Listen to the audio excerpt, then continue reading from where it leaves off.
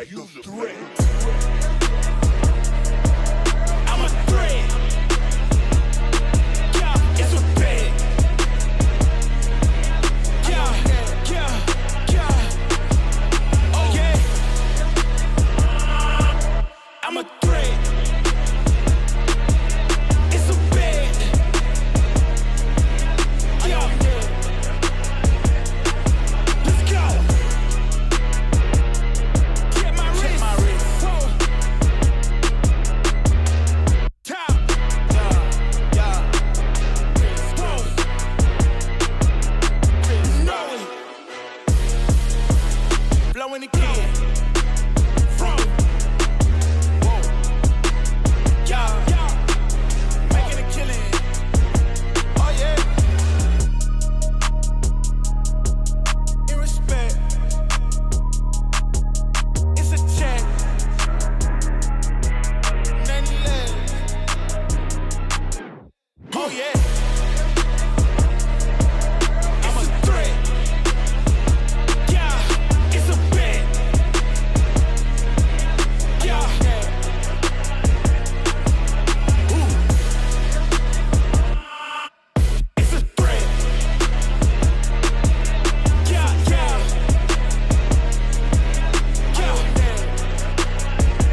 Ooh. Yo.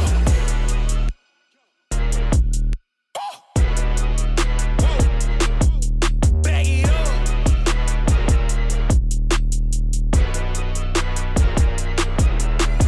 Talk.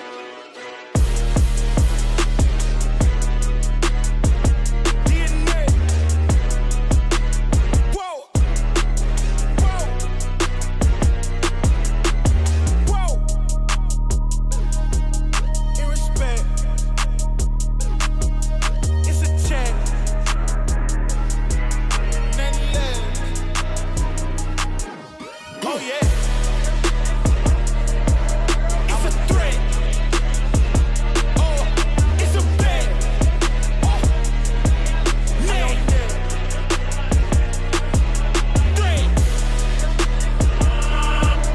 Threat. Yeah. It's a bet. I am net. Oh yeah. Okay. Woo. Get close. Let's go. Chapman. Woo. Top both. Run. Woo.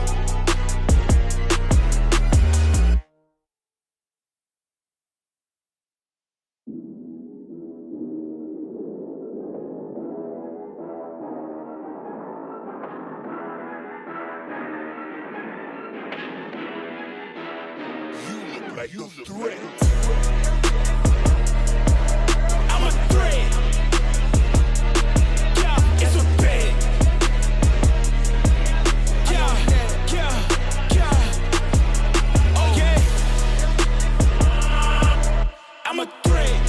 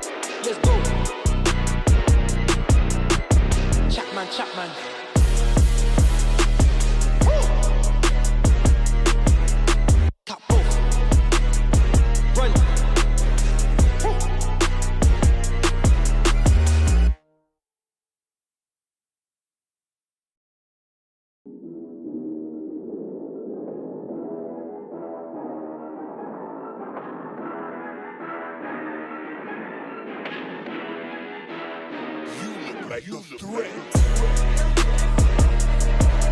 I'm a threat. Yeah, it's a bet. Yeah, yeah, yeah. Oh yeah. I'm a threat. It's a bet. Yeah. Let's go. Get my wrist. Whoa. Top. Yeah. Whoa. Know it. Blowing again. From. Whoa. Yeah. Making a killing. Oh yeah. In respect. It's a check. Nothing less. Oh yeah. I'm a threat. Yeah, it's a bet. Yeah. Ooh. It's a threat. Yeah. Yeah.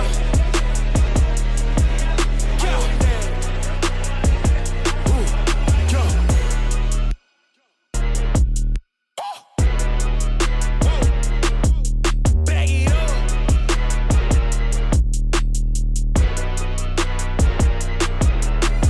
Talk.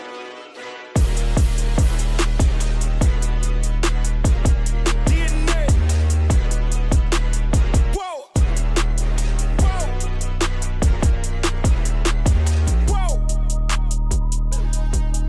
In respect. It's a check. Nothing less. Oh yeah. It's a threat. Oh, it's a bet. Oh, yeah. Threat. Yeah. It's a bet. Yeah. Oh yeah. Okay. Get close. Let's go. Chapman.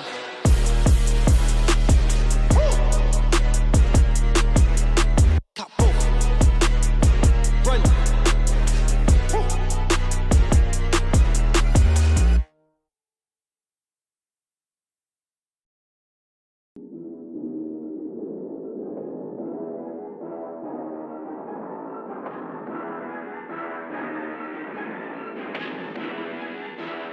You look like a threat. I'm a threat. Yeah, it's a bet. Yeah. Oh yeah. I'm a threat. It's a bet. Yeah. Let's go. Get my wrist. Whoa.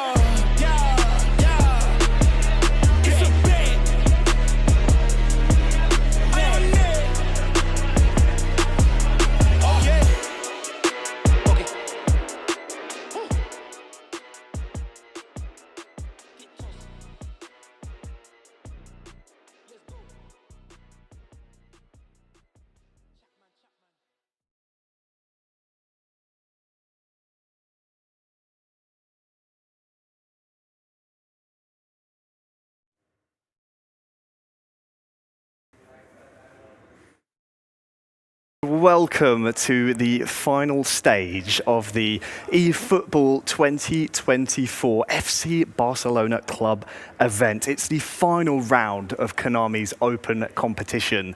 We're here in the Mediterranean city of Barcelona to find two champions who will lift one of these two trophies next to me at the end of the day. Not only that, we need two representatives to represent Barcelona in the eFootball World Finals held in Tokyo later this summer. The stage is set, the players are ready. Let's get the show on the road.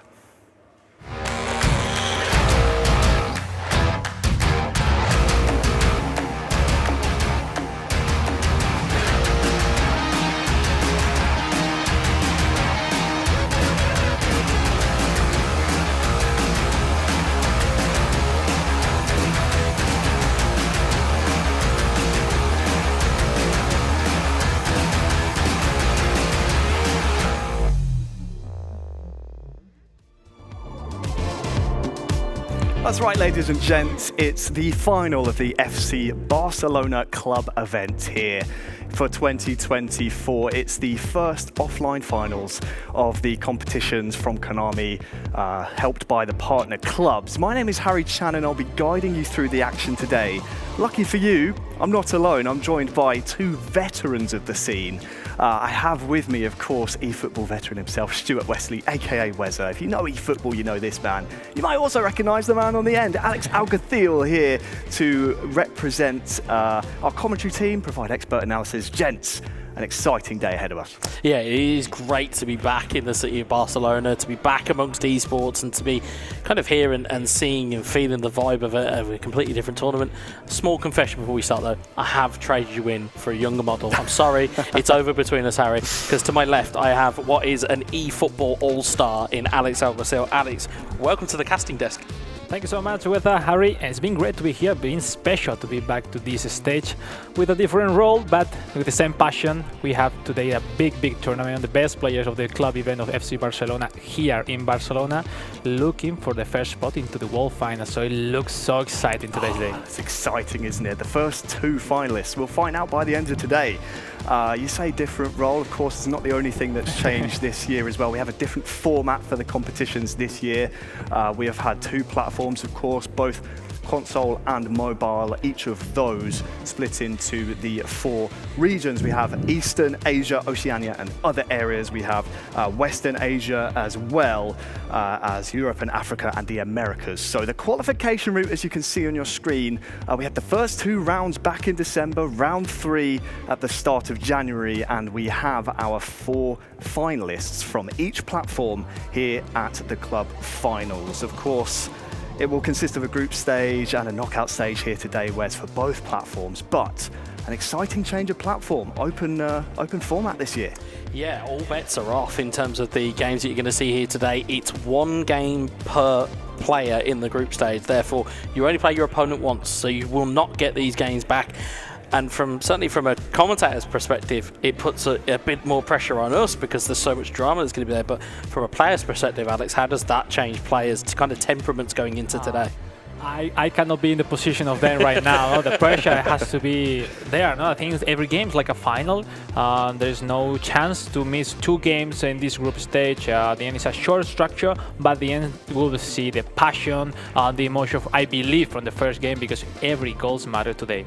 Every goal matters, every result matters in the group stages, so you want to make sure you're keeping an eye on proceedings here today. We mentioned, of course, the 4 finalists from both platforms. I think it's only fair that we take a look at who has qualified for the FC Barcelona Club event finals here today. Let's start with the console side, shall we? We'll start with Takaki, of course, a former eFootball Open World Championship on Steam, Wes. A very strong competitor to kick things off. Yeah, just the small matter of a former world champion, folks. Nothing too major that's here.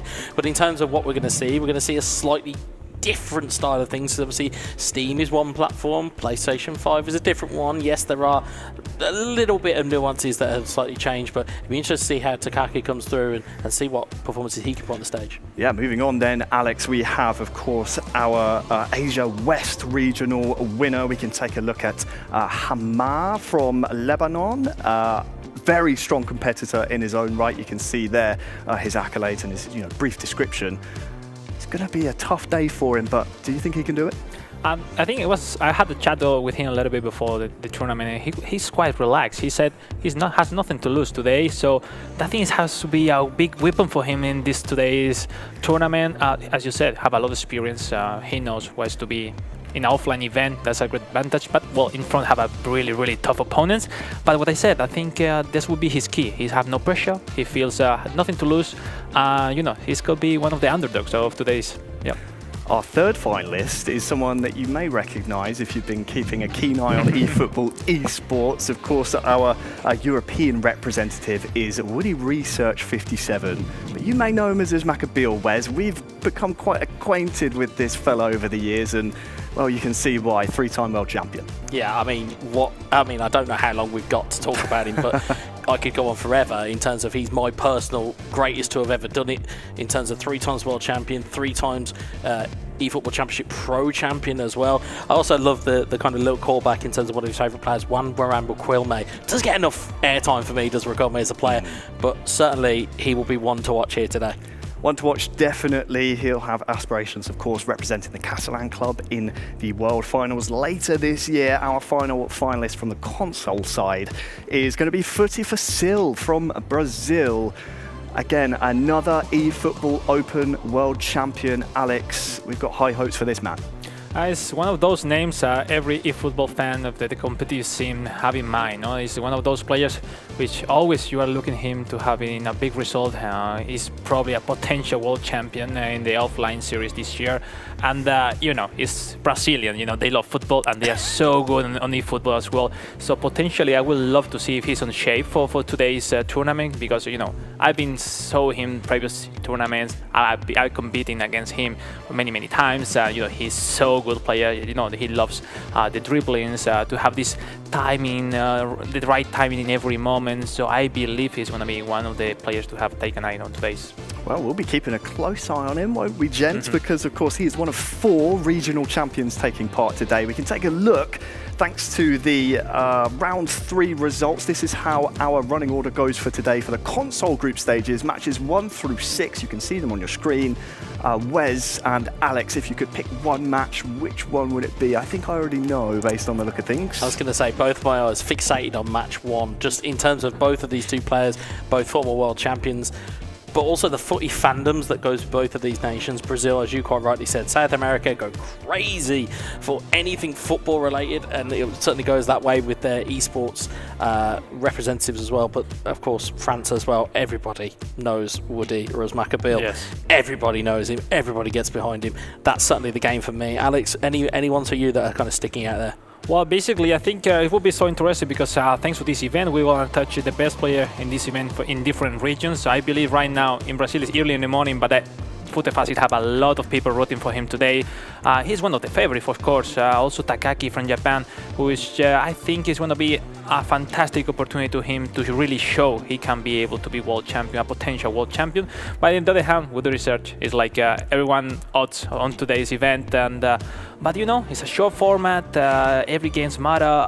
Maybe you don't wake up on time in your games and you are out quickly, and it's really tough. And that's why the first game for every player will be so important to have like some breathe and in the ranking afterwards. So certainly. Yeah. So every match matters then. We've seen our console finalists and our running order today. Let's take a look then, if we can, at our mobile finalists, of course. It's one of our first chances to look at mobile in the highest level of eFootball. Wes, we can run through them now. Our Asia, East, Oceania and others regional winner first up. Meta from Indonesia, 26 years old. This guy could be obviously he's one of the 4 in contention, but probably one of the standout names here. I think he might be a show stealer. What a week it has been for Indonesia in terms of esports within eFootball. You only have to cast your mind over to the Asian Cup where they took that one in the final. And again, we talk about fandoms. Indonesia, a humongous fan base for eFootball, and they'll certainly be following their man here today, and certainly he will be one to keep your eye on. Indonesia, a very strong region. We can go over to our Asia West regional winner now, 8N10_TNS. Alex, what can you tell me about this man, 20 years old? You know that I feel how happy he is. You know, I was talking with him yesterday, like he feels how big opportunity it is for him being in Barcelona, having at the world stage, you know, enjoying his video game at the end, not against the best player in the world. So he was so nice person. He looks comfortable. He looks like he's had no fear of nobody. And you know, looking at this age, like you really don't fear anybody. No, he don't. That's amazing. I believe he can surprise us, and I will believe that he will do. Well, that's the mentality you have to go far in this type of competition. Let's take a look at our Europe and Africa regional winner next. 17 years old, TG_MMV37 wears, hailing from Ukraine. What can this man do today? I think the term is Wonder Kid. Is that right? Am I saying that right? I mean, in terms of these, you know, the ages that we're seeing for some of these players, they are, I will say this, they are making me feel old. The fact that there is a 17-year-old here competing, but certainly winning local tournaments is one thing. Can he bring it to a regional, and then can he bring it, we saw he bring it to a regional, can he progress to the world finals? Those are those kind of key steps you need to take as an esports player. Yeah, rounding out our 4 mobile finalists, it will be our America's runners-up, or runner-up I should say, LaCasAA, 21 years old, Alex. You know, he's the man of the tournament, probably rooting a lot of the fans in the United States, in North America, because probably he's able to reach again the world finals. I believe his goal has to be the world champ, because when you lose a grand final in the world finals, you only have one target, be the world champion. And right now, it's the best chance for him to qualify directly from today to Tokyo, and he's able to win. But you know, looking how confident are his opponents today, he will be really able to do it. It will be so excited to see. He's the best, probably with the best achievement in eFootball Mobile, but you have to prove it. eFootball Mobile is at early stage, I would say, on esports. So we will have new names moving up every time. So well, we'll see today. Great time to be a trailblazer in mobile esports. I Yes. like that. So we have the mobile and console things happening simultaneously today. We can take a look at our group stage matches here, gents.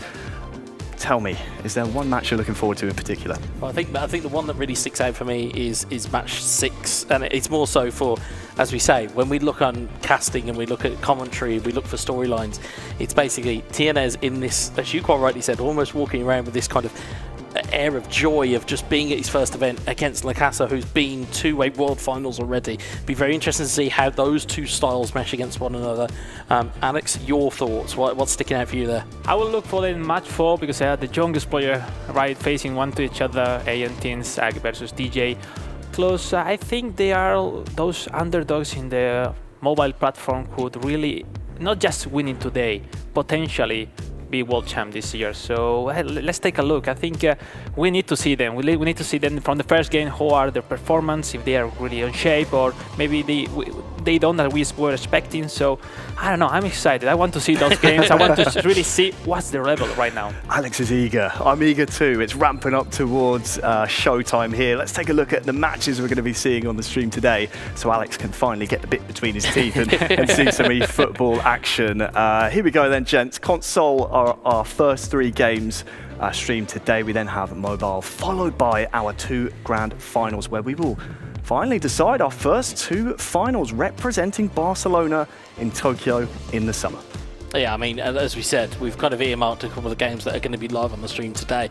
And again, in terms of a way to lead it off, France versus Brazil in that opener, Woody Research versus FuTeFacil, and again, it's almost like you. It's like you're almost just excited. You just want to get it going because there's too many good games. There's going to be too many kind of moments of magic. And as we said, in the group stages, it's 90 minutes. There's no kind of extra time and penalties. You only get that if you get to the grand final. So again, it's going to be something for these players to bear in mind. Obviously, the good thing that I'm looking forward is to see how they really are prepared to face each other. Like we are gonna face Barca versus Barca. They haven't played that match yesterday or today's practicing.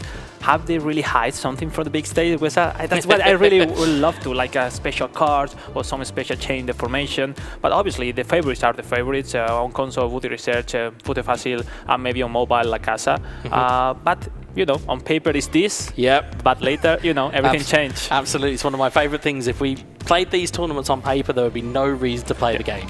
Certainly wouldn't. The games are coming up, but first we have a little bit of housekeeping for you. You can win 500 eFootball points just by joining the match streaming service through the banner in the game. You're already watching the stream.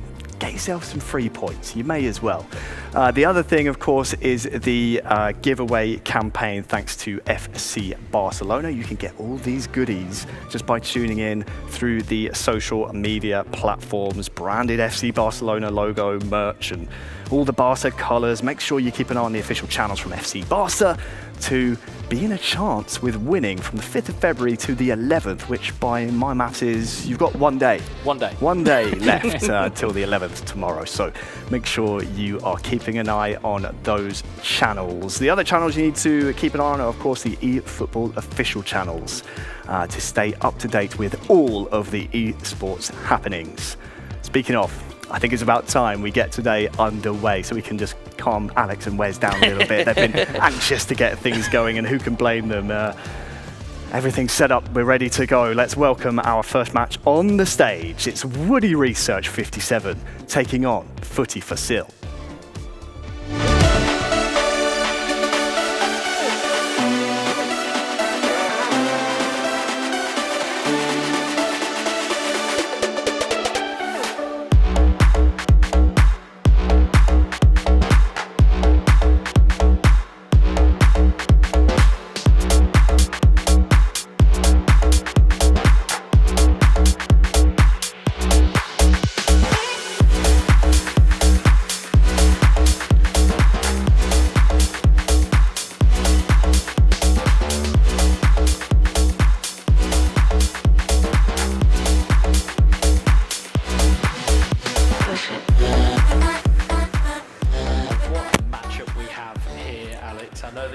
Raring to go, even in the entry that you were like, I used to be on that stage, I used to see myself doing it. And again, it's a completely different perspective from you here now, but it's wonderful to have your knowledge on the desk with us.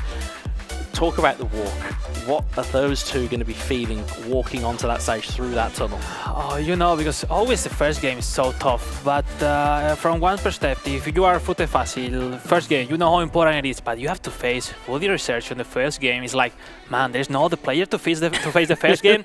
But on the other hand, you know, it's a big opportunity because you will feel even Woody Research will be struggling with some times of the games, and he has to prove it.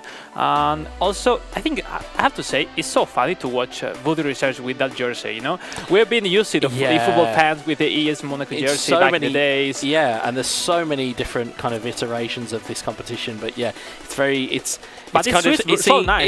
almost seeing your favourite superhero become your favourite supervillain. You kind of can't really adjust to it. And again, you talk about these two players. We talked about, obviously, we talked about Woody to a length because again, he's on my kind of esports Mount Rushmore for eFootball. Everybody know him. He's there. There's no question about it. But FuTeFacil has a very good game in him. It's going to be a case of who can execute here. That's going to be the critical bit because yes, we can say, oh well, favourites and game plans and all of these other things and all of these different factors. But I'm a very big believer in is that it's a more of a mental game than it is even with your hands on the sticks because you've got to get prepared and you've got to really kind of put yourself to good use. Of course, they're in for Woody, he'll be right at home. He's played on that stage multiple times. FuTeFacil, it's a bit of a new venue for him. It's a little bit of a different kind of what I was trying to say, habitat for him. Yeah. He's got to get used to that vibe. He's got to get used to the fact that he can hear us on commentary in the studio. He's got to get used to the fact of, these other factors. And yes, they do have their headphones on, but I would imagine me and you may just be able to puncture that just a little bit. But, in terms of what we're going to see from these two, it's going to be, as we said, it was worthy of final between these two. Exactly. critically, though, they're only going to have one game to settle it between the two of them. How important is that going to be? That slight difference between, well, it's not a best of 3. Actually, it's just one game. How much of a different mentality do you have to go in and win one game instead of having a best of 3 series? So it's like, unless you have prepared something specific against your opponent because some gameplay of your opponent scares you, you have to go with your style, with your formation till the end. Just one game. There is not really that much time to react, to re-update your formation, your tactics. I think if you want to change in the middle of the game, it will be very late. It has to be before. So, but as you say, there is only one game, so there is no time reaction. I would like to say, like, one of the stronger points of Smackable is like nobody can make him scared. But on the other hand, the character of, I would say, FuTeFacil is like a more shy person that in the one hand, if he scored the first goal, he will be so dangerous. But in the other hand, if Smackable take the lead, maybe it will be so difficult to him mentally to, to become to improve, to overcome the situation. But, let's see. Yeah, first goal will be critical in this group stage. As we can see, these two teams, and we can see Woody on the left-hand side of your screen, FuTeFacil on the right-hand side. Of course, you'll see many different variants and many different cards that these players have to available. So, I mean, you can also see, I believe there's the booster cards at the back there for the likes of Araujo and players like De Jong will sometimes feature. It's going to be close. It's going to be very close between these two teams. Those big time make the difference. 101 overall, and Araujo, De Jong. I believe FuTeFacil has a counter formation for Smackable, but let's go. First game of the day. It is first game of the day here. It is Woody in the home Barca. Oh, sorry. Yeah, I believe it's Woody in the home Barca strip. As we'll see Lewandowski, and he's offside. I believe that's FuTeFacil in the white. Kickoff save for FuTeFacil.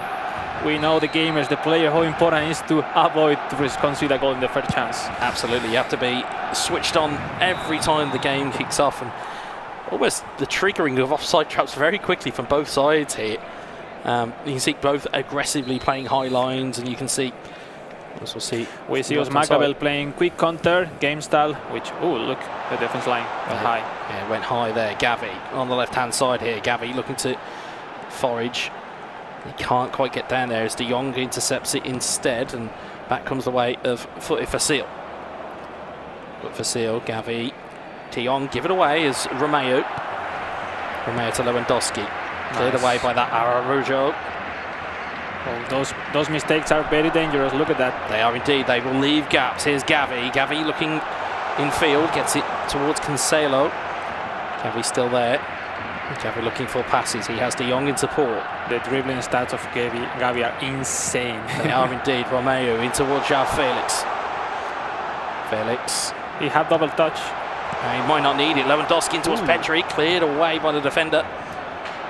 Gavi. It's clearly the idea of Smackable. Try to have a really wide formation from the left wing of Gavi and try to open the defense of FuTeFacil. But at the moment, FuTeFacil is managing well the defense, but look how many players have Smackable on the attack. Absolutely, he is attacking in waves here. Pedri in towards Lewandowski. Free kick in a very dangerous place. We've seen so many different, across the last week, I have seen so many different free kick variants. Pieces here are so nice. Look, only 2 defenders for FuTeFacil. Quick pass. Tries to go under the wall, and Gavi will clear. It reminds me the Ronaldinho times back in Barcelona. Yeah, certainly a little bit of trickery there at the free kick, but he made one goal like this against AC Milan a long time ago, but was magnificent. Yeah, revolutionary players do revolutionary things, as we see Romeo is giving the ball away. Pedri in towards Lewandowski. Lewandowski onside. Lewandowski scores it across. João Felix in on goal. What a save! What a brilliant manual save that is. It's cleared away, but only as far as João Felix. What a save that is to keep it at 0-0. I think Woody Research thought too much the final decision to where to shoot, left, right, and FuTeFacil were perfect with the manual goalkeeper. How important is it to have that type of skill, Alex, to have that ability to trigger the manual goalkeeping exactly when you need it? How important is it as a player? That's the nice of the competitive. It's like you have to also confuse the goalkeeper, because with the manual goalkeeper, you can save situations like that. Yeah, it was a fantastic save. No doubt we'll certainly see that on the match highlights after the game. But what a brilliant save. Keeps the game at level. We are 20 in-game minutes gone. Yeah. João Cancelo clears it away. Uzmakabil seems more into the game with more intensity. A lot of mistake of FuTeFacil in the build-up. It's De Jong looking for Lewandowski, cleared away by Christensen. Can FuTeFacil find a way forward? Instead, he's met by the right boot of Oriol Romeu. Great matchup, eh? Romeu looking in towards Felix. Felix onside, looks to chip it back towards Lewandowski, cleared away. Only as far as Romeu. The pressure is so high from Woody Research. Here's Gavi, left-hand side. Great tackle there by Araujo. Launched clear up towards Lewandowski, and FuTeFacil may just have a little bit of room here if Uzmakabil will allow him that room. He's found Gavi. This might be against the run of play here. João Felix turns back inside. It's cleared away. Only as far as Pedri still there. Looking for João Felix. João Felix onside. Great save from ter Stegen. You cannot concede that mini space to players like João Cancelo because, you know, they can make you an easy score on those situations. Yeah, João Cancelo, very much a bit of a Swiss Army knife, and João Felix certainly is just as much of a danger man for Barcelona if you have him at your disposal. Romeu to Pedri, in towards Lewandowski. Here is that man, João Felix, looking in towards Pedri, cleared away. They are risking a lot with the defense line, but you know. Felix with a good flick. Lewandowski finds it in towards João Felix. Felix onside, and it's off the post and into the back of the net. It's a great start, and João Felix has broken the deadlock, and he's FuTeFacil with the lead. That's why they are super good player, because in the worst moment for FuTeFacil, where he wasn't finding the lines to build up their chances, the first one, boom, into the net. It was nice, simple chance, trying to, looking for Lewandowski, trying to gain some time, and João Felix running back so smart after behind the defense. And look. It's just that physicality from Lewandowski. It just gave enough time to get that ball past Araujo in towards João Felix. And again, really good composure from FuTeFacil there, because again, the brain plays tricks on you. Is it going to go manual goalkeeping? Are they going to move? Which way do I try and shoot that? But he puts it in the one place that I don't think anybody gets to. It clips off the post and into the back of the net. And on another day, that goes wide, and that goal certainly 36 minutes gone here, very much against the run of play, as Woody has had a lot of the ball in a lot of enemy kind of territory, as we see Gavi. Let's see the reaction of Woody at the end. He will react. He's a former multiple time world champion, so let's see. Good back heel there by how Romeu. much stake. Pedri looking in field, cleared away by De Jong. As you saw, what's funny topic is like no celebration. He knows it's not enough. 1-0 versus Uzmakabil. It's not. No, absolutely not. Look at that. Lead. Pedri slides it in towards Gavi. Great defending there again by Araujo. João Felix tries to head it down. He's making a lot of mistakes in the early build-up from the DMF. Gavi in towards Pedri. Pedri, can he get the ball into the box? He looks to chip it in. It's deflected away for a corner. And in terms of what we talk about in terms of team selection, that's where it really kind of comes down to it here. Both these two. Oh, look at that. If Araujo wins the header, it would be important. There's Gavi, Lewandowski in the box. Koundé gets the block away. It's so difficult with to defend that first header from Araujo. Lewandowski. Especially with his, I don't know, 92, 93 of header, plus the skill of heading, aerial superiority. Oh, that player is unstoppable on today headers. It certainly does. Not to mention he's got that booster that's activated as well. As Lewandowski gets cleared. Here's Gavi, launches it forward up towards Lewandowski. Just a reminder at home, these guys have every... That will be a great one. Oh, great block. The matchup was nice. All these players have all of the items at their disposal. Lewandowski, Pedri, João Felix looking back for Pedri. Gavi intercepts it at half-time. It is Woody 0, FuTeFacil 1. But look at the header of FuTeFacil. He's saying no. He's not comfortable. I think he only did one chance. He surprised only once. But the feeling is a lot of mistake. Woody is dominating clearly the game. But you know, you have to score. Doesn't matter if you made 7, 8, 10 chances. You have to score. It's 64% for Uzmakabil on your left-hand side. And now it'll be FuTeFacil from left to right in the white, and it will be Woody from right to left in the traditional blue and red of Barcelona. Here is Gavi. It's so uncomfortable when Woody play like this, because Gavi always receive alone in the side. He's got players over here. Pedri, if he can get past Araujo, he tries to chip the ball into the box. It's gone all the way through. It's not came through towards anybody there, except João Felix has recovered it. Here is Romeo. Romeo trying an inside ball there. Yeah, Pedri. Pedri waiting for that moment, but that moment doesn't look like it's coming at the moment for... Great clear. Sometimes you need to clear the ball most time, even with this high pressure for Woody.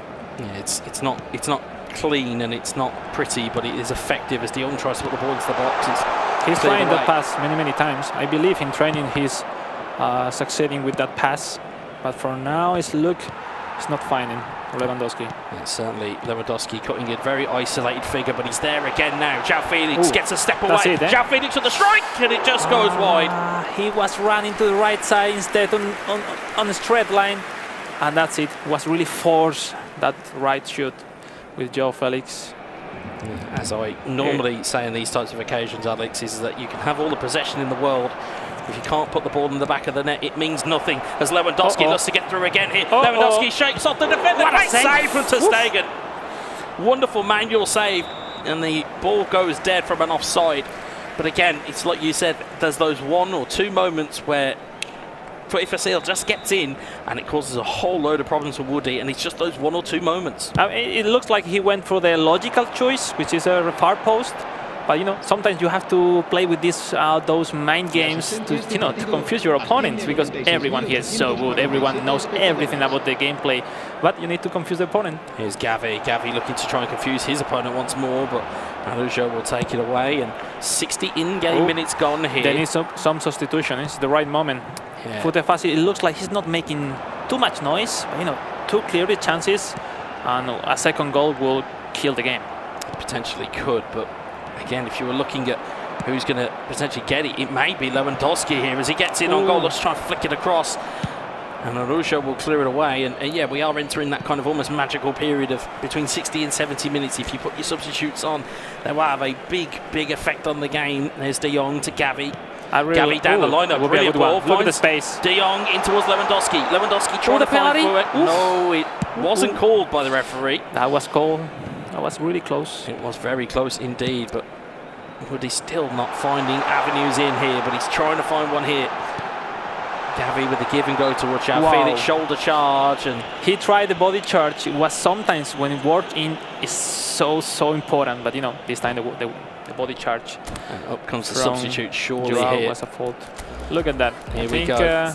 It's really interesting for me. I really like the positioning of Lewandowski, because it's like making confusion on Uzumakabe, because Lewandowski go to the wing and of FuTeFacil, and he's finding really good chances, and João Felix running forward from the middle is where he found the solution for the first goal.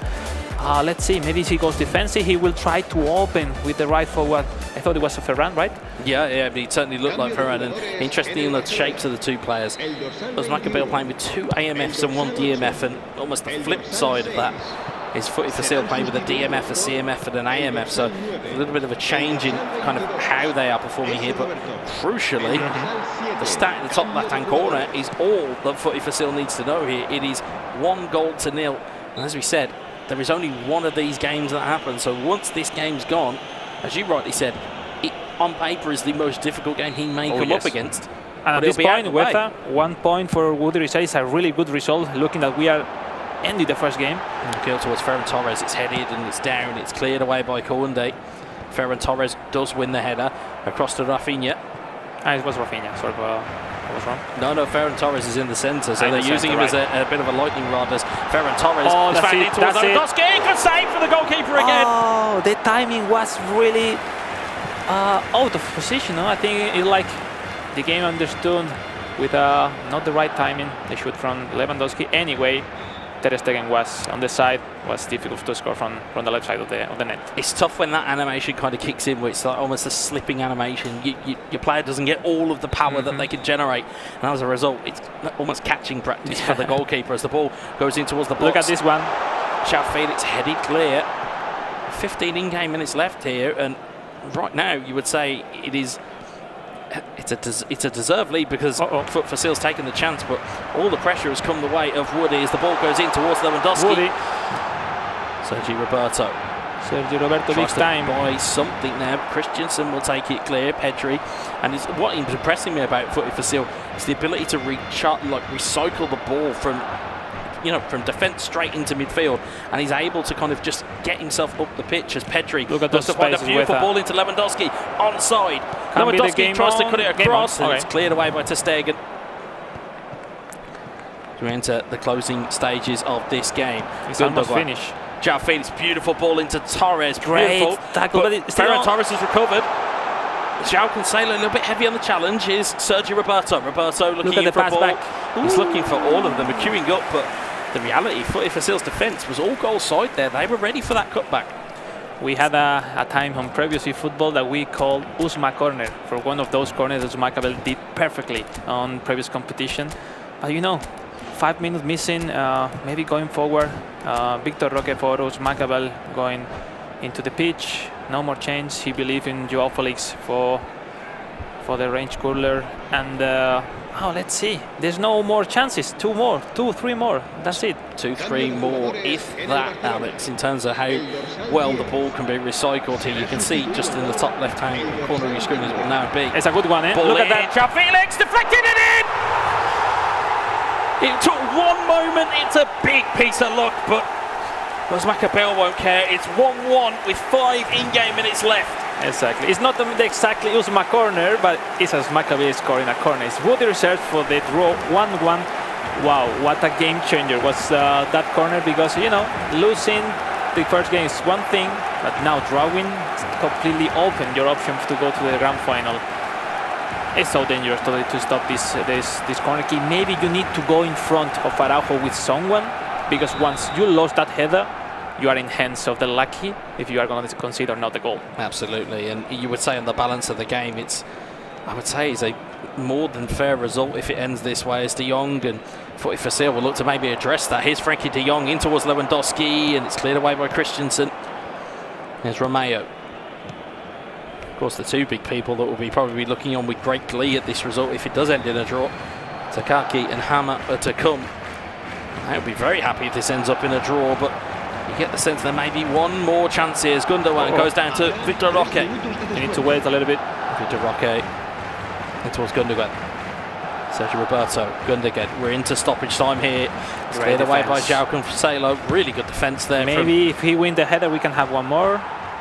Potentially. The ball is ricocheted and there is still time here, but João Cancelo cynically making over, that challenge. And there is the final whistle. It does end honours even. And it is 1-1 between Woody Research and FuTeFacil. Points shared there, Alex. And you would say on the balance of the game, it's a fair result because, again, all of that pressure was with Woody. And, again, FuTeFacil only really had that one chance, which was the goal that he took. I think they were uncomfortable the whole game. At the beginning, obviously, more stressful than usually FuTeFacil. That's why Usmakabel was dominating most of the first half until the goal. First chance for FuTeFacil, well into the net, and impressive. But fair result for the start of the tournament. Yeah, I think so. I mean, you look at again, it was just moments there, Harry. I mean, it was it was a midfield defensive battle. It was everything we wanted it to be, and it was so tight. And a couple of manual saves here and there, and that result is completely different. I mean, and there was the slight bit of luck that Woody took with that corner, getting that first flick on. Alex is absolutely spot on. It is a little bit of a lottery. Once that first header happens, it can be a bit of chaos, and he took advantage of it. Absolutely he did. Wasn't vintage as Maccabeal, was it? I mean, he was trailing for almost an hour until we saw that 85th minute equaliser. Of course, FuTeFacil did so well holding on for that long, and I don't mean that with any disrespect, but when you're going up against the 3-time world champion, Wes, if you take the lead, you have to hold on to it. Here's the things as they stand. Of course, plenty of matches still to be played in the console group stages, Wes. The question I have to ask you after FuTeFacil essentially shares the points with the three-time world champ. Could that be a bit of a preview, perhaps, for our console grand final later today? Potentially is always going to be the word. After one game of eFootball, it tells you a lot about the two players themselves. It will be about how they perform against Takaki and Hama, respectively. But as we kind of mentioned in the commentary, the two players that will probably be delighted with the fact that that ends as a draw are Takaki and Hama, because it's almost as though they've kind of got a little bit of freedom now to say, okay, well, if that was only a point gained in the first, actually, we've got a little bit of freedom here where we could probably play a little bit more aggressive, and as such, they may be able to take the 3 points. So it's going to be very interesting to see how those two react. But certainly, I mean, if we get a rerun of that in our grand final, I don't think anybody would be disappointed to see that again, certainly. Yeah, of course, we would need to see a result in that grand final. Alex, just over to you quickly before we get on with our group stages here in the console section. We can look at the mobile stages elsewhere as well. Tienes with 3 points, winning 2-0 over Meta in the first match of the mobile group stages. Just recap what you just saw between Woody and, of course, FuTeFacil. A closely contested affair. Well, they basically were too much stressful, I would say, in the gameplay. Like, they don't want to make a lot of mistakes, but at the same time, they were not risking practically nothing on their build-ups, and that's why it made in the side of FuTeFacil to make a lot of mistakes that, lacking him, Woody missed those chances at the beginning of the game, but at the end, you know, feeling those comfortable side for Woody Reserve make him overrush a bit too much in the pressure with the defense that make him FuTeFacil to pass the defense so easily. Obviously, it makes sense, the reaction. It makes sense, the pressure. You know, at the end, they know how important it is to not to make mistakes, but that's the important thing to prove if you are a superstar or not on eFootball, if you have the courage to don't think on that and play your best at the stage offline with the lights. And that's not easy. That's not easy. Definitely not easy. No. Who will have the courage to maintain or develop their superstar status? Well, match number 2 of the console group stages is just about ready to go. Next up on the stage, we have our match 2. It's Takaki taking on Hama.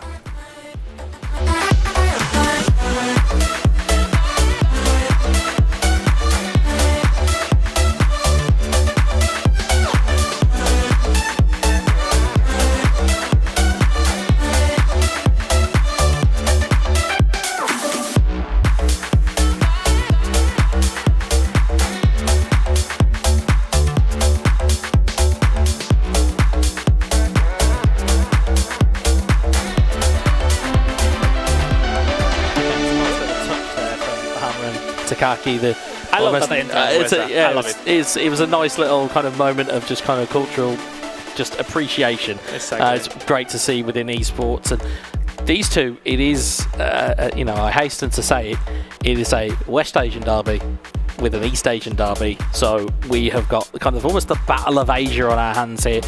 And something I know all too well from nations in the west of Asia is that if they have one representative here, it means that everybody in that region just kind of gets behind them, and Hama will be no different in that regard. He will have so many nations pulling for him on this stage.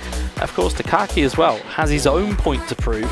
Former eFootball Championship Open World Champion on Steam. Yes, PC and Steam is one thing. Let's see if he can put it to good use here.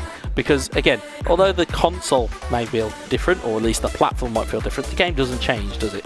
Obviously, Takaki had some experience in the past on offline events, but maybe not as this one. But obviously, he proved it. He's a great player. The thing is, like, you know, we came back from the first game. It will be their debut also of Hama and Takaki. We'll see how are the nerves right now, because maybe we will see not their full potential on the first event, of the first game, sorry. And let's see Hama, you know, he's relaxed, he's, you know, taking easy the first game, and let's see. I think maybe those two players are not the favorites on today's tournament, but don't relax on that, because they are able to beat everyone, and I can't wait, sorry, to see them. Such is the excitement from Alex Alguacil that the words are tumbling out of his mouth, folks. He's absolutely ready for this, as am I, because again, you talk about tournament favourites, you talk about, you know, kind of players. the phrase that I think I confused a lot of people when I very first came here and I used it, and some of the players didn't quite understand what I meant was dark horses, and people said, well, what's a dark horse? Well, no, it's basically, it is a team or a player that you need to keep your eye on. And I think both of these players fall into that category. You look at Hama on the right hand side of your screen, 5 times national champion in Lebanon. Likes to use João Felix. We certainly saw a little bit of João Felix in the early going. Takaki likes to use Pedri, Araujo, and of course, as we said, already got a championship open world championship to his name. He'll certainly be looking to add that here. And of course, when you kind of got speaking to like people around the venue and things like that, we certainly have a look at these two. And they will start. All right. Yeah, in true gamer fashion, they're like, well, we've done our game plan, we're ready to go. Okay. Which is fine with us because we will pick that apart as and when we can. But when you get speaking around the venue and you see these two players, as you said quite rightly, the kind of the aura of them is they are very calm, they're very collected, and we'll see whether that carries through into the game. It'll be Takaki from left to right, Hama from right to left. It is Takaki in the traditional Barcelona home strip, and it is Hama in the away strip. So let's see the kickoff, how it goes for Takaki, for the Japanese player.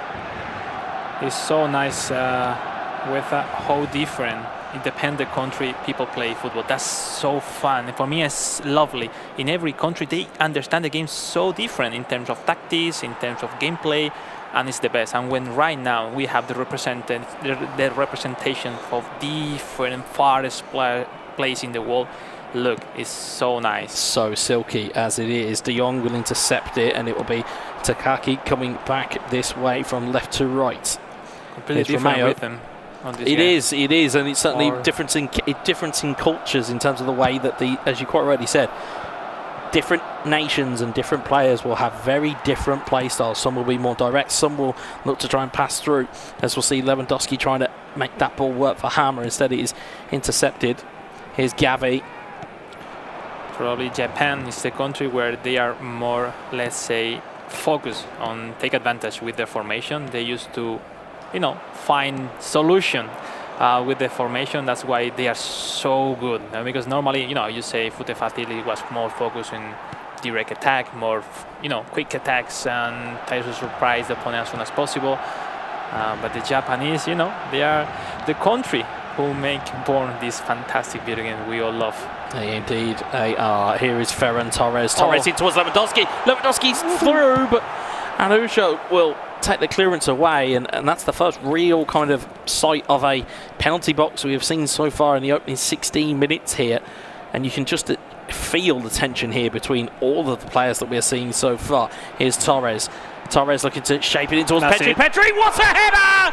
Brilliant goal! And Takaki goes 1 goal ahead. Brilliant finish from Pedri, and it was well worked. We'll see it in the replay in terms of just having that runner at the right time and finding the ball and finding the technique to find that pass. It's brilliant from Takaki. Oh, it was lovely. He was showing everything from the beginning. He was dominating those first minutes. Hama, maybe he was quite late switching cursor from Araujo to Christensen, and that's why that cheap pass goes through to Pedri. But maybe it's not the best header, but it was in a perfect position to score. Doesn't matter who it is, if it ends up in the back of the net, they all count the same.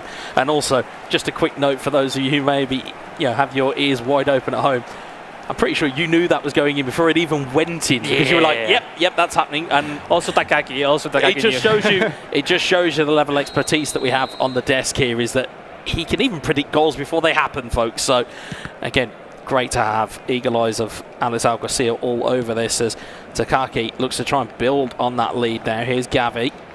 Good left stick dribbling, as we almost see far too often from East Asian players. Their left stick dribbling is absolutely phenomenal. Yeah, basically the best dribbling in eFootball is like dribbling without run. Maybe it sounds silly, but when you play and you have those players with high stats on dribbling, with a lot of skills move, just dribbling with the left joystick is more than enough, not overrun too much.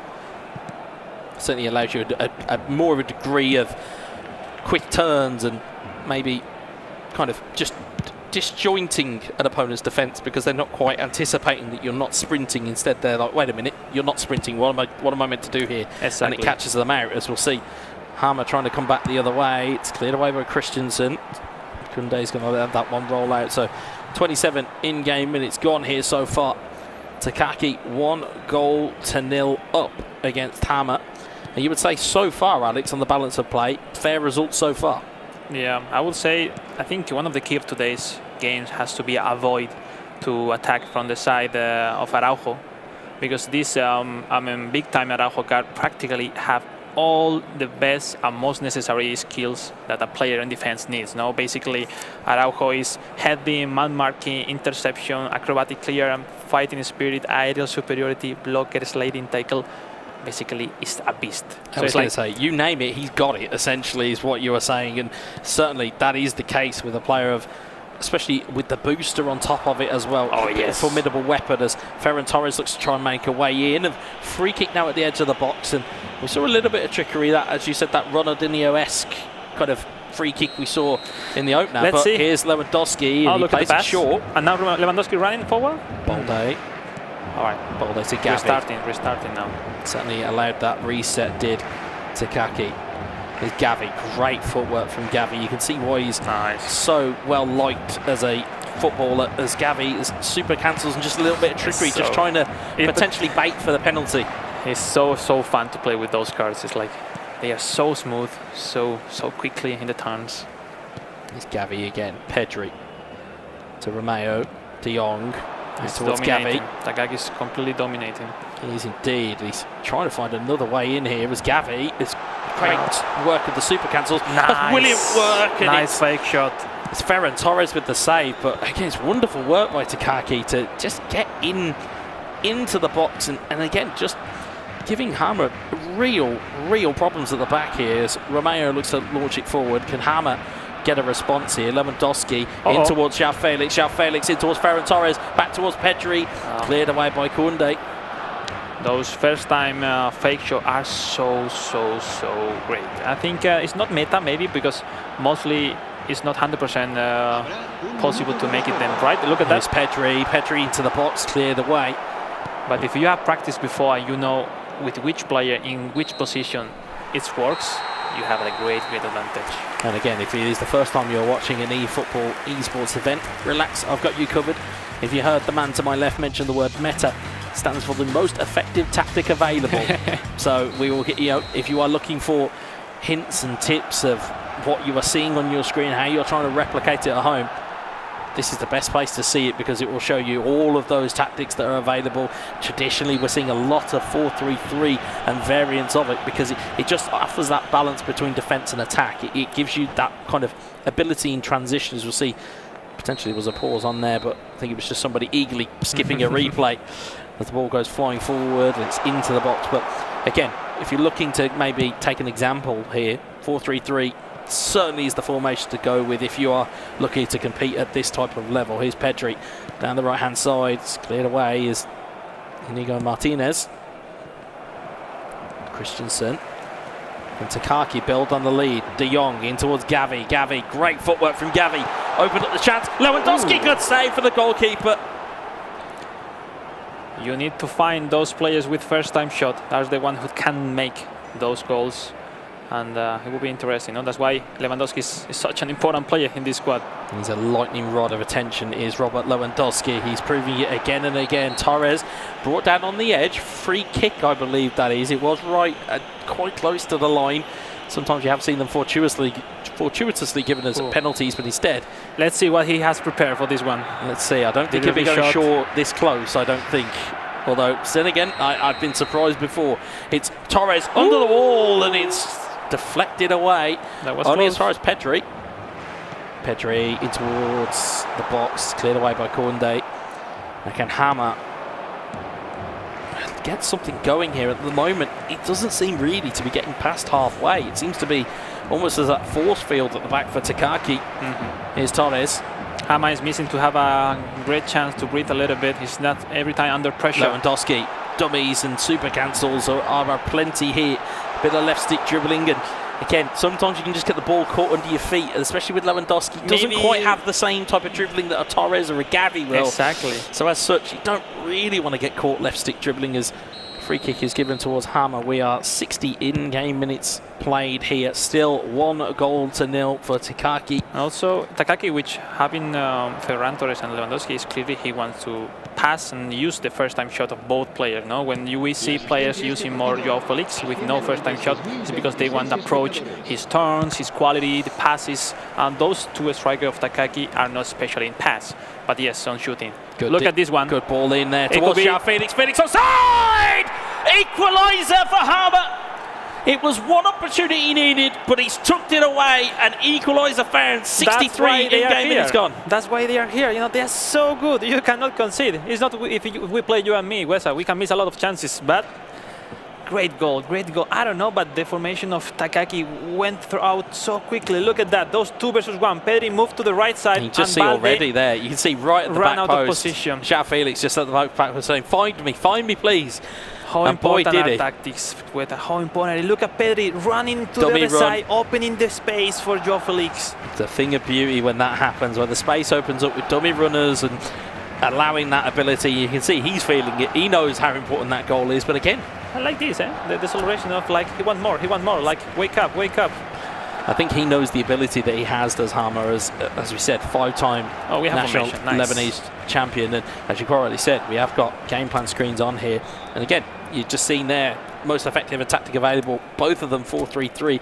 Although interestingly though, some tactic as well. Exactly, that's the more important. People maybe don't use it at home, but it's the only way to surprise your opponent sometimes. Well, that was my next question in terms of how important at this level is sub-tactic, because of course your opponent won't see what your tactic is, and they won't see when you've triggered it either. Exactly. We are trying to hide in those sub-tactics until the end, no? Because, you know, maybe sometimes we use it more marking, or we thought we are okay defending the sides, but at this time, with obviously Takaki want to have the AMF open in both sides to make the advantage with the secondary lines. He's coming again. Fermin, Fermin. Very rare name that you see.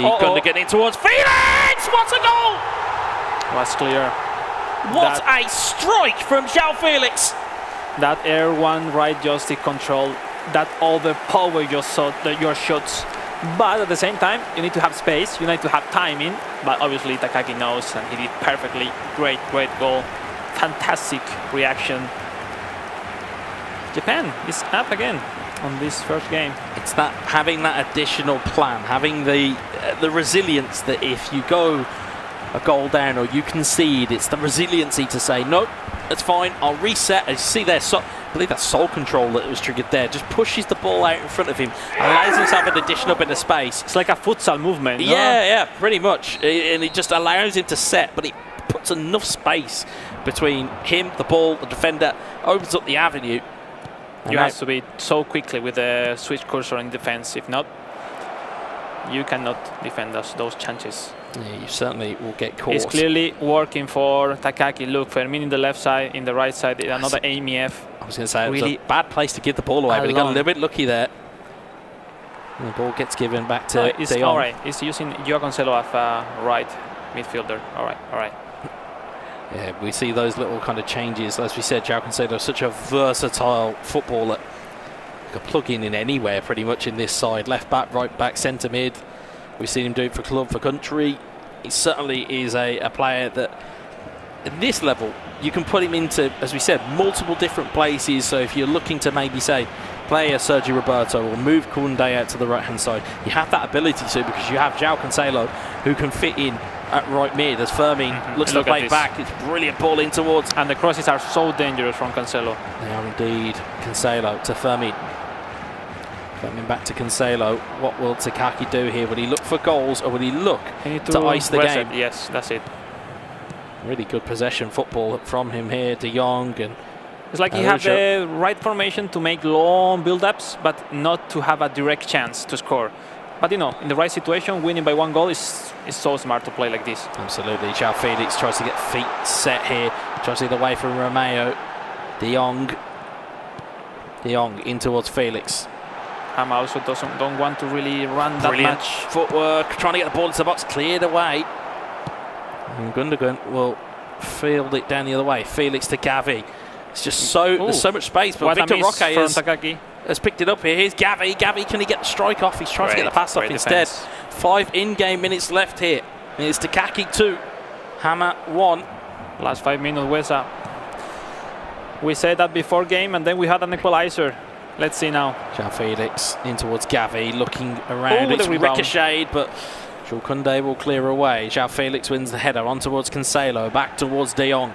Not long left here. Felix. João Cancelo. Good footwork from the man from Portugal. De Jong. Going to the wing, try to gain some time, trying to move the defense formation. Just of Hama. keeping the ball ticking is realistically what Takaki is doing here. The longer that ball stays in play, the quicker that clock will tick down in the top left-hand side of your screen. He's been so smart. Maybe Hama, if he takes ball, he can have a last chance. Let's Maybe, see. but He's it will risking take a too much. mistake, and it's going to go back to the goalkeeper. As we said, this is the smart thing to do. It's not pretty, it's not clean, but it's effective. It will do the job here. You see it all the time in real football. Last chance of the game. Could potentially be one more chance here for Hama, but he's got away from João Felix. Firmin will clear it down the line. Maybe and it's that too late. is potentially that's one more Look at chance the here. space. Ferran Torres in towards Victor Roque. Nice. Christensen blocks it away. And there goes the final whistle. Takaki takes the game 2-1. He's delighted with that. Even if he was way better during the game, dominating most of the part of the game, he was struggling to really clear with 2 goals advantage or something like this. But you know, the pressure, you feel the pressure, they feel it also, and how important 3 points for Takaki. Yeah, it's a massive 3 points for Takaki. And again, in terms of aspirations within the group, of course, that opening draw that we saw between Woody and FuTeFacil, that is perfect for Takaki. He's got himself off to the races. Only issue is, of course, if you're Hama, you've got to think to yourself, okay, now I've got a loss, and now I've got to play FuTeFacil and Woody for a place potentially in today's grand final. That is a tough overhaul to come through. Oh yeah, they have some little time to analyze if they can be more aggressive or more conservative. On the side of Hama, maybe he can run forward to be more aggressive in terms of defense, to maybe trying to gain some more battles in the middle of the pitch. Takaki was dominating the game. Maybe he can be more relaxed on next game and explores his highest level possible. And but you say, Takaki, great step on today's tournament. Yeah, he looks so chilled out with himself, with his result there as well. I mean, he looks a picture of calm, as we see just the highlights again here on your screen. It's a great ball to start off with in terms of what we saw with Gavi. Started off the game and Takaki was off and running. And you know, you even see that. I love a celebration or two from an esport player. And we certainly saw a response. Certainly we saw more chances fall in the way of Takaki. But we'll certainly see the response coming up soon. Again, another really good save that was there for Hama, and Hama was kind of surviving a little bit, but then João Felix found himself a little bit of space, took it home, and that really asked the question then as to what was going to happen next. Was it going to be a case that a draw was going to kind of be involved here, or would there be a game breaker? And it only took 2 or 3 minutes later, there's a thunderous strike from João Felix, which settled the game, Harry. And again, I saw you off to the side of our stage with a lot of oohs and ahs as an eagle-eyed viewer. Even you were glued to that one. You can take the commentator out of the role, but you can't stop me being interested in the games. What a winner that was, and great to see some emotion shown on the stage as well by our East Asia champion, representing that sort of region here today. What a game. I think it's only fair that we hear from the winner. Alex is in the mix zone now with Takaki.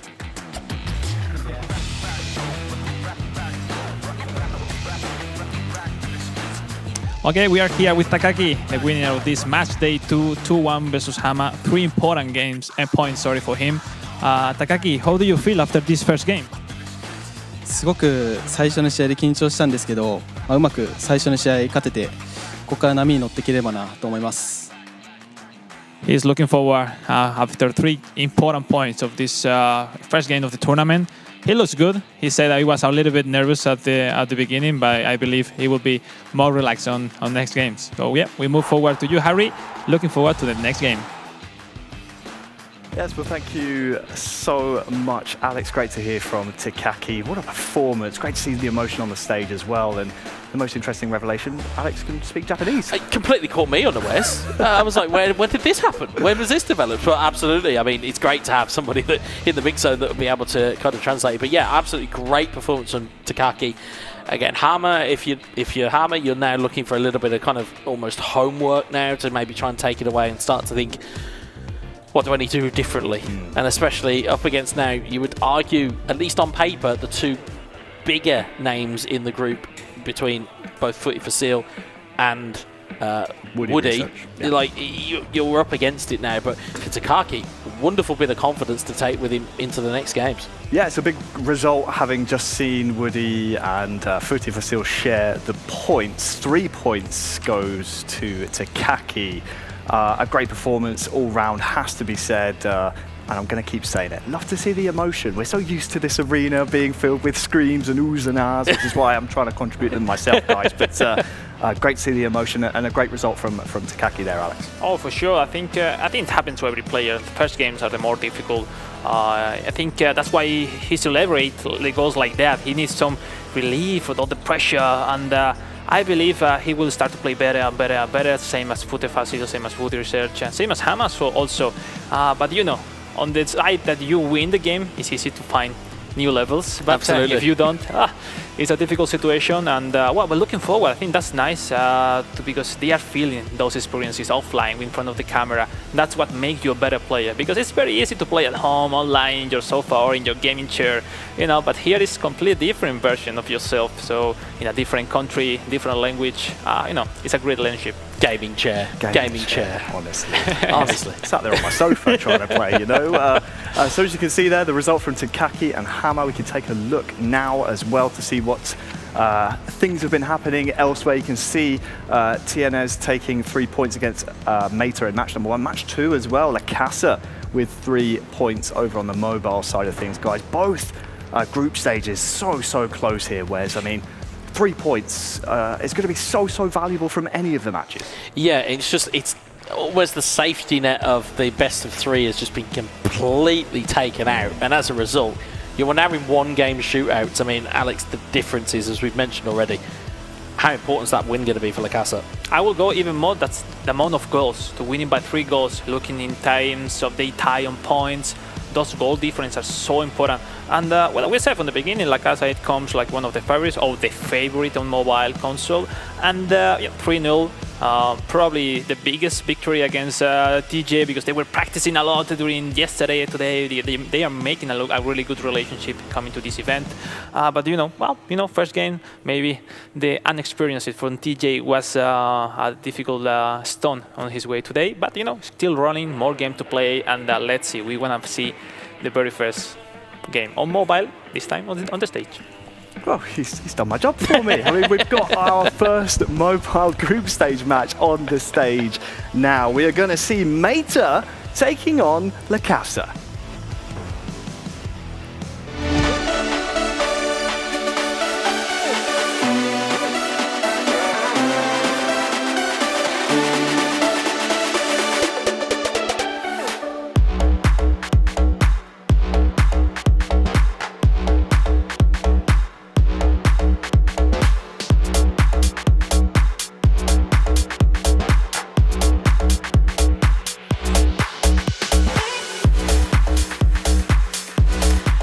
This is going to be a first for me, Alex, and certainly, obviously, it's your first kind of day here within the eFootball Championship.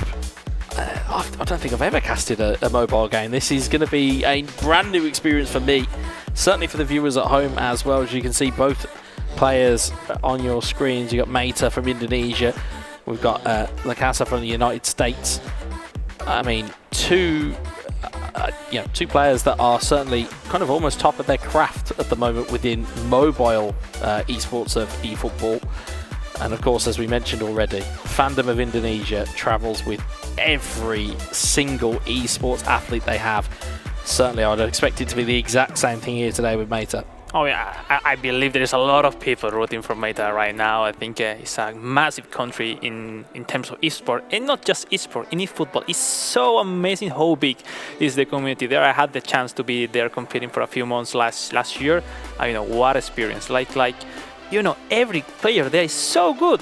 But we are talking about hundreds of players with a high level, and that's not really normal in esports and in every country. And looking forward to this game. It's a grand final for Meta. He came from lost 2-0 versus the Moroccan ANTNs, and LaCasAA coming from a 3-0 victory against the Ukrainian player. It's a both different situation right now. LaCasAA maybe more relaxed, more chilling, and Sakti Meta coming from losing with, I think he had to prove he is able to win today, and maybe it's the wrong moment to face LaCasAA at this stage in the tournament. Certainly after, as we already saw, LaCasAA taking his first game 3-0.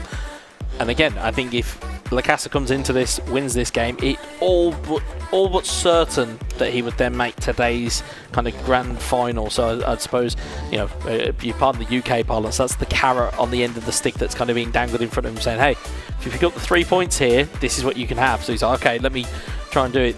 The only thing I would worry about, though, Meta, at least from our experience, is not a player that will go quietly into the night. This is a player who will want to win, certainly as part of Indonesia, and as we already mentioned at length in terms of their community. He has competed on console, on mobile. He's a multiple champion. He knows what is required here, and if he can pull off a victory here, that'll certainly set the cat amongst the pigeons in the mobile group today, because of course then you'll have multiple players on potentially on 3 points, and as you quite rightly said, those 3 goals LaCasAA got may just be vital in terms of where those aspirations kind of lie. And I don't think even at the start of the day, I think we didn't even really factor in that goal difference may just be what separates groups here, because that's the level that we're kind of seeing already. So LaCasAA is in a side like potentially another victory right now against the Indonesia Meta will make him virtually, let's say, qualify into the grand finals. So yeah, I think that's very important to win games, relieve some stress, relieve some the pressure that you bring from home, you bring from starting in front of the cameras. Now we're looking to a mobile game. The good thing of eFootball is so fun.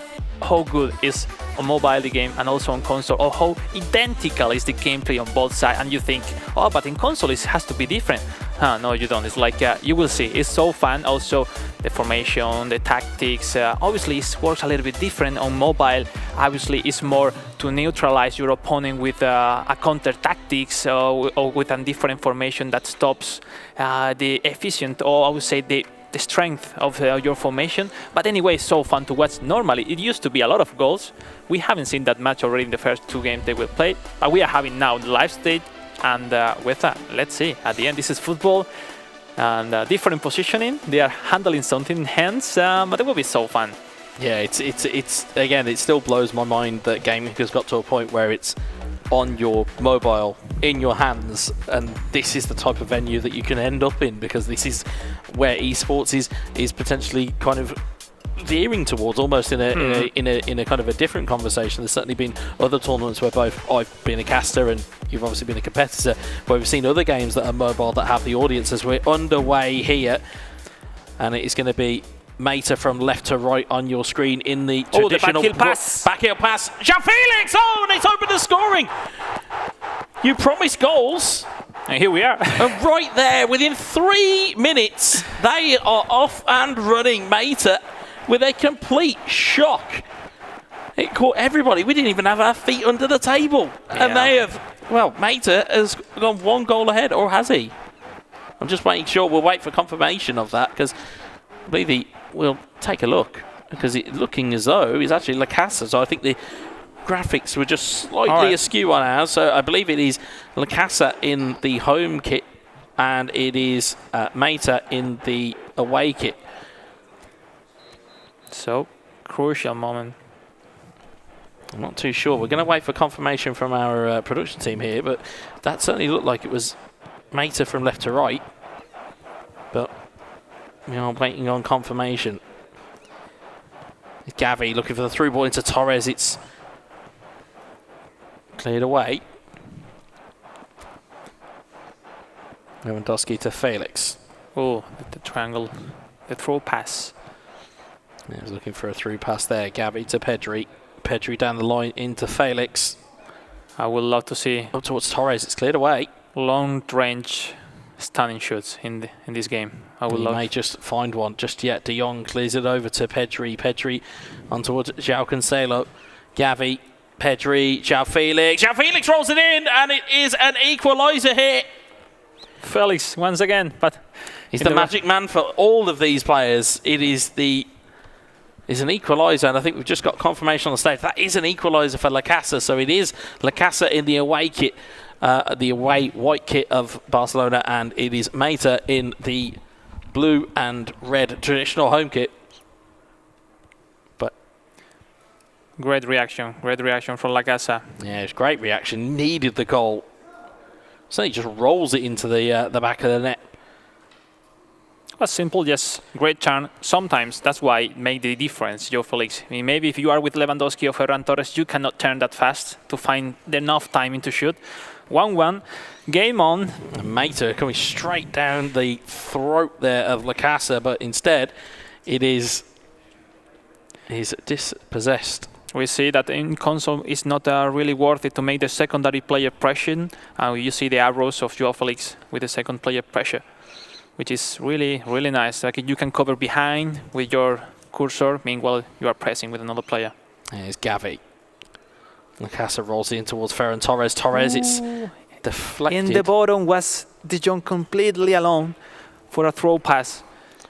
You can now see from our perspective, Alex, as to how cold you are up here, that you'll see these passes everywhere. When you're up there, it is completely different.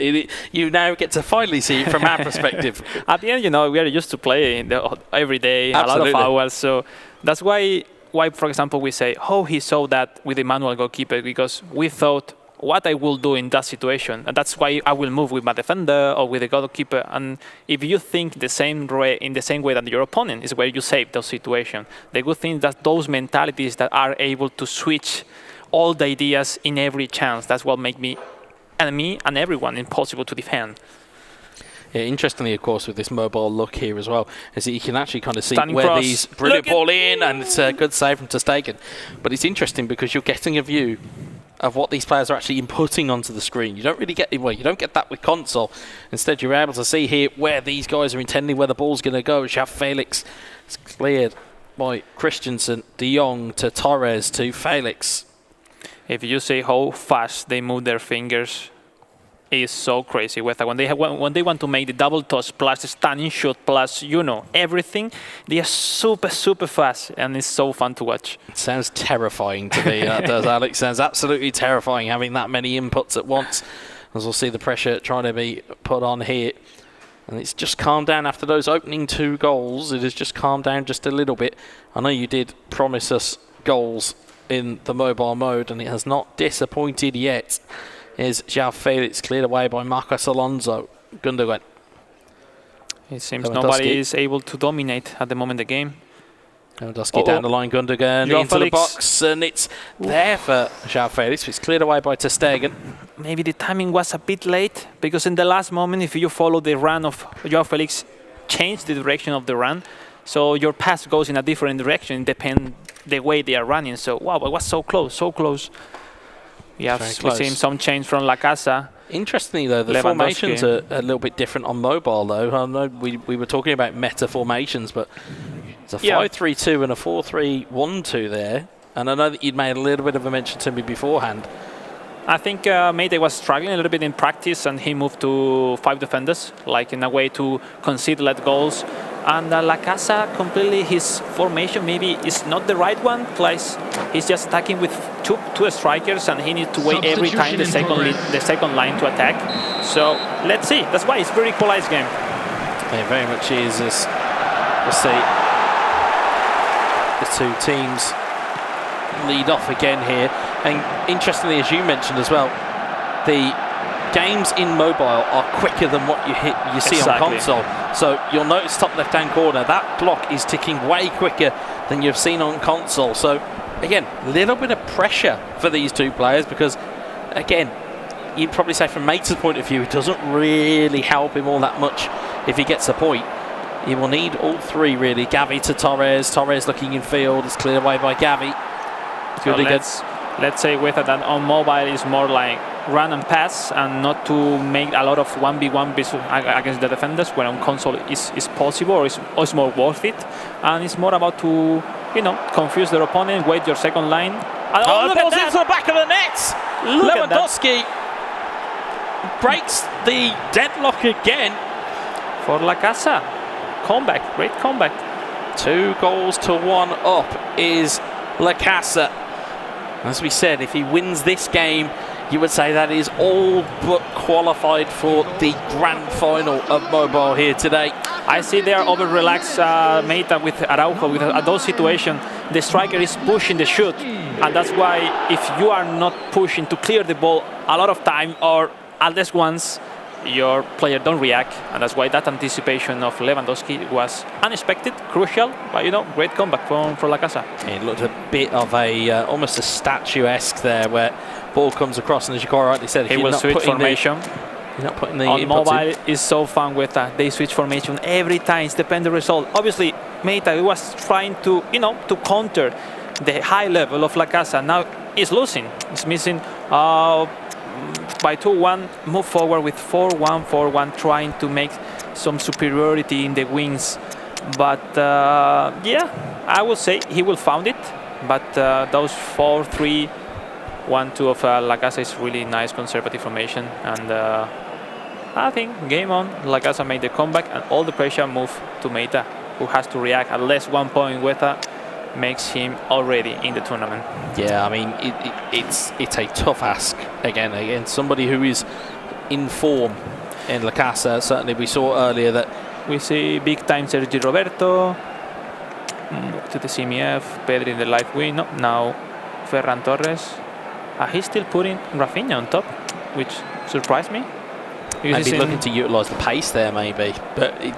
Again, he's in a bit of an awkward position for Rafinha. Maybe he's looking just for a speed. Yeah, that's what I'm thinking. No? I'm thinking it's more so for the pace than it is anything else. But again, sometimes physicality will play its part here. As you know, just to make people know at home that if you put a player in the wrong position, his stats goes down so high, and then it's completely different. No? You cannot play with the goalkeeper as a striker, stuff like that. Absolutely. That's why it's so realistic in football. Absolutely, you cannot. And of course, those overalls that you see as a stunning cross goes into the box, it's cleared away. That's why those overalls drop, because the overall is based on what the player's stats is for their position. So that's why you're seeing Rafinha as an 83 as opposed to what we'd probably say is naturally a 95 when he's trained up. Here's De Jong. That was close. He will find space in the wings, but then there's not many players to make the build-up. He needs to win that much time. It's not like a direct way to attack for Meita. But look at that. If he moves forward, it's going to be a crazy chance. It's a big chance here, Torres. Great cut across the net. Here's Rafinha. He needs time to build up, and he made it on time. Great. From the left to the right. That's why he played 4-1-4-1. You start from the left, you move your opponent defense to the left side, and when you make the transition to the right side, empty space. And what did we see there? Rafinha back post with the pace, beats all the defenders, and is there with an absolute gift. That's why football at this level is so fun to watch with, because you have to be the best player, the most skilled player, but you have to be the best coach, because that formation change was crucial for Meita. And 2-2. And now what? You want to change formation, you go back to your 5 defenders, you keep risking a little bit back in the back to keep having more chances. You know, those situations are so great. They keep the same formation. Let's go. I'll say this for a nation. Indonesia will have a plan A, B, C, D, E, all the way down to Z. They will have as much preparation as you can think of. But again, in terms of a blue point bar for Meita for the kickoff. Great spot there. You have to do that. Yeah, you have to. You have to protect yourself in those moments. You have to protect yourself in terms of the kickoff. Now, as you see in the left side and the right side, they both are with neutral position of the defense line. Yeah, indeed. Here's Pedri. Pedri looking forward. He's almost found a magical ball. It's gone through to Lewandowski. Lewandowski! Oh, there. He was controlling, looking to his pitch, looking to his net. What a unfortunate gift that was there. It ricochets off a defender and it's always going to be about who reacts quickest. Is it going to be the defender to be able to get back, or is it going to be Robert Lewandowski who is alive? It wasn't a great pass. It was completely a really strong pass, but with no sense at all. And I know Sakti maybe misclick, I would say, looking with the joystick to his goalkeeper. Yeah, you can just see the touch there. I mean, the UK. If you control a ball with a 60 skill defender, what happened with that? That there's not accurate on this. What a moment for him. Yeah, well, the UK parlance is that you're playing a ball out of hope rather than expectation, and that's certainly what that was. It was a hopeful ball, and it may have paid off, it may not have. And as a result, there you can see red bar on the right-hand side. He still have time. He still have time. LaCasa virtually onto the grand final with this result right now. Ball into the look box. at that! What Look an at acrobatic effort there by Rafinha. It's deflected away. Corner ball. If Rafinha scored like this, I show my mouth. I will put Rafinha every game as a striker. Come on. I tell you, that certainly is giving some of our viewers food for thought as to where to put their Rafinha. Certainly. Let's see the corner. Now they have to make the angle with the finger. That's so nice. That's so nice to watch. You know exactly. Some substitution, choosing different roles, going forward with the taller defenders to win the header. Let's see. We saw the first game, Woodresearch equalizing in a late goal in a corner kick. And let's see what's happening now. We will have to find out here. Is going to be João Cancelo. One blue line for LaCasa and one blue forward for one red, sorry. Cleared away by Christensen. Pedri to Fermin. Oh, neat, my goodness! Neat turn. Ooh, it's a neat step over. But Ter Stegen was smart to Fermin. Yeah, Fermin. Again, certainly one of those players that's not really utilised, I would say, in the grand scheme of things. Certainly with these types of performances, people will be using them. It's the last moments. Ooh, what's the wrong clear? 5 in-game minutes left as injury time. As I've seen it too many tournaments where there's too many goals. All of the celebrations add on that time, so 5 in-game minutes left here, but it will be a very quick 5 minutes, as we mentioned, with mobile ticking over a lot quicker. 1-2 chances. There's no more time. There is going to be. They both are a little bit nervous. Those wrong players. Let's see now. João Cancelo throws it down the line to Pedri. Pedri, can he get the cross in? He nice. can't. Jules Koundé. Oh, once again. Anywhere will do. He's missing the direction of the clear, LaCasa. Indeed. Cancelo, though, looking to draw the cross in. Sergio Roberto. Anywhere will do if you are LaCasa. Anywhere will do. That is where that ball is being cleared, but it's going to have to be a bit better than that. And Sakti is trying the last-minute cross. But he's Sergio defending Roberto so well. Away. He's defending so well. It's 30 in-game seconds left. We are here. feeling the nerves. One more. We are feeling the nerves from broadside. One Sakti, more chance. full Come forward on. with the strikers. Is there going to be one more opportunity here? One of the defenders of Sakti going forward to the attack. That's why Araujo is going forward. Martinez, Fermin trying to get the ball in. Araujo will clear it away, and there is the final whistle, and it finishes 3-2 for LaCasa, and that victory. means all but certain that he is qualified now. Depending, obviously, of course, how other results go. Of course, we will wait for full kind of confirmation on that, but certainly with 2 wins in the group stage, it's a very, very good position to be in. Yeah, maybe it wasn't the best performance of LaCasa. He wasn't dominating the game. He wasn't maybe playing that fluid that he's used to, but at the end, he approached the mistakes of Meita, which probably played a great game, but those mistakes kill his chances to still on and qualify for the grand finals. Yeah, well, he certainly, as you rightly pointed out before the game started, I mean, in terms of his aspirations in this tournament, certainly in these finals, LaCasa certainly making a name for himself here. And Meita, to his credit, gave a very, very good game, and it was just one goal, one moment that just cost him. It was that one big through ball. As I said, it was hope rather than expectation, and we'll see it back here again. But all of these goals and all these chances, you can just see there, Lewandowski tucking one away, and that was 2-1. But it was the resiliency of LaCasa to find his way back into the game. It was a great job by him, And I would say all but now qualified. As I see, they're real calm and composed, and finding a brilliant back post goal that was really well worked. And then to find the winner, which, like we said, it was in hope rather than expectation. But in these moments and in these tournaments, you do need a little bit of luck. You need a little bit of something, don't you? And that's what LaCasAA had there. You know, we were speaking to Alex earlier on in the day, and he said, we were sort of asking him, what do we expect? You know, it's our first real chance to see eFootball mobile esports played at this level.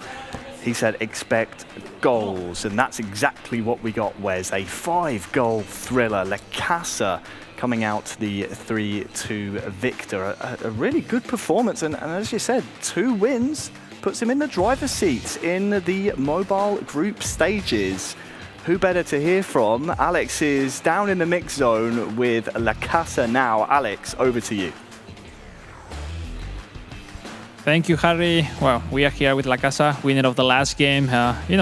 Overcoming some difficult situation during the game, but what a great victory. Looking also the first result of the day, winning another 3 points. How you feel? Feeling great. I mean, obviously, going down 1-0, it's obviously, most people, they would get nervous, they'll go all out attack, make mistakes. But for me, I stay very calm, stay composed, make the comeback, and you stay level-headed, win the game. Well, most of the eyes today are on you because of your experience last year in Tokyo in the World Finals. How you deal with those expectations? I think already maybe with a lot of chances to go to the grand final today. How do you feel inside? It's like you take it easy. You feel those nerves also with your teammates, your opponents. Yeah, obviously there's obviously nerves like here and there, but I shut those down immediately because if win or lose, I just stay level-headed. I keep pushing forward.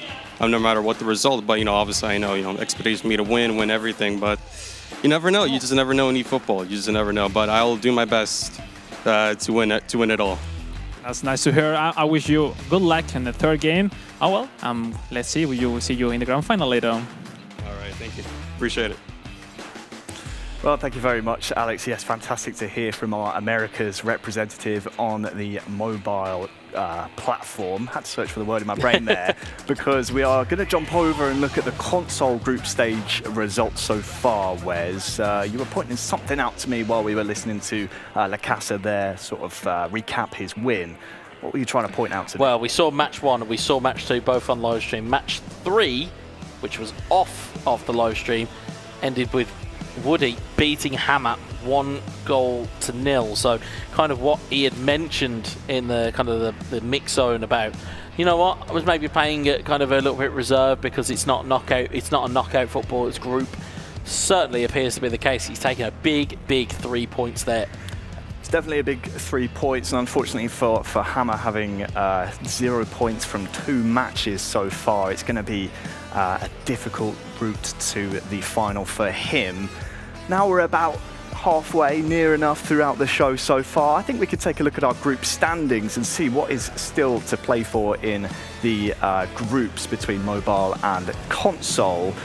We still have some matches to come, but Wes, look at these tables. LaCasAA, 6 points from 6, very impressive on mobile.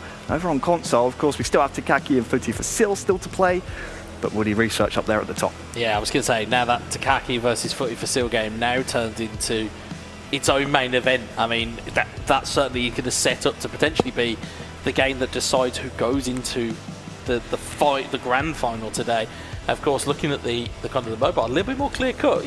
We mentioned about Tienes in terms of his kind of debut and using it as a platform. He's certainly got a good platform, and I believe we're going to see him up next on the stream, Alex. I mean, in terms of what we're going to see. You said before, the victory of Woody versus Hama was so important for his side. Now we are looking to Takaki versus FuTeFacil because the winner of this game will be highly favored to reach the grand final. On mobile, we were talking about LaCasAA. Great performance on both games, maybe struggling that much in the second game, but overcoming, making the comeback lately in the game, winning the second game of the tournament.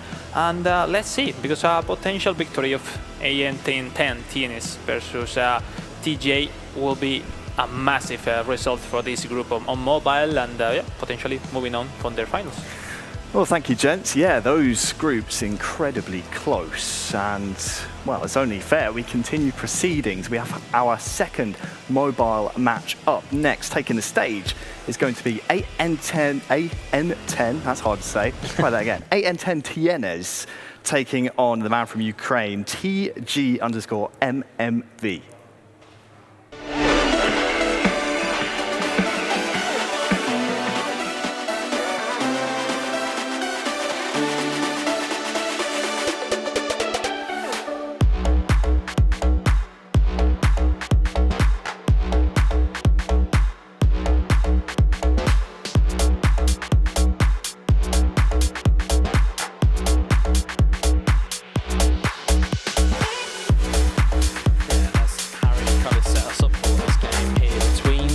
Two players, I would say the onus or the potential kind of pressure is really on Tienes here, because again, you mentioned it as almost like a little bit of a superpower that he'd be able to kind of relax and there's not too much expectation on him and he's just kind of not happy to be here, but it's more so an experience.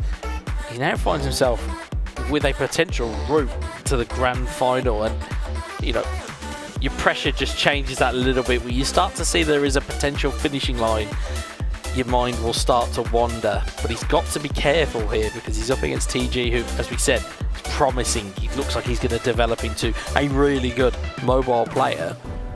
Who's the pressure really on here? If you know, of the two players, which position would you rather be in? Would you rather be chasing, or would you rather have the points?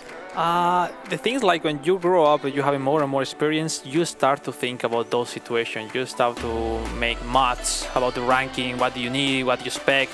But I think those two young stars, right now they are just thinking on this game to win the game and take 3 points home. I think that's the advantage that they have. They are not scared of nobody. They are not overthinking on those situations. They just do what they know, and sometimes it's worth it, no? Because at the end, you know, we saw Woody research on the first game, maybe overthinking on those last decisions to shoot, maybe thinking too much on the decision of your opponent instead of your OP decision, no? So it's so interesting to see. I would love to be at that early age because you know, you just think and play eFootball and that's all. No, nowadays you start to think about more stuff in your life. And but obviously, I mean, I wish they enjoy this game, this experience, first time at the big stage, and you know, take it easy, play your game style, do what you know to do, and move on to the formation.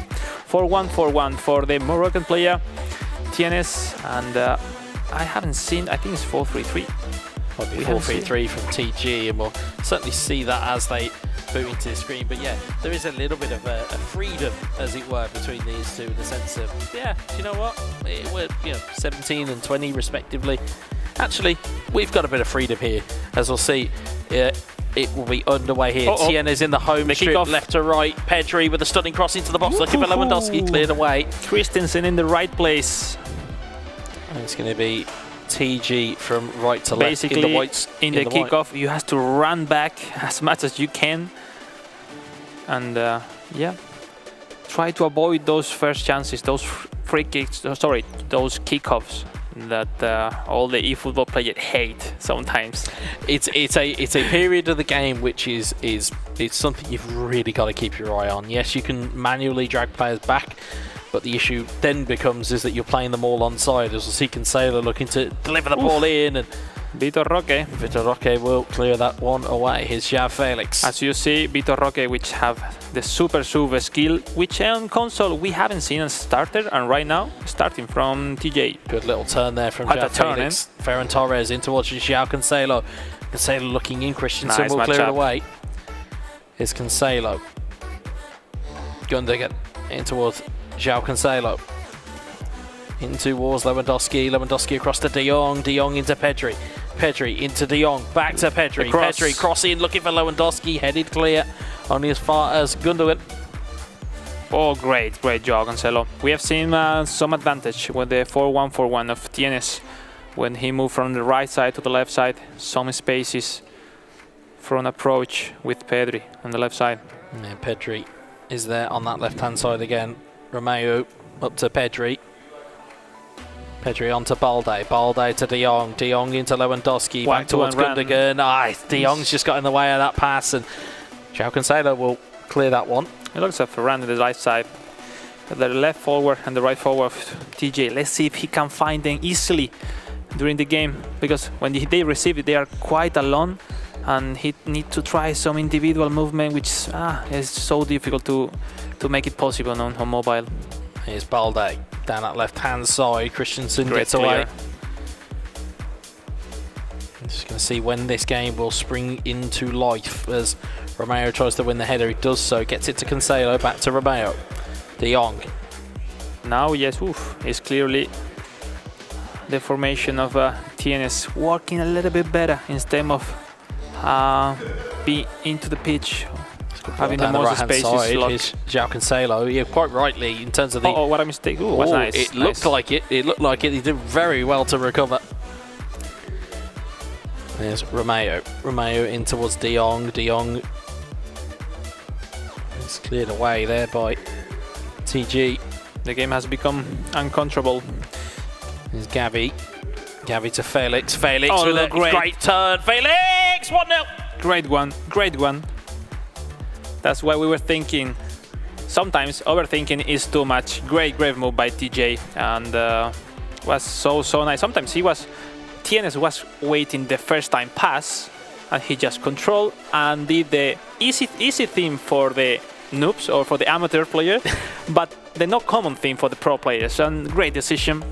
Then João Felix into the box. Sometimes you've just got to do what your opponent is not expecting you to do. Sometimes the simplest thing is the thing that your opponent doesn't think about, and that's what we saw there. And I'm not sure if one of our cameras picked that up, but certainly there was a double fist celebration there by TG. He was very happy with that. And again, it was good work, and again, good composure to get into that position, know when to put the strike away. And you see there, yeah, he is a confident young man, to say the least. And has himself a goal lead here. Taking the lead. Oh, he's got to be careful that he's not caught on the break here. Lewandowski, good challenge there by Christensen. Most of the time, Christensen is on the challenge with Lewandowski. Mr. Young and TG is on the attack once more. Torres, it's cleared. On mobile, let's say that they try every time the pass and run the whole time. So that's why they are waiting like a ping-pong passes every time, not just calm that you can have in console, or he is having right now with Pedri. That's to make 2 or 3 touches with the ball. Sometimes it makes the difference to gain the exactly time to have the space behind the defenders. Absolutely, and that is the type of expertise we have got on the desk. Just one shot between both of these two teams, but it is the one that separates the two teams at half-time. 1-0. And again, if that does stay that way in that result, it does shake up the mobile group just a little bit. It will put both of these players level on points. Exactly. So it will then turn into potentially being a case of.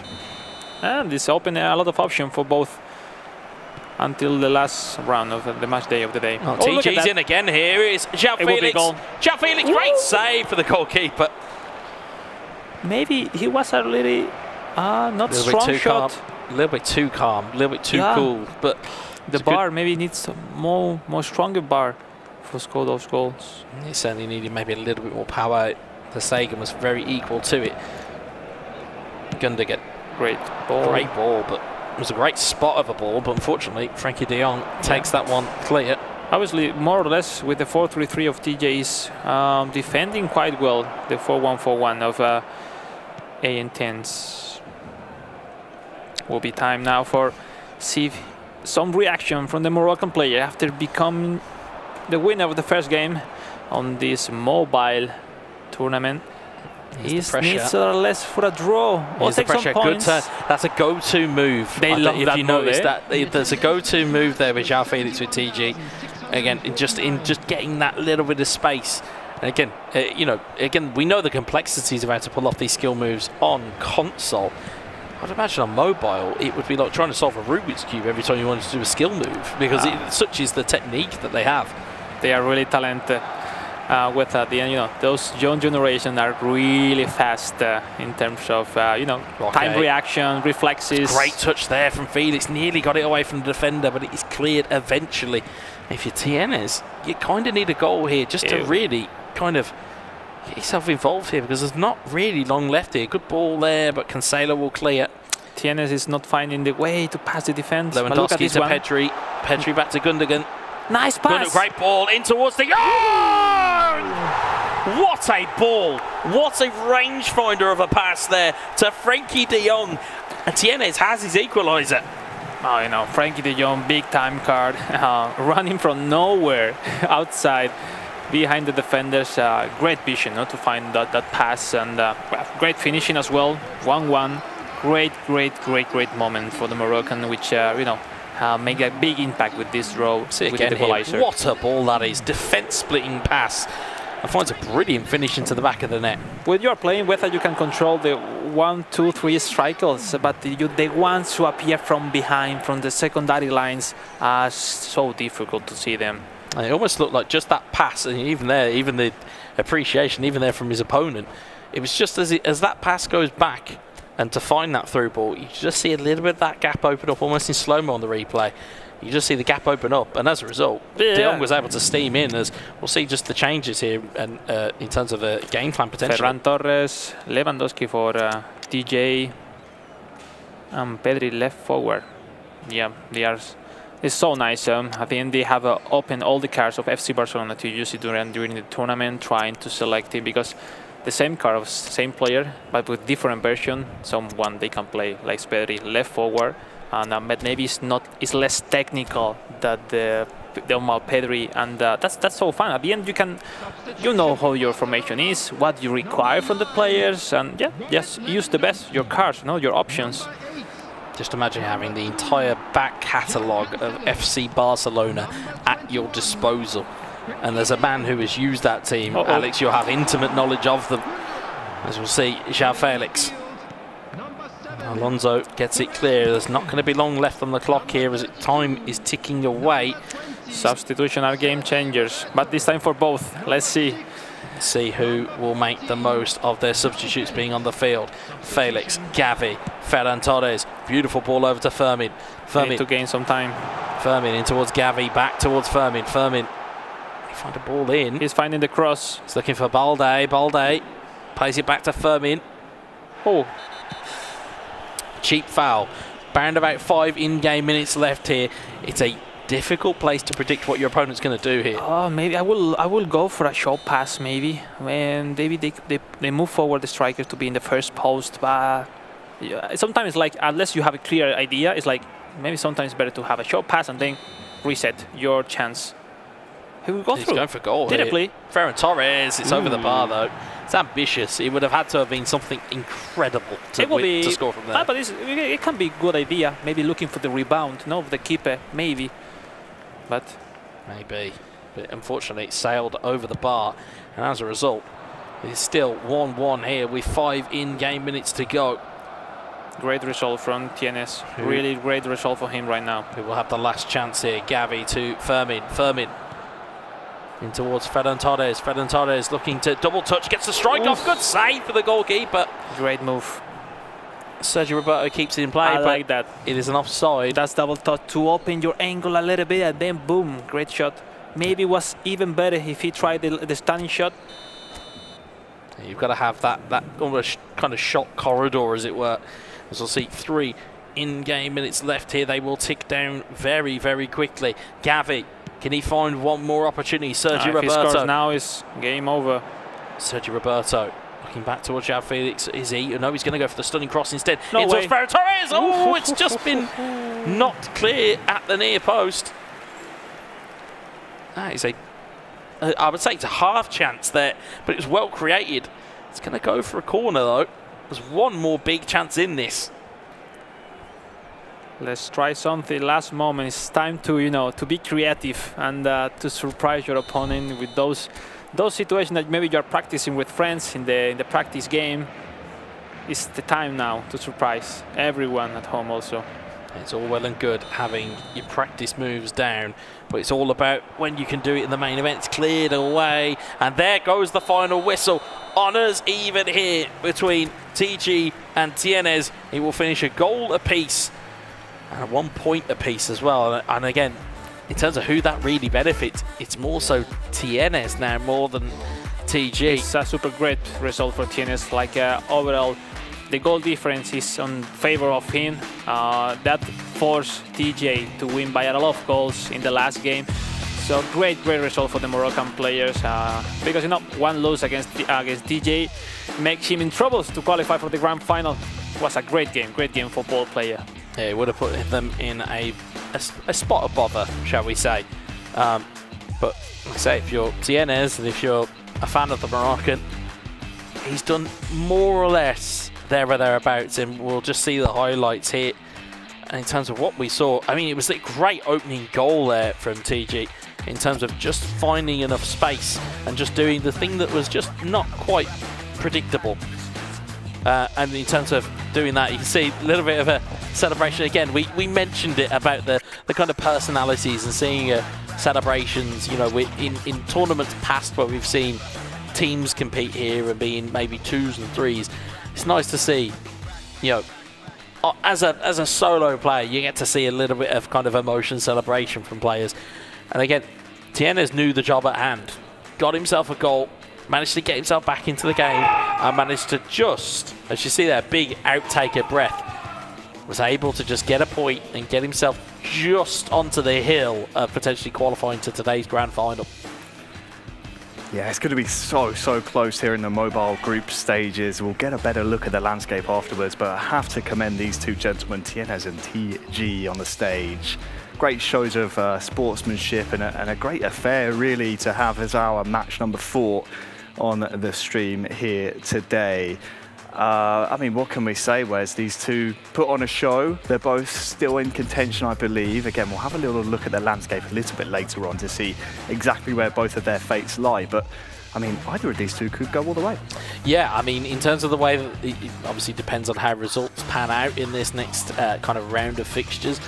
But both of them are still in contention to go through. I believe even kind of the last placed in the mobile round, Meta, if results have gone their way, it can still qualify as well. So still all to play for until, of course, we see the group. Absolutely. Well, Alex is down in the mix zone now with TG. Let's hear from the man from Ukraine. Alex, over to you. Well, we are here with TJ. 1-1 in the last moment.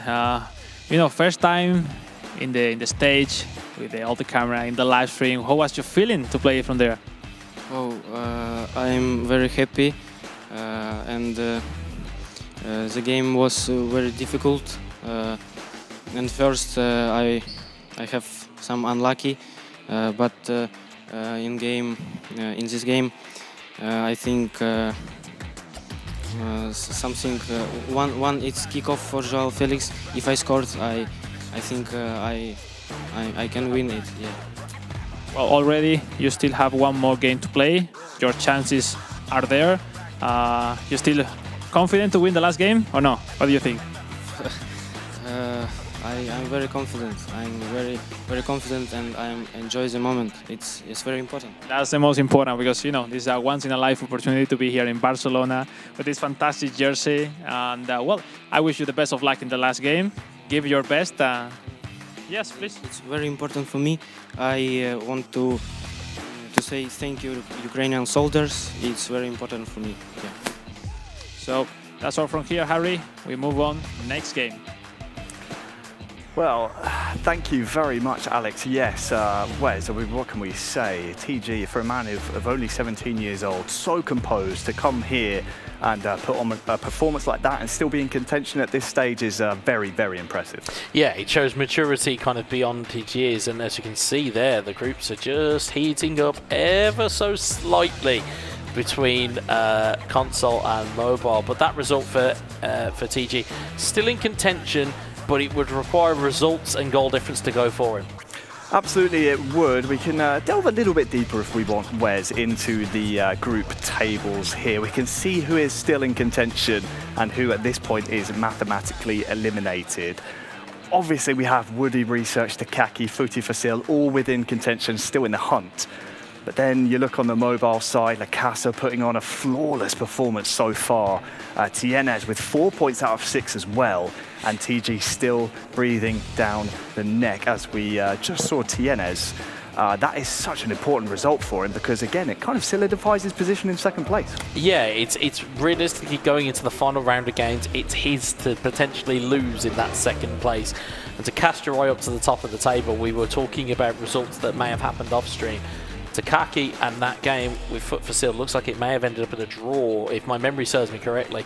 And as a result, now console, I love to see how it's on console. It is going to be tasty in that final round of games. And I'm going to put you on the spot, Alex, because you're our analyst.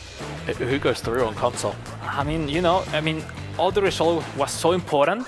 The last one was matter. A victory from FuTeFacil against Voodoo Research can change everything. No? On the other hand, on mobile, clearly we see more or less the favorite to reach the final. But on console, everything can happen. And also Hama has a lot to say. I believe he will do his best to have a great result in the last game. At the end, he's doing great result. He's doing great performance. Not at all as enough to win, but he's able to beat Takaki in the last game. Obviously, that result for Takaki. Takaki, no? Yeah, it was Takaki, yeah. was so important against FuTeFacil because you're still not losing against a direct opponent as FuTeFacil. The draw was so nice. And, I want to see the next game because, it's like we are reaching the moment when we are looking to great finals games. We are going to make you wait a little bit longer, Alex. I know he's chomping at the bit. He's so hungry. We need to get him here every single match day. But before we move on to our next match, we have to take a look at what we've seen so far. And I have to ask you both, what was the surprise package so far? Perhaps FuTeFacil taking Woody Research, sharing the points there. Is that maybe one of the surprises of the day so far? I think so far, it's the thing that really sticks out was that first result. But more importantly, it was also the performance of Takaki against Hama. Again, the fact that, yes, it was 1-0, then 1-1. So you're like, okay, well, what's Takaki going to bring? And it only took him 3 in-game minutes to say, I'll tell you what I'm going to do. I'm going to go down the other end. I'm going to find some space for João Felix. And I'm going to absolutely thunderbolt one into the back of the net. And it's the parts of the psychology of kind of resiliency. And what has impressed me so far is Takaki's ability to just be resilient. And that's certainly something for me. I don't know about you, Alex. I think even I give a lot of expectative for FuTeFacil because he has played against Woody and Takaki. So he has to play against Hama. A potential victory will put a lot of pressure into the Voodoo Research and Takaki. So let's see. Next game, Uzma Takaki will say a lot because FuTeFacil will go to the last game knowing what's the real result he will need today to qualify to move on. So, we'll be so excited. But from my experience, I hate those group stage situation because maybe you are Voodoo Research or Takaki until now you are playing fantastic, great result.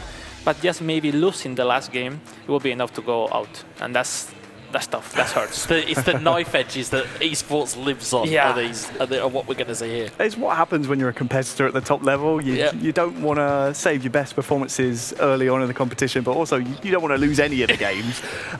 Before we move on, still to our first, or rather our next match, we still have Woody Research and Takaki to play.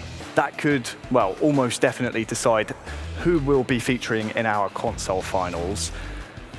On the mobile side, LaCasa at this point, certainly a lock. Who can you see joining LaCasa in the mobile finals later on today? I think again, we said it's Tienes to lose here because, again, you look at the superior goal difference, you look at the superior points at the moment. Not only would he have to lose potentially quite heavily, TG would also have to win quite heavily, and it all really depends on what those two players have got up against or what they've got left to play against is the determining factor. But you'd say at the moment, Tienes is the guy that's going to be facing LaCasa in the mobile grand final. I can't really see it any other way at this point. Well, I think TJ is on the hands of others. At the end, LaCasa needs to win against Tienes by a lot of goals, or at least by 1-2 goals, to give some, let's say, some normal condition for DJ to qualify already. you have to play against Meta, which is not easy task to play against, and you need to win by a lot of goals. So maybe on his mind it's all about to have a crazy formation, to start maybe with a 4-1-4-1, or maybe with 4 strikers, 3 strikers, really offensive formation to try to score a lot of goals, but at the same time you cannot concede. So it's a difficult situation. Obviously he will looking for the win, we heard before in the interview, and he is capable of, but you depends on other results. Sometimes it's a difficult task for you. Yeah. Well, we can see the mobile table, and it's interesting you see, or rather as you said, Alex, because yes, it's out of TG's hands currently, the young Ukrainian, but he's still in the hunt because we still have TNS to play LaCasAA. So that does change things a little bit. That changes things a little bit, because obviously LaCasAA has been flying so far. There's still a chance for TJ, isn't there? It is the old school meme of, so you're saying there's a chance. it really is, because, again, even if TG comes through and potentially a 1-goal victory, let's just put it out there, LaCasAA has got the ability to score goals at will. The only thing I would say that is against him is that because the mobile games are quicker than the console ones, it's going to have to be a lot of quickly scored goals by LaCasAA that's really going to have to maybe pry that door open for TG. It's not impossible, but it's highly improbable. But if you are a fan of the young Ukrainian, there is still a hope. There is. Unfortunately for Meta and Hama, if my maths are correct, which they're not often, they are currently out of contention, but still have chances later on in the year, Alex. Of course, it's open competition. Oh, for sure. Do you expect to see Hama, Meta again later on in the year?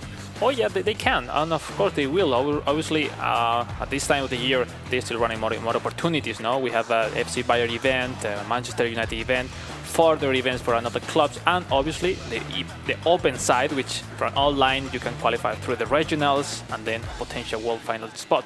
So obviously the chances are there, but at the same time, when you are here, you want to approach this opportunity, but you don't really know when will come the next one. So.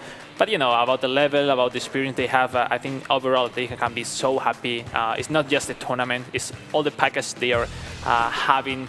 It's coming to Spain, Barcelona, some surprises they had and they will have during the weekend. And that's the funny thing, or the best thing you will have in your head and in your memory forever. Yeah, and I think also just kind of a quick point on that is that yes, it's quite difficult to qualify through to these phases in and of itself, and as you already said, once you're here, you're not necessarily a lock or a guarantee to get through to another club event. So when you're here, you're wanting to put your best foot forward, get into one of those grand finals, punch your ticket to a world final, and then you can sit back and relax. It takes that pressure off. But of course, these players here, there are no easy games here because it's 2 groups of 4, you have 1 game per opponent, and that's it. So you have to turn up and you have to perform. And that is where these guys are kind of almost falling down a little bit. It's, yes, you can practice. Yes, you can do all of these things to prepare. But the reality is once you hit that stage, those are the only games that count. I don't want to hear, oh, I beat so-and-so 6-0 in practice. I just want to see them get down to it on the stage. Well, thank you for your patience, gentlemen. We're just getting our match ready because, well, it's a bit of a change in scheduled formatting here because we have our top 2 in the mobile group stage still yet to play. So we thought, let's build the anticipation a little bit for sure. And get ready to see TNS take on LaCasAA.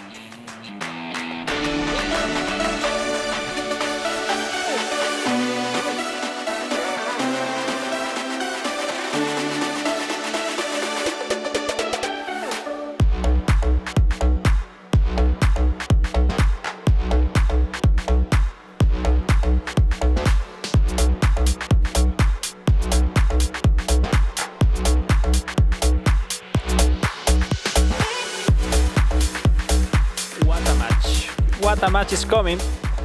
Potential final. What a match indeed between these two. They sit atop the charts, shall we say, in the group stage. It is first versus second. And this is the game I would say we're anticipating that could, and I say the word could, with a very big asterisk next to it, could open the door for TG if LaCasAA goes on with that free scoring hot streak that we have seen so far in this tournament. Or more importantly, if Tienes can just take a point, it stops that conversation completely stone dead.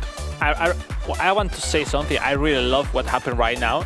Initially, this game was supposed to be the last one, and but they move it right now to really make sense the potential option to all the players of TJ to have really chances.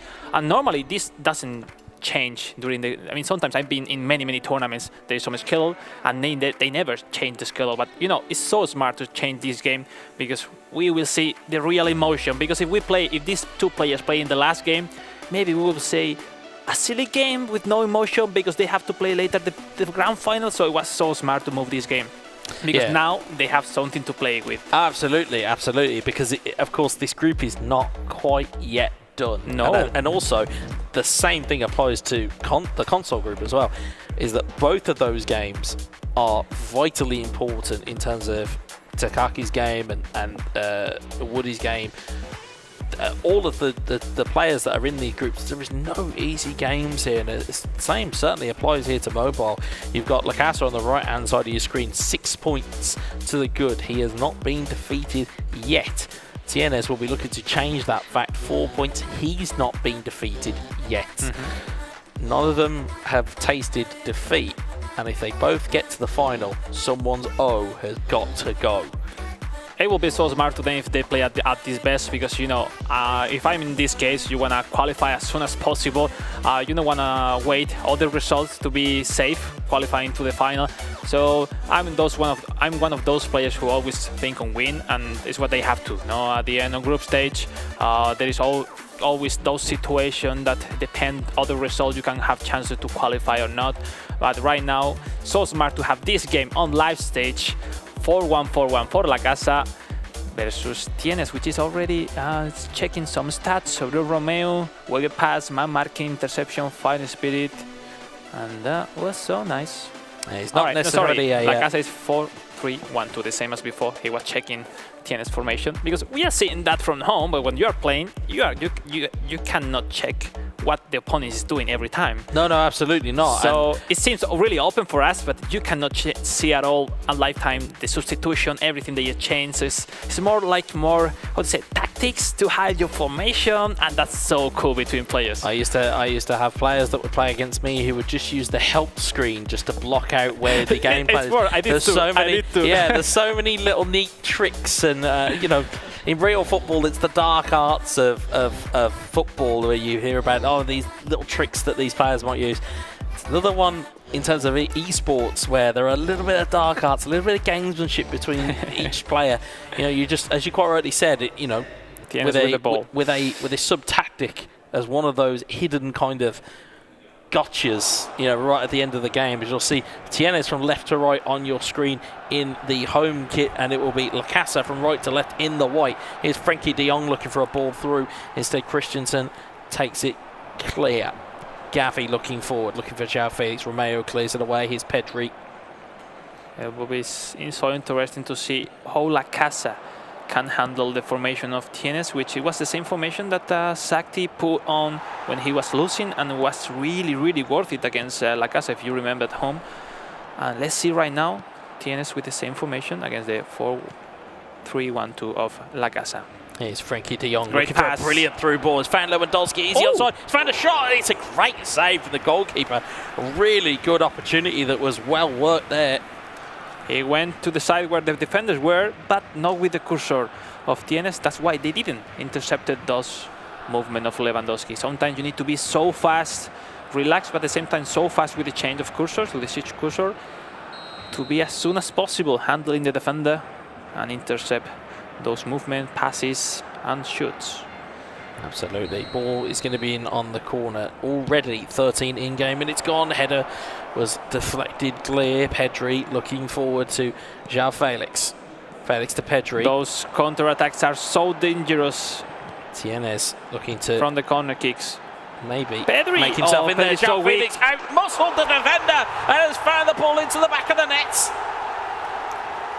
João Felix has been so good all the way through for both console, mobile. It seems to be a real player that all of the players here are zeroing in on. Tienes takes the lead, Why is João Felix that good? Why is he so important? At the end, the matchup was against Pedri, and Pedri, sorry for the smile, but he's not the best defending, on those situations. It comes from a counter-attack with the corner kicks. Sometimes we think on corner kicks, we all just focus on score them, but the counter-attack are almost so difficult to defend.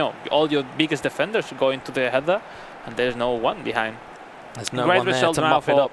for Tienes, sorry, Weza, because we remember at home, LaCasAA is already qualified thanks to the previous game result. And Tienes, oh, look at that. Back the other way already. Lewandowski, good save. LaCasAA trying to answer back almost immediately. And as we say about João Felix, that you look at the player skills on the man. Double touch, Marseille turn, sombrero, soul control, heel trick, one touch pass, outside curler. He's got everything that you would want. And you have to add, as you said, player. The feeling playing with him, it looks like he's comfortable, He's the one that you like to turn to jogging with him, it's so nice, so nice. I would imagine that Araujo will not be the person taking the corner there. He'd certainly want him in the box rather than taking it. And here is João Cancelo looking to deliver the ball in, looking for Gundogan's header. Oh, Christensen is bouncing all around in the box. It's cleared away. That was crazy situation inside the box. And Ter Stegen will calm it down. So with this result, if it does stay this way, Tienes will top the group. Not that it will really make too much of a difference, but certainly going into potentially a grand final potential with these two. How important would it be, maybe as a psychological thing, Alex, maybe as a former player, you might be able to give us some insight here. How important would it be to maybe get one over? As I see Pedri, and it's a brilliant deflection away by Koundé, but how important would it be to get kind of a victory? As we'll see Pedri on the charge once more towards Gavi! 2-0! That's it. How important is this going to be psychologically? Obviously, LaCasAA is facing this game already qualified, but we've seen before against Meta that the formation of Tienes is really worth it. Is it the second goal of LaCasAA? Well, it's certainly what the graphics are saying in our studio, that actually it's LaCasAA in the home kit. Just waiting for full confirmation on that. It does appear to be so. From the formation, it looks like LaCasAA is white because they're 4-3-1-2. We are waiting confirmation. And look, there's no celebration, so I think he conceded the goal. Yeah, I don't think that is a celebration of a man who's just gone 2 goals up. So it's 2-0 for Tienes. And Tienes looks to be in the driver's seat here.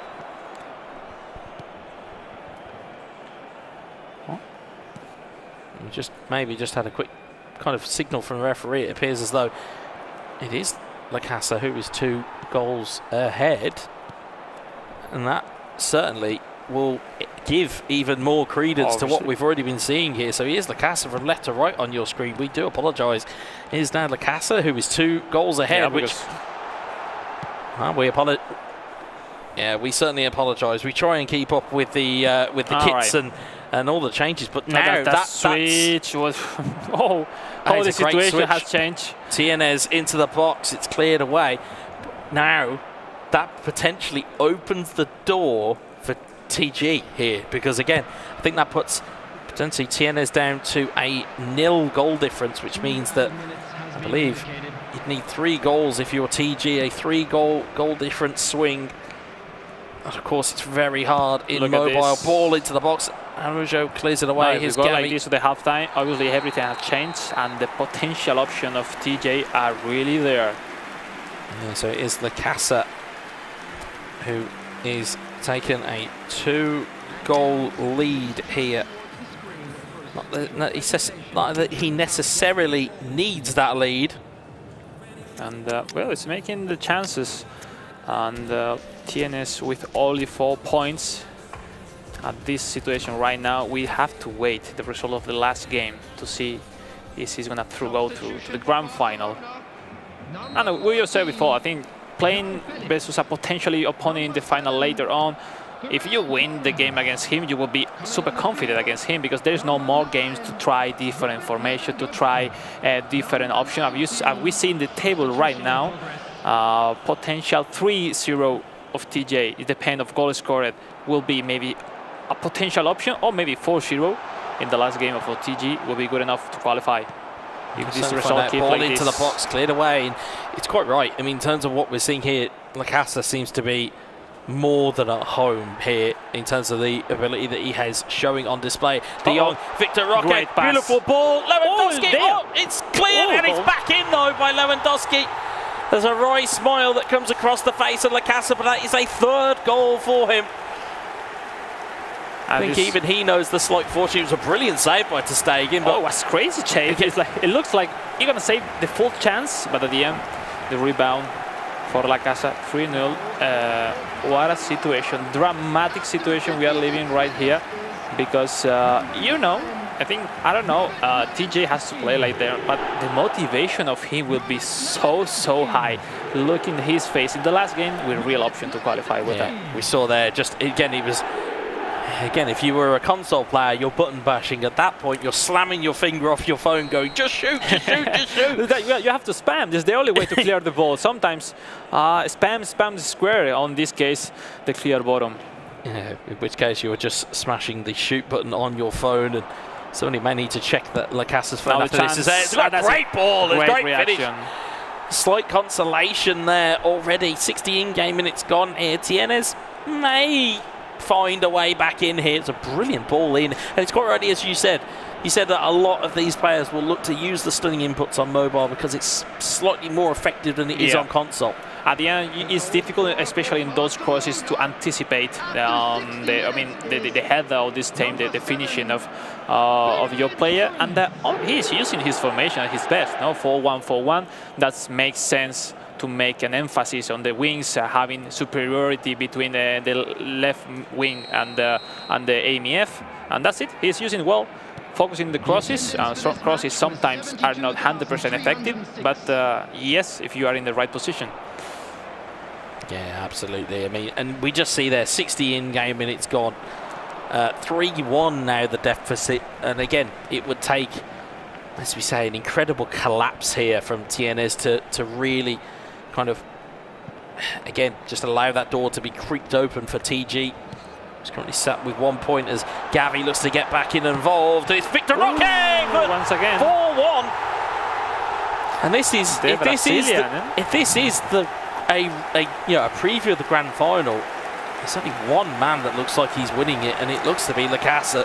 If it's comfortable, the formation, he is finding the spaces and how to pass the defense of Tienes, and he feels confident. He said to me, in the interview we heard, like he was maybe a little bit nervous. The first game of the stage, he was struggling against Meita, but right now he's so nice playing every time, every chance. He feels like at home, let's say, Really interesting situation right now. Back to the 3-goal difference. Let's see the substitution. It's so great to see Victor Roque, because he's using Victor Roque as a starter, mainly because he's in the right position, but with a normal card. Already Victor Roque, as he's one of the latest seniors of FC Barcelona, already have no different cards. Even with the standard one, they prefer to use it instead of Ferran Torres or maybe another SS. We see, for example, Araujo like right back for Tienes, maybe trying to avoid those crosses. Anyway, we keep on. I was going to say, if you're Tienes, you're maybe trying to cast one eye towards other results. At this point, it's damage control. You've just got to stop the rot here, as LaCasAA is all over it. Brilliant ball in towards Gavi again. It's difficult when you are with not that much experience, and it seems like Tienes is not... Brilliant ball again. Lewandowski, good save. In towards Gundogan, it's 5. He is not able to defend. LaCasAA is practically everywhere in the left side, in the right side. I said it would take a collapse. We may just be seeing one here now. 5 goals to the good for LaCasAA. He knows that he is absolutely home and hose for the grand final. He has booked his ticket into that grand final here today. Now the question mark becomes is Tienes going to be able to book his place into the grand final, or is TG going to have found a miracle result from somewhere? He seems out of mind in terms of mentality into the game. Like his plans is not working. LaCasAA is super comfortable. Even the easy passes of Tienes are not really go through. And look at that, the kickoff. The kick-off Well is there defended. again, but it's well defended once Oh, more. what a mistake. We tennis time. Big mistake there. It's going to be eventually cleared away. Great. Calmness from LaCasa to get that one clear. He's not comfortable, and you can see. And maybe sometimes you need a plan B for this situation where anything of you spec is working. Here's Christensen, Alonso. Again, by my reckoning, it will only be a couple of goals that TG may need thanks to this result job, as it stands. Fermin will clear it away. Up towards Victor Roque, cleared away is João Felix. Felix in towards Torres. Torres into Fermin. Looking for Fermin to great Torres. pass. Great pass, but he ran out of room. That control. 7 in-game minutes left here. Ferran isn't it the best one for those situations? 7 in-game minutes here, plus a little bit of stoppage time. Crazy, crazy situation. You'd imagine with 6 goals, there might be a big chunk of added on time as Lewandowski looks to get there ahead of Balde. Cleared away to maybe Sergio at the Roberto. beginning, no, Weta, but right now I think they are thinking on the goals different and what's happening and what will happen in the next game, especially for TNS. And LaCasa is doing fantastic. At the end, you have to play your best every game, even if you are qualified or not. And Absolutely. why not? If you face TNS in the potential final, you know that mentally you will win that game. Yeah, you've mentally put yourself a goal ahead of the grand final. Exactly. If this is a preview of what is to come, you've mentally put yourself one ahead because you can say, well, in that game, 5 goals to 1 of the 6 added minutes here.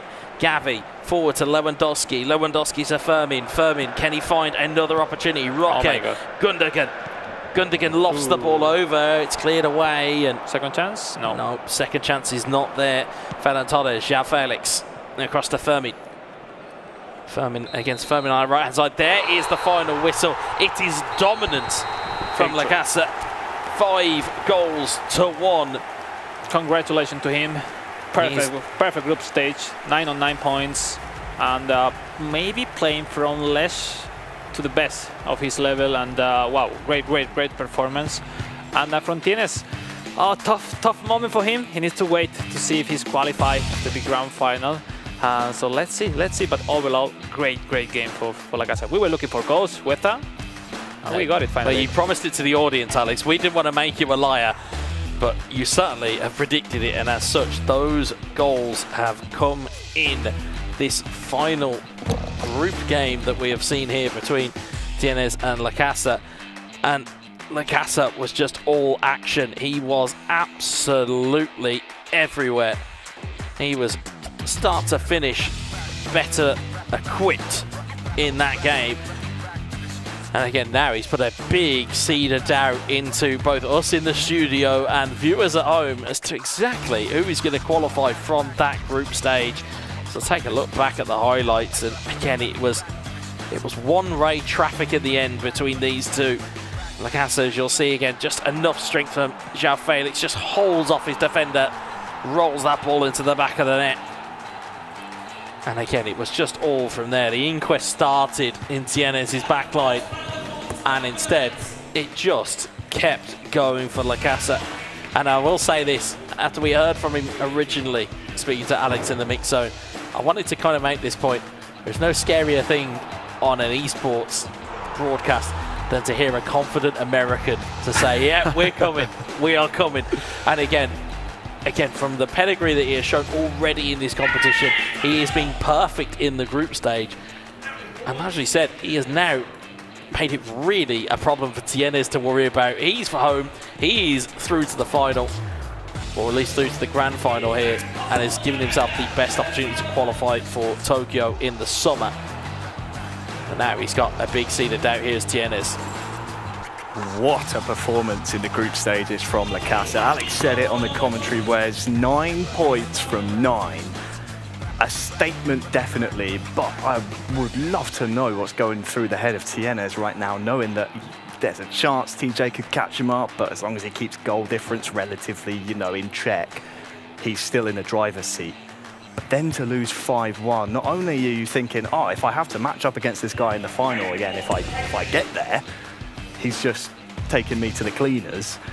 But now you're questioning whether or not you'll even make it there. It must be a whirlwind of thoughts in his head right now. It was such a big goal swing. We said, oh, well, it couldn't be a collapse. It couldn't be that bad. And maybe that one goal that Tienne's got back may just be the tonic that maybe allows him a spot into that grand final. But we will wait to find out, because LaCasAA was just goal hungry and he forgot his manners. He was just greedy to the point where he was just dominant, as we'll see it again. Just, again, being in the right place at the right moment, perfect from him. Absolutely perfect in-game and the record as well in the group stages. LaCasAA, I mean, he's clearly wanted that favourite tag, hasn't he? Coming into the, well, not only this club event, the first club event of the year, but also the group stages. He wanted to make sure that everyone knows the name. LaCasAA, the man from the United States, doing absolutely fantastically so far and is one game away from qualifying for the World Finals later on in the year in Tokyo. It's only fair we hear from the man with the perfect record. Alex is with him now in the mix zone. Thank you, Harry. First of all, congratulations, LaCasAA. Let's say perfect group stage for you, 9-9. Maybe, let me say, playing a little bit, starting struggling a little bit until play almost a perfect game on the last one of the group stage. How do you feel right now? Feel amazing, again, I'm seeing calm, focus, and compose, switched it up a little bit, probably, obviously, it worked out very well.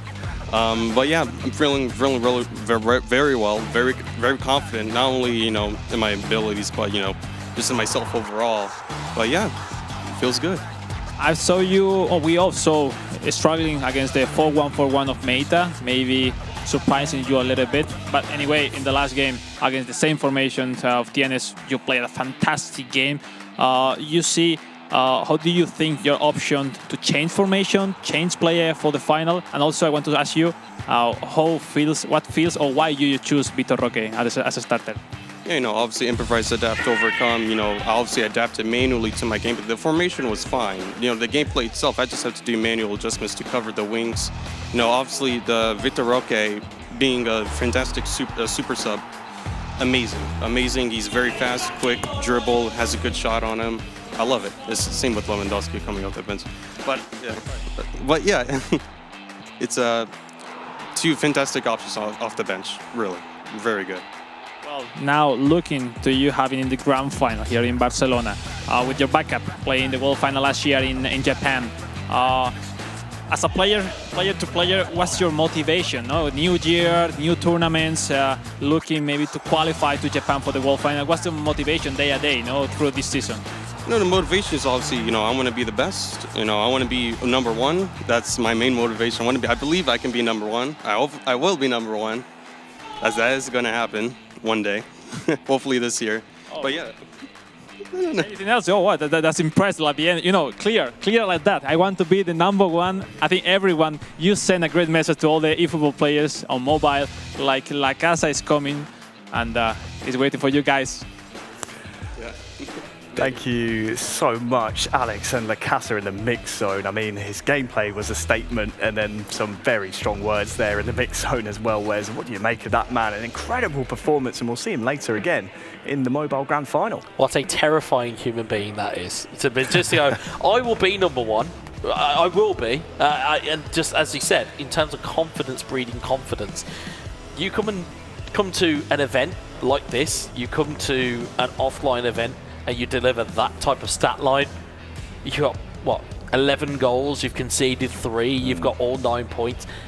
Yeah, you're right. You're absolutely right. You are number one here, because that is a statement piece there. And again, the confidence that is brimming through him is fascinating to see from the American. Improvise, adapt, to overcome. That was wonderful. Might be one of my favourite lines that's been uttered in this amazing arena. Alex, fantastic work in the mix zone there. We just heard from LaCasAA. 9 from 9. I mean, that's a statement. We said from the beginning he's the favorite, but you have to prove it once again, and that's difficult. We saw him struggling, we saw him playing fantastically, but the most important, we saw him winning all the games. And obviously, I said to him, we were talking about he's feeling confident. He said, man, I feel better and better every game, and potential is a great candidate for this grand final. But on the other hand, let's see how it goes the group, because it's not over, Weza.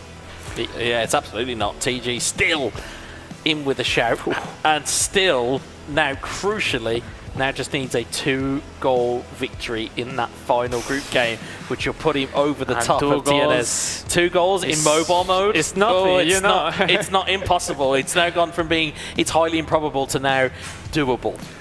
It will be a nervy wait for TNS to hear the outcome of that match, but it's only fair we show our final console game of the group stages here on the stream. We will be seeing FuTeFacil take on Hama.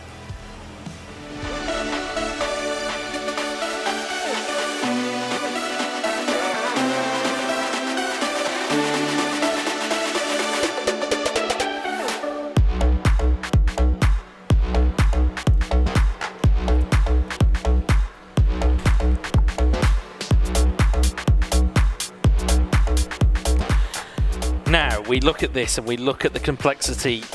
You know, we've spoken a lot about the complexity of mobile. Take a close look at the table as we've just seen it for console. Hama here has the ability to play spoiler because, again, as you rightly said, Hama will look to put his mark on this competition. Yes, he may not be able to qualify through to the grand final, but he won't want to walk away without taking some type of scalp here. In terms of the scalp that he has in front of him, it's FuTeFacil, who is at the top of the table. If he does take that scalp, then the game between Woody Research and Takaki becomes even more important than it already is, because as it stands right now, that game is a winner-take-all. If this potentially is an upset, it then creates chaos in that console group. But as again, these two teams, or these two players, shall we say, we have seen the best of FuTeFacil today. We haven't quite yet seen the best of Hama. I think we all want to see that. Like the feelings right now is completely different, no? Between FuTeFacil and Hama. FuTeFacil coming from 3 goals up versus Takaki, that we saw him playing so nice in the first game, but being not able to pass the game style of FuTeFacil. FuTeFacil have on his hand the qualification to the grand final. Hama on the other side, as you said, we believe he have all his people, his country, his regions rooting for him, and he will do his best performance possible. And probably, you know, leaving with a victory against FuTeFacil will be a great result. But you know, the momentum is the momentum, and when you come in from a great victory as FuTeFacil had against Takaki, you know, your gameplay starts to be so fluid and you become so dangerous. Yeah, and that's it. It's a case of the confidence of being up on stage and knowing, at least from FuTeFacil's perspective, how to gain points on that stage. Knowing that you've got the confidence that you've gone up there and you've took a point out of what we would have said would have been the favourite in that group in Woody Research.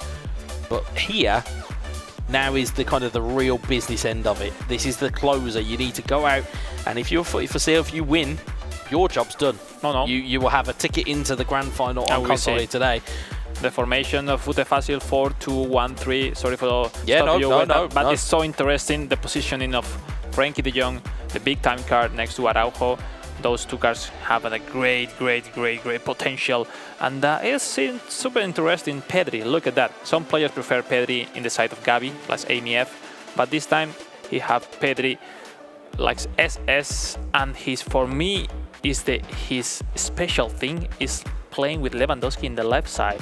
Like, you know, it's not usual to have that. Maybe it's looking just to potential first-time shot, but he preferred to pass the defense with Joao Feli in the center. I don't know. We have to ask him if he wins later, because it's so interesting. The interesting, or the thought that goes through my head, and of course, competitor or former competitor to active competitor, because I don't want anybody thinking, Alex, that you've somehow retired because you've ended up on this test. Oh no, folks, he's still a competitor. Let's have that right. I love to try on both sides. Yeah, absolutely. But as a former competitor, the idea potentially may be diagonal ball from right back to forward, and potentially using the height of Lewandowski to knock down the ball.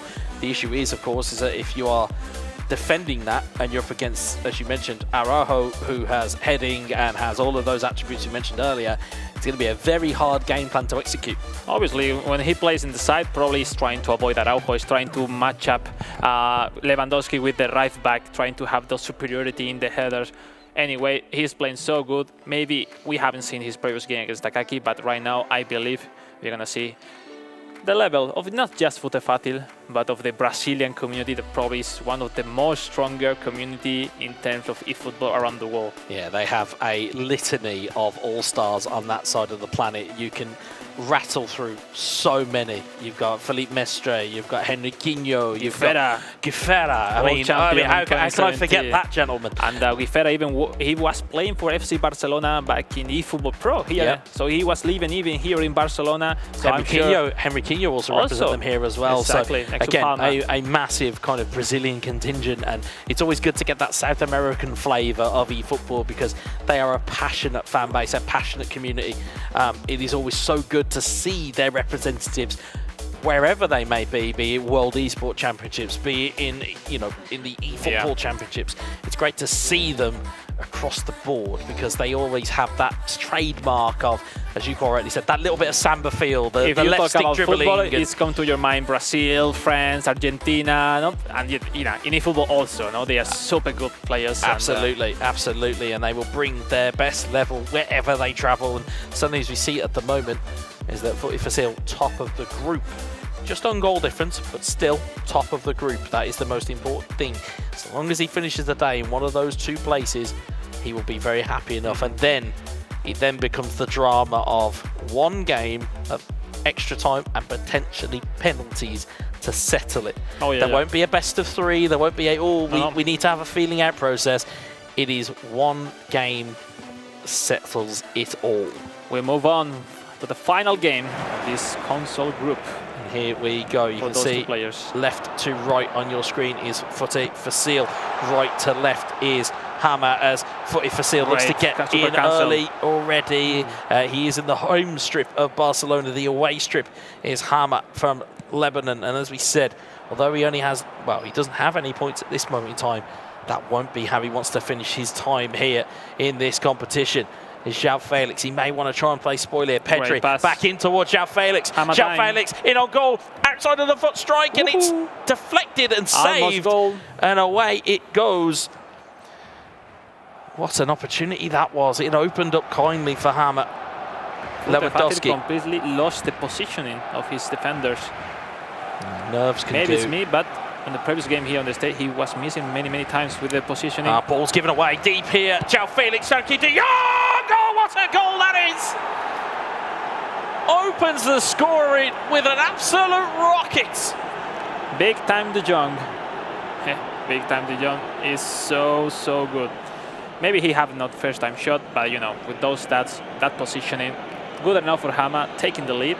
We said before, it's not over. His tournament already here. Great. You can see in the eyes from the man from Lebanon, he wants to play spoiler. He wants to give a good show to everybody here. He wants to say, hey, well, it's in West Asia. Just, we might not have any points right now, but we're a goal ahead here. And crucially, he may be kingmaker in this group.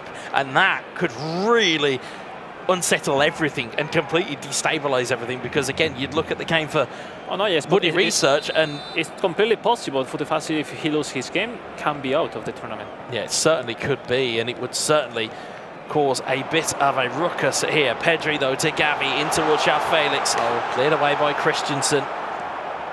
Quite rightly, if you're looking at what that potentially does from a live group dynamic, that actually puts Hama above Takaki, but only by the basis that Takaki has not played his final game as yet. It's quite strange, the feeling of FuTeFacil, because he has a lot of confidence turn around in the build-ups, but it's like super confident, even too much early with the defender, with the DMF, which are not the most technical players. Good footwork from Lewandowski. Comes to Gavi on the edge of the box. It's cleared away by De Jong. Here's Pedri.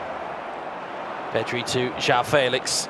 Great ball there to Pedri, and Hama is away again here. He's found a brilliant ball over. It's Ferran Torres. Torres turns inside, stunning strike. What a goal that is! That is an unbelievable goal! We were looking for stunning shots on mobile, and we found it on console. Great shot. I mean, it's like is not understanding how he's attacking Hama. He's appearing alone on both flanks, and great control, stunning shot. He wasn't thinking too much. Clear idea, boom and boom. That's it. I mean, sometimes, we said before, easy chances, easy situation, and it's worth it at this level also. Pardon the UK pun here, but Hama has dropped the hammer here. Two goals up here. What an absolute look at that. thunderbolt it Joao was. Cancelo was completely in the left side, he's the right back. Oh no, but I don't know, but the formation of Haman is becoming crazy, the formation of FuTeFacil. Oh, you can see what that means to the big man. You can see exactly what that means. He knows the ability that he has, and he'll be disappointed with the start, but he might not necessarily be disappointed with the end. With this result, right now, FuTeFacil moved to the second position just by the goal difference. So even every goals matter a lot. Well, it kind of really shores up potentially what Woody Research and what Takaki have got left to do. It's a case of winner takes all in that game. If this result stays as it is, of course, FuTeFacil still has the ability to do damage wherever he can. As the ball will go out onto the right-hand side here. And critically as well, you'll see the differences. If you've been watching all of today's broadcast, you'll notice, as we mentioned, the time in the console game ticks down a little bit slower than the time that ticks down in the mobile game, as we'll see in towards Joao Felix. Pedri rolls it in. Frankie de Jong, good block. Goalkeeper will hold that up. Let's say that the long ball counter style of game style, of FuTeFacil is making his formation like brick by far, the distance between the defense and the attackers, and is making like have a lot of space for Hama. At the times that FuTeFacil is not really dominating the game at the moment. He certainly is not. FuTeFacil not having the greatest of starts here in his final group game, but if a goal before half-time may certainly change that. Move. Is in towards Lewandowski, gets the shot away, but Romeo and co will close that down. It's real stubborn defending here by Hama as a ball is tried to be found in towards Lewandowski. It's cleared away. Is in towards Romeo. Romeo into Joao Cancelo. Cancelo looking forward, but Pedri will intercept it. Martinez, Christensen forward. We see how much can change the development of a game, the result. Now Hama is chilling in terms of build-up. He's not in a hurry, and yes, from the side of FuTeFacil. Good footwork, but it's nice, it's just positioning. It's almost allowing too quickly that kind of defensive set to come into play. You know, yes, you can have left stick dribbling, but if you're kind of allowing your opponent's team to reset, it just allows them to just block off the ball at will as it goes in towards Joao Felix. Pedri. It will be a good back to Felix with another stunning strike. Oh, he's hit the post this time. Oh my goodness. And de Jong, it is heating up here in Barcelona. Hama says, maybe I will not go through to the final, but I will score the best of the day. He certainly feels that way. De Jong, what a backheel pass. Great backheel pass that would have been from Felix, but instead it is cleared away. And you may be right there. You may be right in thinking, well, you know what? No. If I'm going out, I'm going out swinging, and that is certainly what we are seeing here from. I feel FuTeFacil is not finding the timing in defense. It's like the simple but effective fast attack of Hama is making him a lot of troubles. Lewandowski, Pedri. He certainly has regrouped in the games off stream here as Hama. Yes, he may not, as you quite rightly said, as you'll see the ball go through here to Joao Felix. Felix onside, he's got Romeo up against him. The power of but Romeo. You rightly said, the performances have been good, and it's just not quite fell for him. You know something, Weta, when you are a competitive player, you can be good, super good, but there is another thing. It's like when you are winning, it's so easy to manage the game.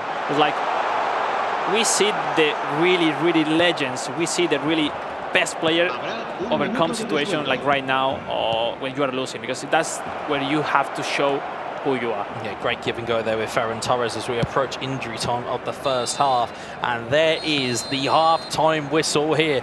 FuTeFacil 0, Hama 2. And as we said, in terms of the lead here, it's been worth a good lead here, as we'll see. Woody Research is drawing at the moment versus Takaki. That makes FuTeFacil already into the grand final, but you know both games are playing simultaneously, so we will. Oh, well, we will absolutely keep you across both of those games, and also the mobile game that's kicked off between TG and Meita. We will keep you across every movement we can.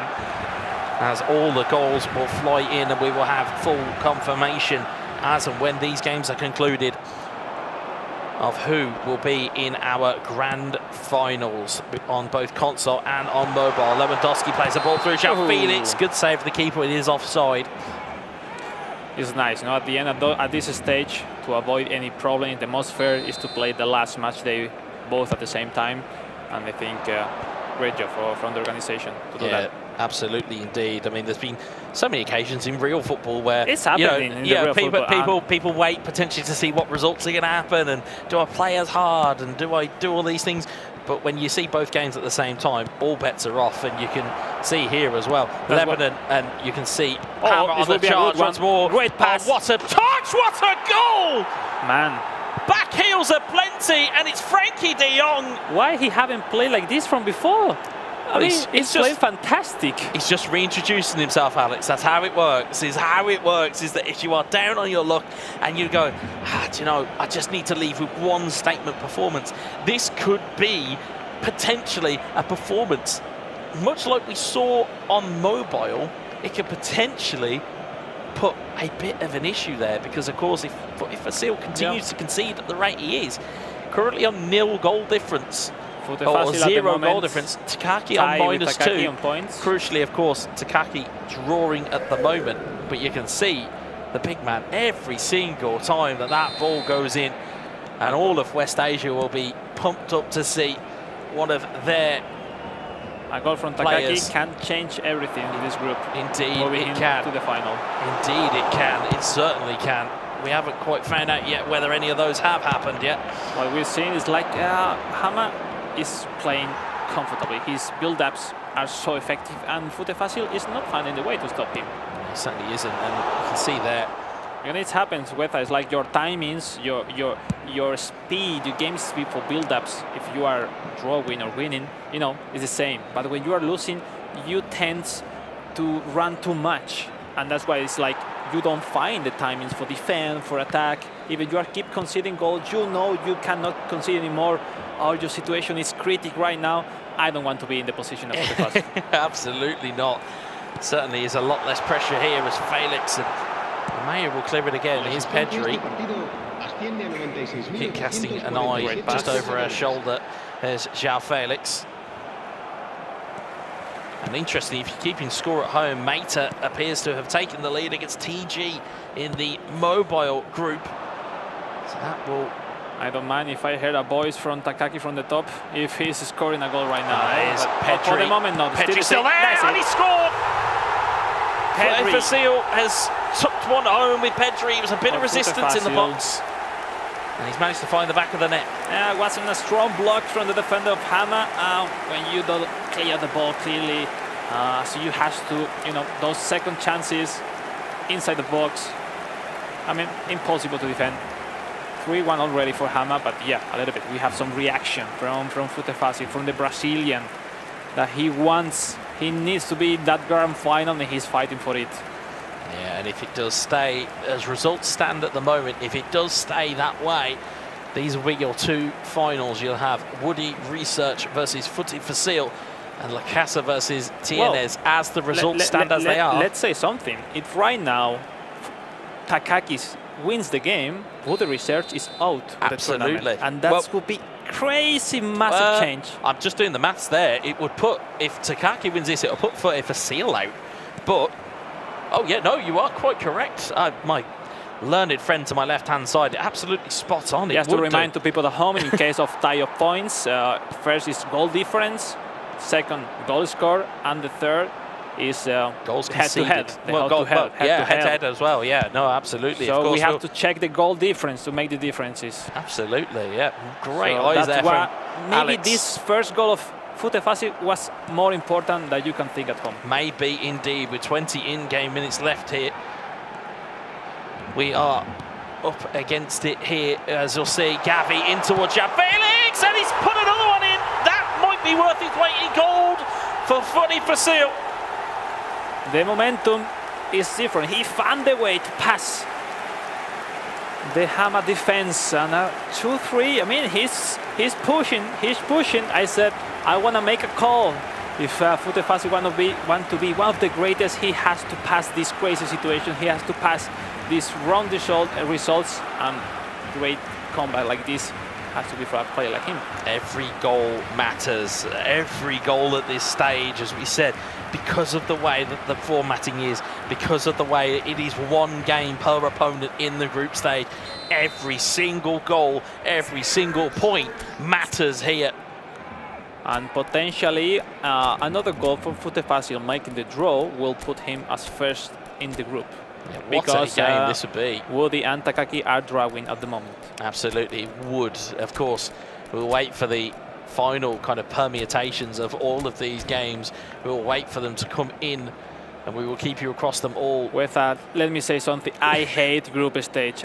Look at that. It's like, you know what? It's like I've been in three times in the 1v1 World Championship. First 2 times I went out in groups. I hate that group. And the year that I passed the group stage, everything went fantastic. But but it happens to many players. It's like group stage. You feel the pressure. It's not a real battle because against your opponent, or if you say, if you win, you win. But it depends on the result. It's so difficult to manage those situations. It is. As a man who went out in a regional final about 5 years ago with the last kick of a football, it can be cruel as it can be kind in the group stage. As we'll see, Rafinha.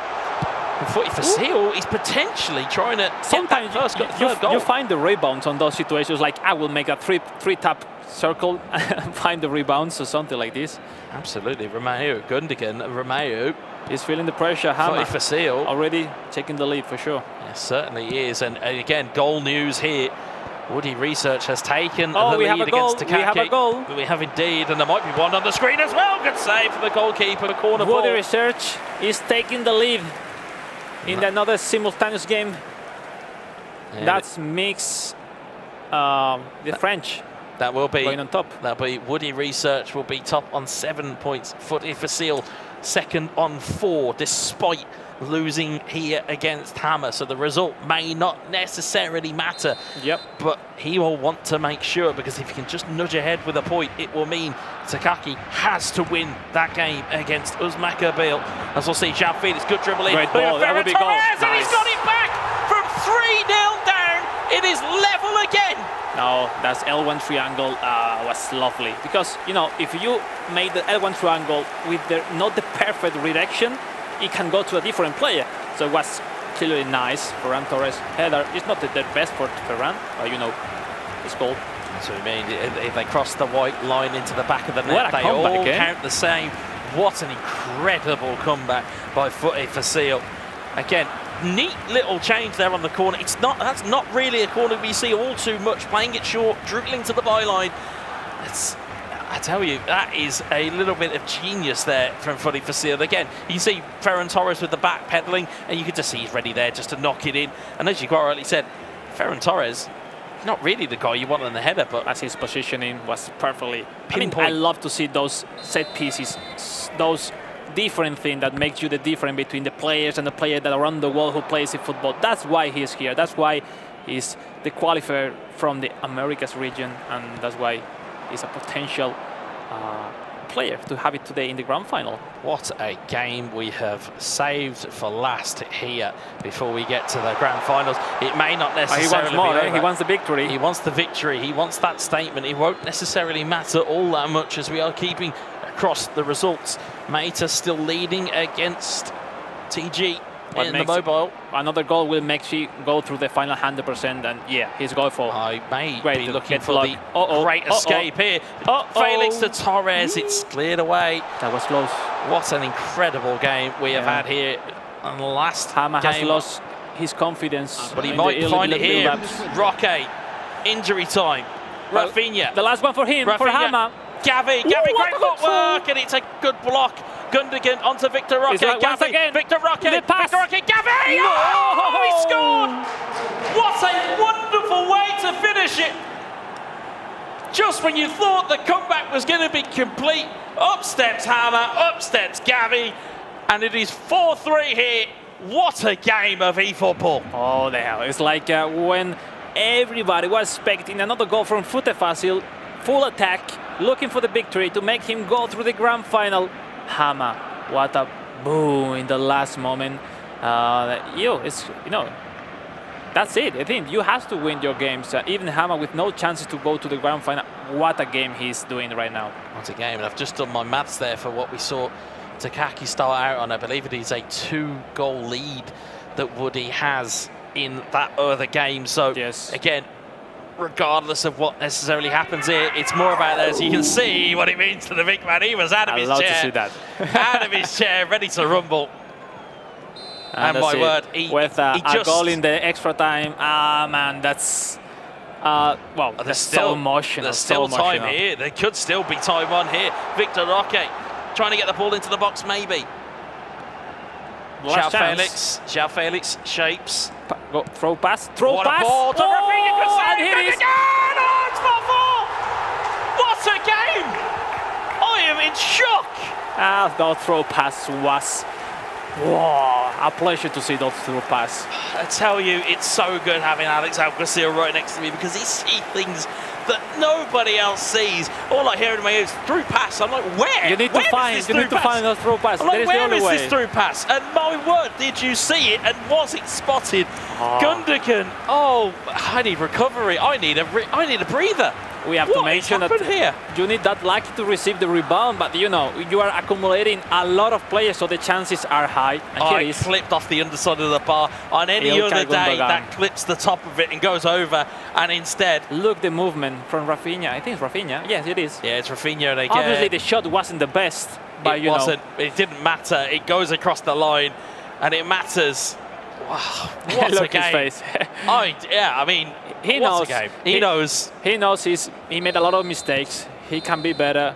A great reaction. What a match. Game. What a fantastic game. He gets an applause from both of us in the commentary box here, and even from our viewing gallery upstairs as well.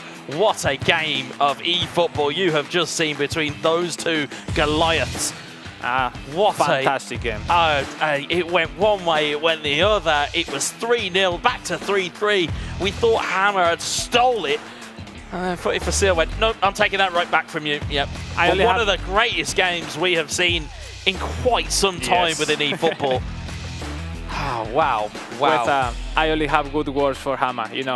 I mean, his professionalism to play his best in the last game and never give up, because after the comeback of FuTeFacil, he was pushing already to have his chance to win the game. Absolutely. Sadly, FuTeFacil did a great job with those 4-4 in the last moment. Can we interview the two of them? Because that feels like that is the type of thing. It was absolutely unbelievable. Why not? We have a space for 3 in the interview soon. Maybe. But yeah, what a game of eFootball we saw there. It was back and forth. It looked all one-way traffic in the first half. And then all of a sudden, the fight back started. The fighting spirit of Brazil came flying through. FuTeFacil gets it back to 3-3. And I need a breath here, Harry. I need a breath. Someone help me out. Tag me in. Or tag me out. Not blame you at all. What a match we've just seen between FuTeFacil and Hama. Unbelievable. I mean, you're thinking at, 3-0 down. Yeah, probably not FuTeFacil's day. He's probably waiting for results elsewhere, maybe to go his way. And he gets one back, and you're thinking, yeah, maybe there's a chance. Gets it back to 3-3. And you think, what an incredible fight back. Then Hama strikes back. He reminds us how good he has been, not only to get to the 3-0 lead he had at the time, but also how much grit and determination it took to get to this club finals. Takes the lead again in the 90th odd minute, and you're thinking, well, there you go. That's it. That's game. That's the result. Nope.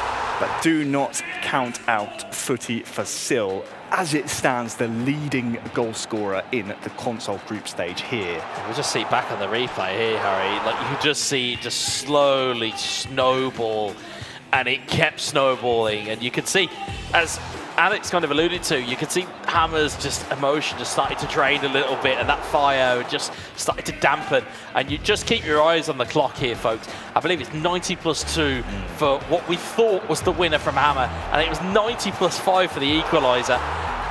It's such an incredible game that we saw from these two. Just see it again once more. That's 3-3, and you thought, okay, it can't get any better. It can't get any better. No, it did. It absolutely did. Deep into stoppage time. Beautiful 1-2 movement. Victor Roque back into Gavi. You thought it was all over. We thought it was done. And even Hama thought it was all done at that point. FuTeFacil didn't. FuTeFacil was like, no. Don't hold on that thought. Brilliant through ball. Great save. Gundogan just there at the right time, at the right moment. What an incredible game. I mean, take a breath, Wes. Take a breath. I will. I'll try and calm down. I'll calm down. I'll calm down. That was an absolutely phenomenal display of skill, emotion, grit, heart, you name it, up there on the stage between those two players. What a fantastic match of eFootball, fitting only for the finals here at the club event of FC Barcelona. You asked for it, Wes. Well, Alex has them both now in the mix zone. Alex, let's hear from our gladiators. Thank you, Harry. With that, please let me say, in the name of the community, thanks for this fantastic game you show us. So emotional, a lot of goals, up and downs, great comebacks, and what an end of the game. I will go first with you, Hama. And how was your tournament? I was saying there in the desk, like, how is possible that you were playing a little bit great level, just losing by 1 goal both games, if I'm wrong, and then in the last game, wow, what a level. You feel like, like relief, playing easy but super fast. Let me know about your experience. Let me start my talk that this is the best draw I can ever had in my life. I'm happy with my draw. Regarding what you asked, actually I started my first 2 matches in counter-attack, playing with Xavi. This is wrong, because the player stats dropped very much. So for the last game, I have nothing to lose. So I switched to possession. I did good. I was leading 3-0 against a former champion. FuTeFacil is not easy. I had the chance to play it smarter maybe and close the game, but this is not my play style. FuTeFacil is not easy. He kept relaxed. He scored the equalizer. I was able to score 1 more, and this is the game. I'm very happy with this result today, honestly. From my side, just I have to say you are a fantastic player, from player to player, because I love your behavior, like with no chances to qualify.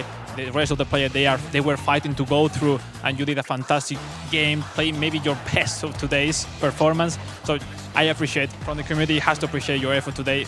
Great job. I think everyone at home will be proud of you. And well, I hope to see you in the next event, for sure. I will be here.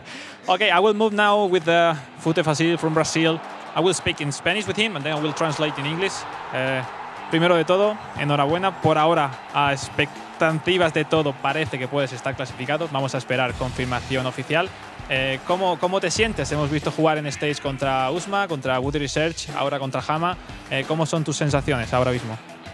Son los grandes jugadores de fútbol. Creo que esa última partida pude hacer una partida mejor, pero não é ainda o que eu quero. Então, continuar melhorando, e se eu passei, vamos fazer uma grande final. He's talking about he was facing a great opponent today, and he wasn't playing as he wants in the last game. He didn't find what he was looking for, but waiting for the last official results. If he qualified to the final, he believed, and he will give to all of us a fantastic final for sure. So from my side, just to congratulate those behavior, character, player as well, and in terms of FuTeFacil, if he qualifies, wish him the best of luck in the grand final. Yep, see you to you guys. Well, thank you very much, Alex, and a heartfelt thank you from us as well for that incredible entertainment that we've just seen between those two players. I had to call them gladiators, Wes, because it's nothing short of entertainment up there on the stage. Let's take a look now as the group stages, I believe, are fully concluded. We can see the mobile group stages results, and LaCasAA is the man to beat at this point, 9 points from 9. Yeah, he is, and as you can see there from the Meta versus TG game, it is all over, and unfortunately TG not able to maybe take advantage of that kind of differential in goal difference that had presented itself.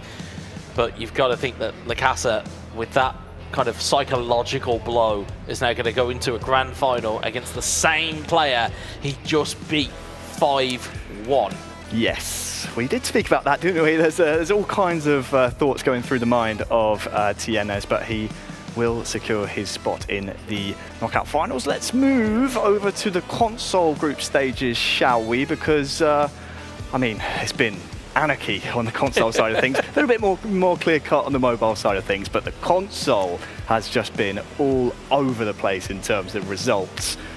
As we've just seen, goals galore. We've had so many goals scored in the console side of things. Wes, the question is, who do you think has made it to that final? Well, yeah, the only thing I can think of, or the only thing I certainly look at, I think FuTeFacil looks like he's made it. At least I'm waiting for confirmation. I'm waiting almost the same as Alex. I'm waiting breath going, please tell us who you've got. And I think, you know, in terms of Woody Research, I think, you know, if he's managed to seal out that victory, it would make a very fitting final. That it would be the first game of the day, would then be our grand final as well. Well, we can, while we wait for the console group stage scores just to be finalised, guys, let's dwell a little bit on the mobile group stage, because again, it's our first time really getting to appreciate, certainly Wes and I's first time to appreciate the mobile eFootball competition. It has been electric, hasn't it? So many goals, Alex. Oh yeah, for sure. I think it's what the mobile game has to show to everyone. No, it's like more hectic, shorter games, but at the same time, same feeling. No, when you play football. No, at the end, you know, the gameplay is almost you can do the same. No, that's so nice. I want to have a special mention to Meita, which same case that Hama. No, he was out of the competition before the last game, and look, he found a victory. No, he made a great performance. We haven't seen on live stage, but you know, and where DJ were like looking for a victory, finding goals to qualify through the grand final, appears in this case Meita doing a great job. He's a fantastic player. I have competed against him on console, but we saw him in the World Finals on mobile in Japan. He's back here in Barcelona playing on mobile. You know, those players, you know, I don't know if I can qualify on multiple console, mobile. That's crazy, but he's a great player, and he proved it for sure. Yeah, incredible talent, definitely being shown by Meita. And of course, Wes, it's not the only chance for these players to qualify for the World Finals this year. We could well see them in other championship, eFootball Championship club finals later on in the season. Yeah, absolutely. It's not just the only one. I know you alluded to a couple of them earlier in terms of FC Bayern München, in terms of Manchester United. There are certainly some club events still left to kind of be announced. But certainly, I would not be surprised if we see some players kind of re-emerge as we kind of just cut to the fixtures and results. Well, it's the long-awaited results of the console group stage. We saw them just momentarily there on the screen. We'll bypass them because what you need to know is who has made it out of those group stages. And we have Woody Research, FuTeFacil will contest our knockout stage for the console side, and LaCasAA and Tienes will rematch on the mobile. Wes, we'll start with you. Console, Woody Research versus FuTeFacil. It's a rematch of the first match we had on stream today. Feels like a lifetime ago, I know. But the points were shared there. There's no chance of that happening in this match because we need a champion. Where's your money? I think it has to go to Woody Research, more so just for the emotion that FuTeFacil had just gone in with. You know, yes, it was a tremendous comeback. Yes, it was brilliant to see that. But you almost saw kind of almost head in his hands with the console because it was that kind of way. And Alex, how hard is it to get the adrenaline level back up? I don't know, it's way different situation. I don't know. I was talking with FuTeFacil. He was like unsecure if he was qualified or not. He was like, you know, nowhere. And I think he has to be super motivated to be once again in the final. We saw him playing maybe not super confident in terms of defense, but in attack he was putting in trouble with the research during the whole game. So I will say I will move on with FuTeFacil as my favorite. I think he's one of those rising stars that is emerging in eFootball scene. On the other hand, Woody Research, multiple-time world champion. So it's like it's the underdog FuTeFacil. So at the same time, you know, it will be a great final. From player perspective, from eFootball fan perspective, I wish to have a fantastic final. Absolutely. Because, you know, not every day you can have an offline final between Woody Research, FuTeFacil, Brazil, France. Man, what a game. And just quickly before we dip into the console finals, of course, we have to make things official. The mobile side of things, LaCasAA and Tienes will contest the mobile finals, of course, after the console finals. We need two champions at the end of the day. LaCasAA is big, heavy favourite in the mobile finals. Yeah, absolutely. You can't look past that last group game. You can't look past the psychological part of it, really, Alex, in terms of the damage that's done. It wasn't just just slightly beat somebody. It was a 5-1. It was a massive result. In a mode, or at least on a platform where the games are quicker as well. So there's almost like less time, but he somehow scored more goals. It's quite an incredible performance from him, and you can't really look past him for the final. I would love to see a reaction, but in half an hour between that game to the potentially the final, what do you have to change? It's like, because sometimes as a player you want to chase things if you have tested before, but you want to try something different, just to surprise the opponent without practicing before. It's tough. I believe he's gonna go with the same formation or something similar, approaching the side, because he loves to like go into the wing, then cross, standing cross. But on the other hand, LaCasAA seems super confident. He said he wants to be the #1, and I don't know if Tienes can stop him today. Well, we will find out later on, gents. Thank you very much. It's been a fair few months for these players qualifying for the chance to lift one of these 2 trophies next to me.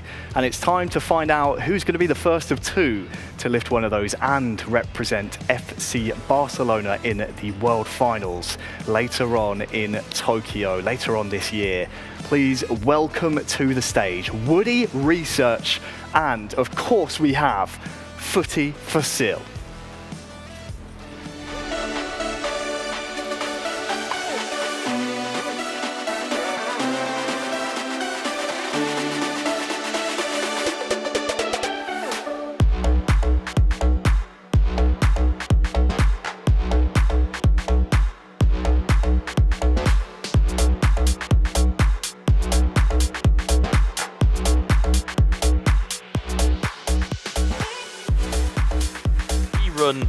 Of the first game that we saw live on stream today. It is Woody Research, better known as Maccabeal, versus FuTeFacil. And again, I hasten to make this point. The adrenaline drop after coming back in such a dramatic fashion against Hama. I find it fascinating how FuTeFacil is going to have to try and react. And again, in terms of, we know, us Maccabeals, almost fiery side. He likes to fire himself up, he likes to get going. The issue here, and I hasten to say to the issue, folks, we get to watch it. It's one game. It needs a winner. It may need extra time. It may need penalties. But we will need to have a winner. And of course, as Harry mentioned in the lead up to this, it was a 1-1 draw in the first game, and we didn't hit a decider. Oh yeah. Now we're going to find that out, Alex. The phrase "let them cook." We could sit here in silence and watch this. Excited. It's going to be so good to watch. I mean, it comes to my mind: France, Brazil versus France. World Cup of football '94, '98, and right now in it's a tale as old as time between Brazil and France. Exactly. They seem to cross each other in all kinds of football competitions, especially all kinds of esport competitions as well. And only football. And now we are at with the a spot in the World Final. Championships. It will be the first one in offline for FuTeFacil. He won the online edition on 2022. But and another one for Woody Research will be his fifth appearance in the World Finals. He had 3 titles on 4th appearance in the World Finals. It's quite an incredible record, isn't it? It's an incredible record. And just one game will decide who's gonna go there. It's like I just said. I mean, everyone at home. Forget what happened until now, because what matters is right now. Absolutely. One game, 90 minutes. Maybe from one hand, we saw Woody Research, Maccabeal more dominating, with struggling less than FuTeFacil. FuTeFacil is conceding a lot of goals, a lot of mistakes, let's say, in positioning, in the build-up. But on the other hand, he's so good attacking. So let's see, the complete Woody Research or the attack, the samba of FuTeFacil will win this final. I need to see some samba from him. I need to see some quick footwork. And we know that the players that they have at their disposal, we know they have Gavi, we know they have De Jong, we know they have Pedri. They have a really mobile kind of midfield 3 if you do choose to pick that. Of course, we've seen a lot of Aurel Romeo today, who's a bit more of a, how can I put this? He's a bit more of a bruiser in midfield. He's not quite as technical as the two, but he's a bruiser. He's an anchor man. He's somebody that can kind of stop that defense, and again almost has become the de facto Sergio Busquets, as it were, in terms of just taking that new role. And as a man who knows this squad intimately, Barcelona, you've got to go with Gavi and Pedri and De Jong, surely. A lot of option, yes. Even they are using them. Even you can imagine how much they are enjoyable to use it, that they put in as a striker, as an SS or left forward, because I mean, you need to have all of them into the pitch, you know, because you have to use them. And I will say that right now we're having two different game styles, because Schmeichel tried to destroy the positioning of their opponent, going to the wings, and now having left midfielder of Gavi in the other hand. And especially FuTeFacil is playing more, let's say, meta formation, 4-3-3, same as we can have in the past, the Torito famous formation. It's more, let's say, common to have that formation, but to find spaces with that 4-3-3 is not easy. No, we clearly see Schmeichel plan. We will see in a few moments with the wings approaching to, you know, let's say, because that's about football. You need to how to say, not to play comfortable. You need to accommodate your opponent, because then this is a final. Everyone has to show his best game style, action, set pieces. Let's see, it's so emotional. It is setting up. We said at the start of the show that it would make a fitting grand final. Little did we know that we were speaking it into existence, that this was going to be our console grand final here today. Crucially, what you were saying there about kind of almost kind of putting something into your game plan that kind of gives the opponent something to think about. I've seen a lot of esports across many different kind of continents, many different players. There's certainly some play styles that I'm particularly intrigued in. I've certainly seen a CF be put in, then an SS put in, and then to just have what I would say on the face of it is a random right wing forward. But actually, it's a bit of an annoyance because you have to game plan. Maybe just for the start. It's not for using many times. Just to, as you said, not to make you play comfortable. And I mean, as a player, if you play 4-3-3, you will love to have your opponent play with the same formation because you will know what will happen every time, you know. But when they play with the wings or with those, let's say, less usual formation, oh man, it's just start to struggle. But at this level, you need to struggle on some moments if you want to be the champion. Let's see the formation. As we see, FuTeFacil going with the same one. This time 2 DMF, if I'm not wrong. Yeah, FuTeFacil. It's already on top, Gavi. It's almost the same as exactly as we saw previous. Schmeichel having the left forward of Gavi. Just to accommodate, because if we just check later, he don't use it that much. It's just to give them something to think about. Exactly. It's all of these little games of kind of brinkmanship and who is going to blink first here.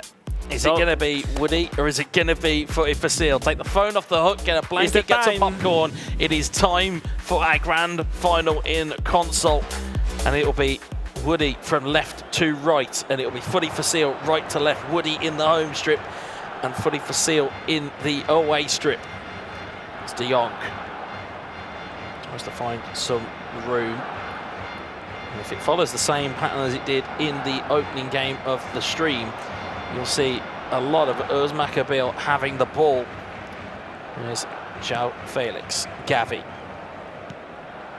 Gavi knocks it in field. The long ball counter formation of Voodoo Research going back with the full defense. Look, the positioning of Gavi is every time alone. But if you want to move to him, you lose the timing of the chances. Great double touch there by De Jong. Lewandowski trying to find a way in there. And the passes of Lewandowski, are not the best. Yeah, if you want the best out of Robert Lewandowski, you probably want him inside the 18-yard box, not necessarily in the place where he's delivering the ball. As we'll see, Romeo get it out towards Gavi. Gavi through the line here to Lewandowski. Schmeichel on the charge. João Felix, deep footwork, good strike, and it will go out for a corner ball. He had many options. He had advantage. He was running back FuTeFacil in the wrong position, and well, he decided just to control, easy move, not double touch, not R1 plus joystick to prepare the shot. Was close, was close. That's the strategy, you know, of Voodoo Research. Start the chance, the build up from the left, and then try to move to the right side. Is when he finds the spaces. Yeah, it's cleared away. Certainly, it appears as though FuTeFacil has done his set piece homework, knows how to negate that corner that Usman had said he has at his disposal. Frankie De Jong in towards João Felix. Felix in towards Lewandowski. And Romeo, as we said, just being that anchor man, being that little kind of nuisance. And as you'll see, does the exact same job there for Usman No ideas Kabil. there for FuTeFacil. He was waiting too much for the pass. As De Jong looking in towards Pedri. Anujo will clear it and eventually find its way for a goal kick. And quite rightly, as you said, in terms of game plans to disrupt opponents, I remember a man that you know very well in terms of Lutti. Once upon a time used a Christmas tree against him. He did not know what to do, and again, that's the type of thing you need to do. The famous Christmas tree. It's just throw something into the mix that your opponent is not anticipating. And I'm sure we're going to see that from both of our players here as Pedri gets away from Romeo, plays it in towards Gavi. Gavi into the box looking for João Felix. He's pulled it wide. And it's a big chance. João Felix has not the card first time shot. That's why he missed. Oh man! Because if the same case, if the balls go through Lewandowski instead of João Felix, it's a goal, 100%. Damn. Almost my co-commentator was almost crying in the commentary box there. I think he knows the chance that was there, and quite right, as you said, if it was Lewandowski on the other end of it, it's certainly a different discussion. If I'm FuTeFacil, it's difficult situations like maybe man marking, but if you put man marking of Gavi, you will have trouble in the right side. If you don't, you will have troubles in the left side with Gavi. So it's like, it's very mental battle. You have to be the best coach, the best player if you're going to succeed in eFootball. As we say in the UK, if the right one don't get you, the left one will. As João Cancelo looks to try and find that ball in for FuTeFacil. Gavi, beautiful ball. Pedri, he's just offside there though. He's calm, he's turn, waiting the last pass. That's very, very close to being onside there. Ter Stegen will clear it away. 25 in-game minutes gone. And we'll keep your eyes on this one, folks, because those minutes will tick by endlessly, and you will have to be careful. Those ones with the real Romeo, don't miss those balls because, the counter-attack is dangerous.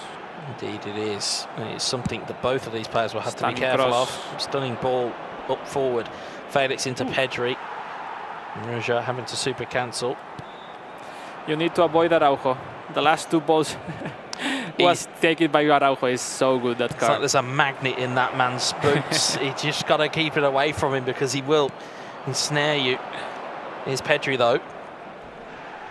Gavi. He's waiting till the limit to make the throw pass. Good left stick dribble in towards De Jong. Good super cancel there. Great move. Finds Pedri. Pedri, can he get his feet away? I would love to see more super cancel with her. I'd love to see more double touches just to get it away there as well. João Cancelo. Good little footwork there. Romeo. De Jong. Romeo sent on the charge as well, so it's good to keep your eye on him. He will try and push that defensive line back. De Jong, great left stick dribbling there, but it just gets took away by Cancelo.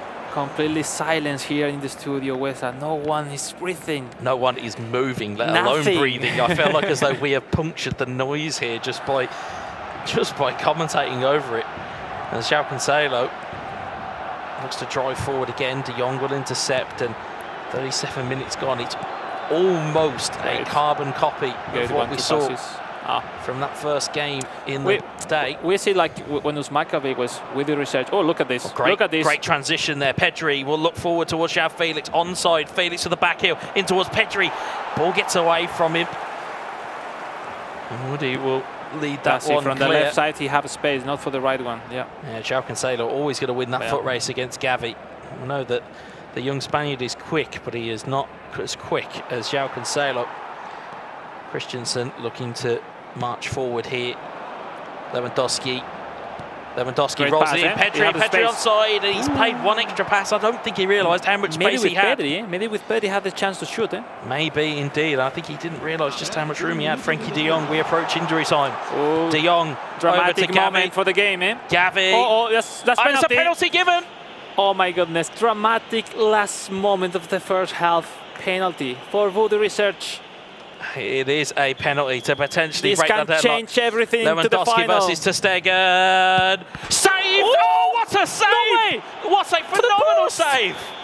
What a save! Oh. That was fingertips onto an inside of a post and back out again. What an incredible save! Oh, those moments you never and you will regret having a penalty in the grand final and then miss it. What a chance that was to take the lead, and as such, We are still at 0-0 here, folks. I mean, at the end, no regret on Woody Research. You have to choose a side, no? And then we'll see it again here. Let's Fingertip save onto the inside of the post. What an incredible save that is. Whether you can say lucky for FuTeFacil or unlucky for Woody, no? It depends where you are supporting. It depends on where you're going and where you're coming from, Alex. It really does. As De Jong is trying to play that into João Felix. Romeo will intercept. It is true. Every time Uzmakabi build up from the left side, he's so dangerous. De Jong still there though. Lewandowski tries to back heel, but again Christensen will get a foot in and will take it away. Gavi forward towards João Felix. Again, it's just petering out there, just on that halfway line area. And João Cancelo will win that one back, but he's given the ball away to Pedri. No foul was given. Here's Gavi. Pedri rolls it in towards Lewandowski, but it's cleared away. Even they are having less stamina. Maybe with full stamina, if he's running in the right position, maybe Lewandowski can catch that ball. Maybe. As the ball gets headed back towards goal, to Stegen looks to... The stamina is so important also. The movement, the reaction are not the same with full stamina than right now in the 55th minute of the game. That's a big chance down the right-hand side with great defending there by Cancelo. 56 in-game minutes gone here. When they did a great job defending, it's like always I'm like, oh, good job, great. Like I'm coaching both sides, you know? Yeah, such as is this viewpoint. It gives you such a unique vantage point as João Felix gets some great footwork. Pedri in towards De Jong. De Jong up against Kounde. Oh, yeah. Foul given. Yeah, interesting position here. He made the ball the charge. When you make it from the right direction, sometimes you can win it without a fault, but if you make it from behind, clearly fault. Look, the set pieces. Ball into the box. It's drilled in. And it was weird because will clear. He threw the fault with Lewandowski. Anyway, he tried to surprise Woody Research, which is true that one goal will take the difference, and it seems who score will win this game. As you see, Pedri, 60 in-game minutes gone here. Romeo. Substitution time around this moment, maybe after the ball goes out. Gavi to drive and Gavi to deliver, but Christensen will clear. We have seen those passes also in mobile. Oof, are dangerous. Pedri, João Felix. Again, Kounde gets the block away. Will launch that clear. Romeo. De Jong. Pedri. Romeo once more. João Cancelo up towards Lewandowski. It's eventually been nicked back there, and Lewandowski's in, and so is Pedri. Pedri onside, was he? I think he was just off. I think he was a little bit ahead of the play. He was by a toe. VAR, where are you when we need you? Where are you where we need you? One side, he was relieved he was offside, and the other hand, he was like, damn, was so close. Look at that. What a chance. He knows the importance of that. He could have... Oh, what a chance. It's all about timing with that, because, you know, it's clearly hasn't the chance, Lewandowski, to still run until the end. And, you know, the timing maybe 1 millisecond before was good enough for FuTeFacil to be in front of the keeper. Such a big opportunity. Substitution.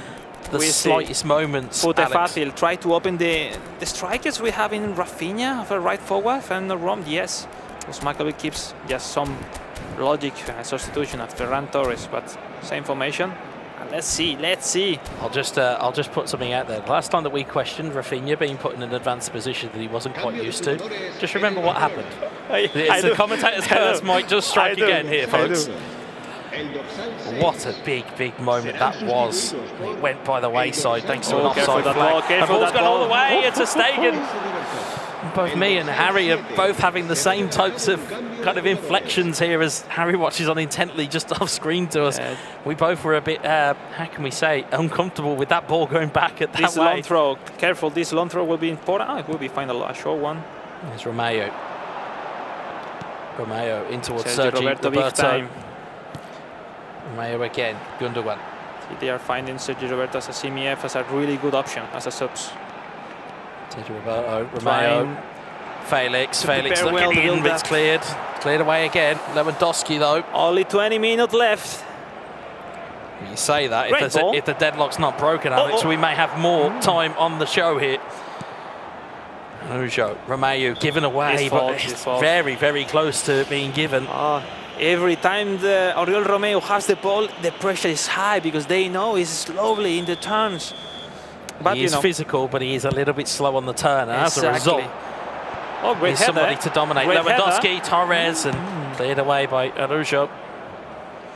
Lewandowski trying to win the header again. Christensen, Romeo, not long left here. João Felix. He's waiting.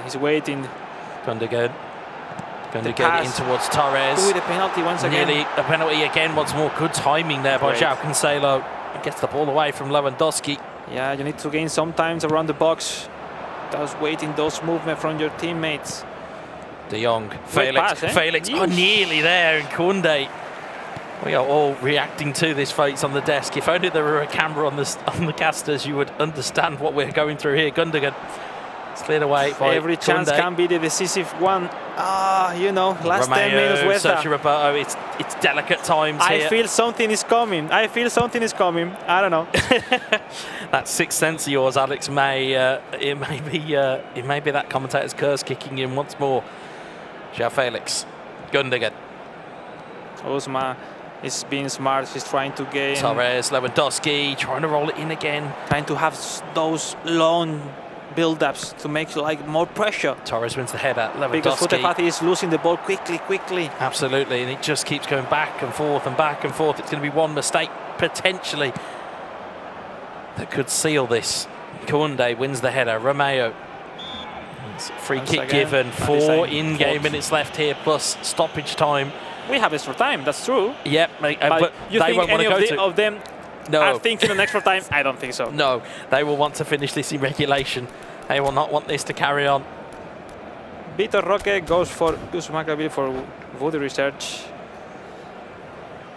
At the end, the stamina is so important. Lewandowski maybe is the best player, but with low stamina, it's difficult to play with him at those moments. Well, all the substitutions are on now. It could really make the Great difference. ball for Gundogan. Gundogan with looking for someone next to him. Sergio Roberto, he's found. Gundogan's still there. Romeo, slow build up. A lot Torres, of players on top, Sergio Roberto still there. Romeo, João Felix. Felix. It's blocked away and cleared. Last 2 minutes. Last 2 minutes indeed. And is there going to be one more chance? Is practically having all the last chances of the game. Romeo forward to Sergio Roberto. Again, free kick. It will be the last one. It's got to be the last one. For the French. It's got to go here. If you are Uz Maccabi, Woody Research, however you know him, it has got to go for him here now. He made it now, it's crazy. If he made it now. And it's been deflected clear, and that is going to be full time, which means that we will be going to extra time. We keep on. We want more minutes. I wish this final never ends, Sweta, please. I mean, they can fight forever. I can be here all day. It's absolutely fine. I don't mind. I will watch this all day. If you want to play first goal wins, golden goal, whatever you want. Because, to be fair, they are so equally matched and poised here now. You've got to think that a goal in extra time would seal it. But after what we saw between FuTeFacil and Hama, I don't think anything is possible. Everything is possible and nothing is possible all in the same time now. I don't believe in anything that we're about to see. Gundogan, some neat footwork down the left-hand side. Ball in towards Vitor Roque. Great superiority right now for Rudy Research. Great move. Vitor Roque, good save. Again, didn't go for the aerial ball in, instead went for the shot, which again, in itself is a tactic you wouldn't necessarily want in that, or necessarily think of in that scenario. Vitor Roque have long-range shooting, gamemanship, but not outside cooler to make the difference right there. Anyway, he's doing his best. Rudy Research pushing, finding the first goal. He's dominating the last minutes. He keeps trying. It's almost the feeling that maybe FuTeFacil is trying to hang on here as Sergio Roberto. Let's try and get the ball into the box. Christensen gets it clear. It is almost like FuTeFacil is playing potentially even for penalties here. I hate to say that because I think both players will just want to win it. It's not comfortable at the end. You want to avoid silly mistakes in the back. Felix nearly and then if you Christensen. get any ball, try to make something special. But he's not gaining any balls in the midfield. He's just defending far. So, let's see. Last moments of the first half. First half in extra time. Gundogan is robbed in possession. Christensen forward. Torres back to Sergio Roberto. Locked out. They both are not finding solution right now. At the end, you know, it's like second game they play today, one against other. It's like you start to be used to face or to defend your opponent. So unless you do something different, unless you do different timings or different way to build up, it's difficult to find a solution and to find a space to go through. Yeah, absolutely. It is a difficult place to find yourself. Extra time. Yeah, the stamina for FuTeFacil. And the thing is, well, that the other, stamina is down. I was going to say the other thing you've got to think about is the amount of substitutes that you burned in full time. If you're coming into extra time, you're not really anticipating. You've not really got the scope to be able to kind of change things. At the end, there's this 5+1 substitution. It helps you at the end to have mostly half the team full stamina, which help a lot because you can start to put some defenders or change your CMF. That's nice. Let's move on. Maybe the last chance of this first half of the extra time. Woody Research with the ball. Here's Woody on the ball. João Felix. Felix looking to slip that one in. And Rougeau will clear. No extra time. They are getting far. It's like they are trying. They need every time to make a long throw pass because they are not finding short passes or they are not finding superiority moving the opponent's defense. And you know, you feel you don't want to make mistakes. You want to win this game, but not taking many risks. So that's difficult.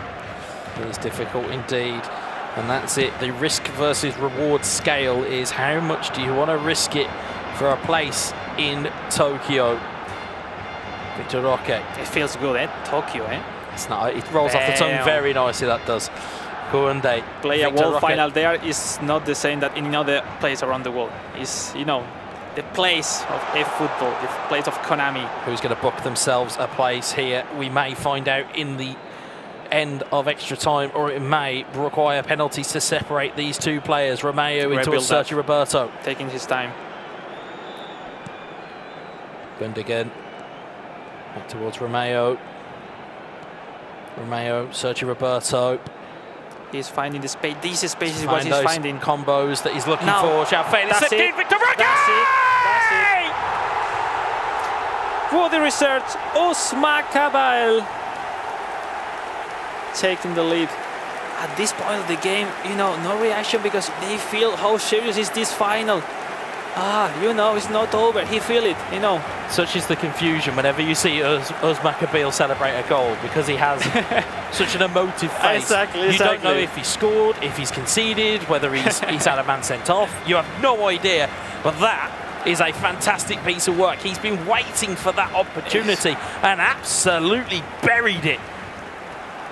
See what I'm saying? It's almost like he's annoyed that he scored. It's more like relief. He's not finding solution. Was maybe the only one in the last 30-40 minutes of the game. And yeah, it's more like relief.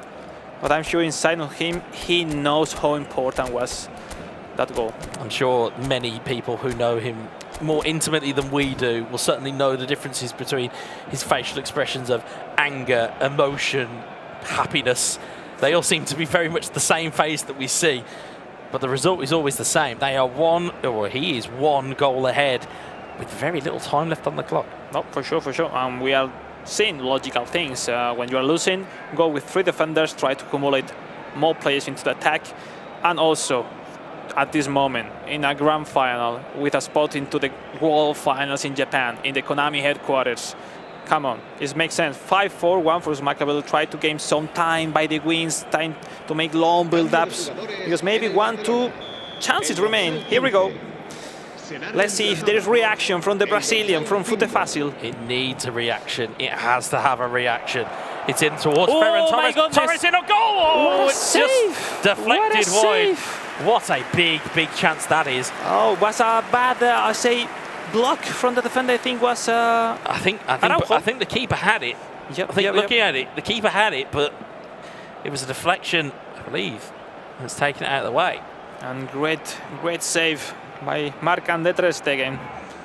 But you know, corner kick at this level, they can surprise us. Let's see what have FuTeFacil to show us. Gundogan in, place it short to Rafinha. Rafinha, no way. It's going to go towards Victor Roque! Equaliser! 115 minutes. Has he learned it from the mobile game before? But it was fantastic set piece, corner kick, whatever. The best players download the best pieces of information wherever they glean it from, be it through mobile or console. The result remains the same. What a brilliant ball! And again, it's as we said, you've got to have like a little bit of an ace in the pack. You've got to have something that your opponent is not anticipating. It's Roque at the back post, and what a brilliant header that is! Rises just in between traffic. It was difficult to defend because he was inside the box, in a good position. He can maybe open the angle and make the outside cooler to the far post. Or he can do this. What a goal. What a brilliant ball. It's not over. It is not over until it's over. But everything can change in the kickoff right now. I don't know. We saw complete carnage earlier with the 4-4 draw.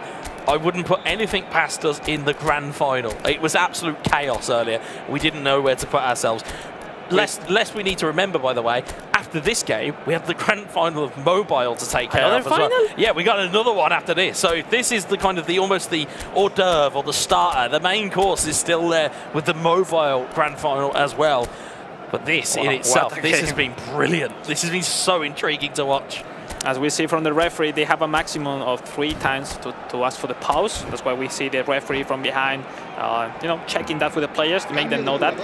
Normal formation, back to the business, but only 3-4 minutes left. 3-4 minutes left, and notoriously in extra time in eFootball, you don't really get added on minutes. So this is going to be a very, very tight affair. Who will get the last opportunity here in what is extended regulation time? Oh, there's some space there. João Felix, can he find that space? Way. He finds Victor Roque. Victor Roque back towards Gundogan, cleared. Last chance on, and 2 minutes added. I think that's because of the goals in extra time. Romeo, Gundogan back to Romeo. Romeo looking in, João Felix. João Felix has plans in the box. Kounde has cleared it, has he? He has just about cleared it. And strap yourselves in, folks. We are in for a penalty shootout. Chaos. Utter chaos, folks. FuTeFacil has the chances to finish the game, but it was kickoff, a bad block, then corner, and he did a fantastic set piece of FuTeFacil. And what is something better than have a final deciding in penalties with that? Yeah. Absolutely, as we'll see the ball go over halfway, potentially, or maybe there might be one more opportunity. There goes the final whistle. And now, strap yourselves in, folks. Penalty kicks are on the way between these two. They couldn't be separated in the group stage. They couldn't be separated in 120 minutes of eFootball. It is down to penalty kicks for a spot in Tokyo. Wow, what a moment. Obviously, for all of us, it's fantastic. We are enjoying a lot, but I don't want to be in the position of the players because, everything. Maybe it's only the first tournament of the year. Maybe you will have more opportunities, but you don't really know. You are thinking right now you are a penalty shootout ahead to be in the Grand World Championship in the headquarters of Konami in Japan. Well, let's go! I was going to say, if this is the drama you bring, Alex, you can come on more often. Torres and scored. Opening kick. For Woody Research. Yeah, for Woody Research, indeed. Now, FuTeFacil, Ferran Torres. Ferran Torres against Inaki Peña, who's been brought on here. Torres scores. This is mental games, mind games every time. He chooses for one side, he will keep the same side, he will change. These all mental games. Victor Roque against Ter Stegen, scores. Same direction for the French. Rafinha, the Brazilian. Let's see what happens next. Rafinha down the middle, very calm, very composed from FuTeFacil. I mean, all is possible. All is possible right now. Ice in the veins. Gundogan. He's gone down the middle. No way. He's been baited. 9 games. It's an old school trick. If you go down the middle, it will normally trigger the emotion to go down the middle for your opponent. For FuTeFacil to take the lead. Victor Roque steps up. Down the middle it goes.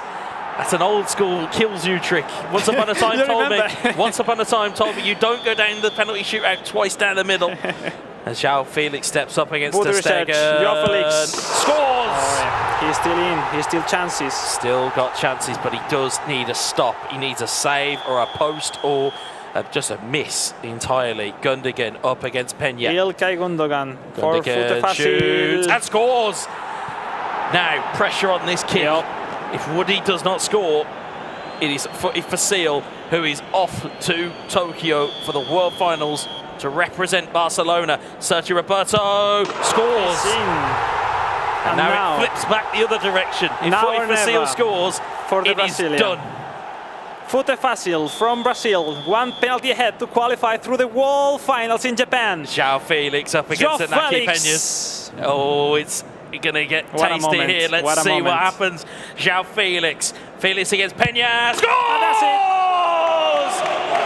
FuTeFacil is through to the World Finals to represent FC Barcelona in the eFootball Championships in Tokyo, Japan in the summer. What a fantastic achievement for him. You know what?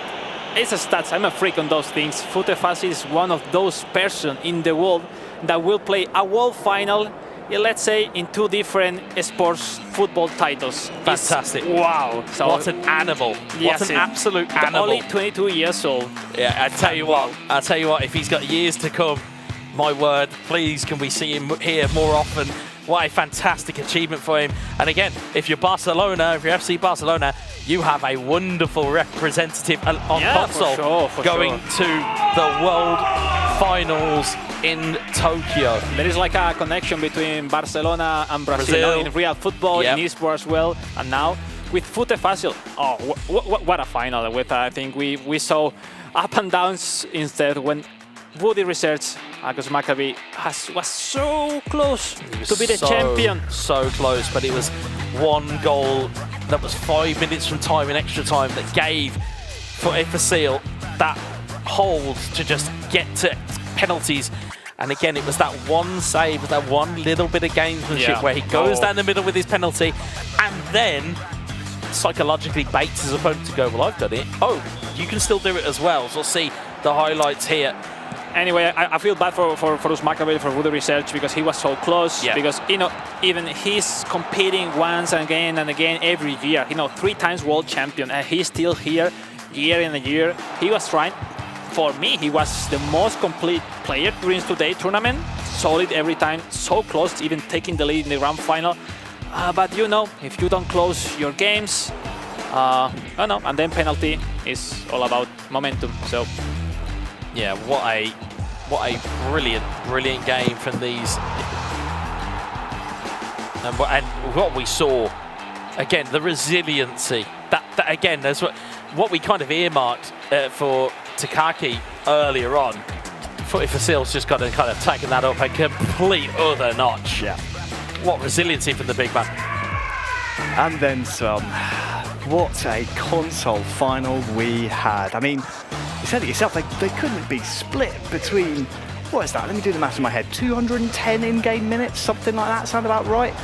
Yeah, very good. Very quick maths. Thank you very much. It took penalties to split the 2, but in the end, FuTeFacil came through. Don't forget, Wes, of course, Woody Research had that penalty in the first half, tipped onto the crossbar. What a save it was. What an unbelievable save. And it was almost a precursor for what we saw in the penalty shootout. But that penalty was absolutely unbelievable in terms of the save. But it's those margins of luck that you need. You know, yes, it's skill. You know, there's that old adage of the formula that you need to succeed in esports. But there is always that little bit of luck that you need. And that, you know, that penalty save in the first half changed it completely. Well, we have our first Tokyo finalist representing FC Barcelona. Alex is with FuTeFacil. Well, here we are with the first champion of the day, FuTeFacil from Brazil. What a end, winning on penalties, and proud to say, first spot into the World Finals in Japan next July, representing FC Barcelona. First in Spanish, Portuguese. ¿Cómo te sientes? ¿Cómo estás? Dinos, Sandro. Estoy muy bem. Eu estou sem acreditar que fui campeão.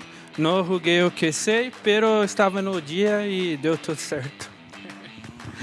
He's very happy about being the champion. He always said he was in the right moment, in the right situation to be the champion. He is so happy about this. And well, now talking about the World Finals, first of all, talking about yourself, how you're preparing this season, and also send some message from your family and friends in Brazil in Portuguese.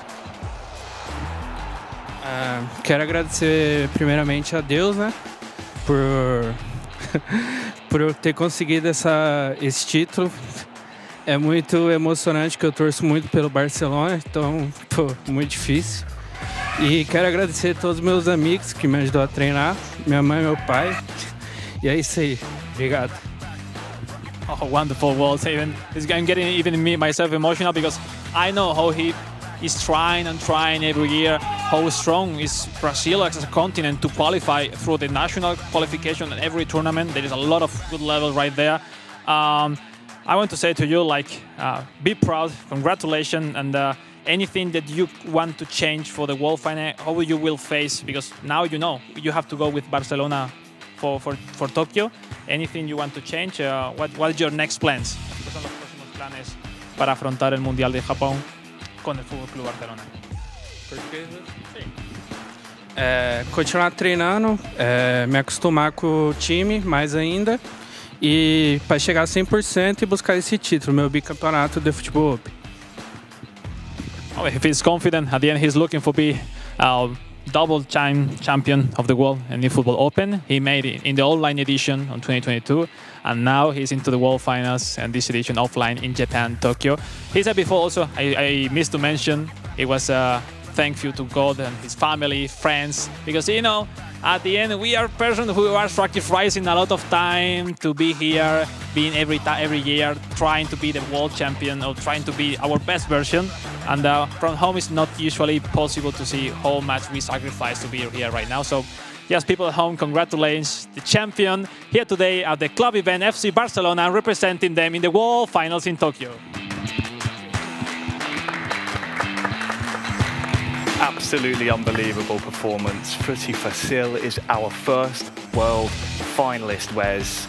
He should be very proud of that performance, not only throughout the grueling qualification campaign that went all the way back to December. Also, what he achieved here today was, of course, the leading goal scorer of the group stage on the console category, and had to beat one of the world's best, if not the world's best, to secure his place at the World Finals, and he passed that test with flying colours. Yeah, when it counted and when it mattered the most, he stood tall and he stood proud. Brazil have got a wonderful representative for FC Barcelona at the World Finals. And again, in terms of the ability that was on show, we just saw, just from the names that are on that screen there was no give in any one of them. Every single player on that screen, be it console, be it mobile, all of them gained points today. There was no donuts, there was no zeros. Everybody came and gave it their absolute best, and FuTeFacil just at the right moments. You talk about moments, there's the penalty save, then there's the extra time equaliser, then there's the gamesmanship of the penalties. He had absolutely everything in his arsenal there, and it worked out fantastically for him, Alex. Just 2 points. It's like how was preparing his chances. Osmakaville, Rudy said during the whole game, trying to dominate in the game. FuTeFacil just waiting behind for counter-attacks. And how, when everything looks on one side, and I believe I was talking also with FuTeFacil, the only chance for FuTeFacil was that kickoff. Because afterwards, there's no time, because Osmakaville was going to control the game. And he made it, he made it, because those corner kicks, we say, oh, fantastic. But you do it in the grand final, in that minute, man. Ice in the veins. You have Ice some in the big veins. courage. That's exactly what that was. Ice in the veins. Somebody just needs to maybe thaw him out now so he can happily sit down on a chair and take some rest. Absolutely. I mean, what a performance. I mean, final word, gents, on FuTeFacil. Big question is, can he go all the way? He's in the hat, but can he go all the way? Anything is possible. When you get to a world final, from what I've seen and what I've witnessed within this esport, anything is possible. You can throw all of the form books out the window. It is one day or a couple of days of a showdown. I mean, Alex, you'll have way more experience of a world final playing in one. I think I will have dreamed to qualify to the World Finals any year at this early stage, because he have like 5 months to prepare the World Final. Look, because the rest of the player will be struggling to qualify on the next qualification, and you don't really know.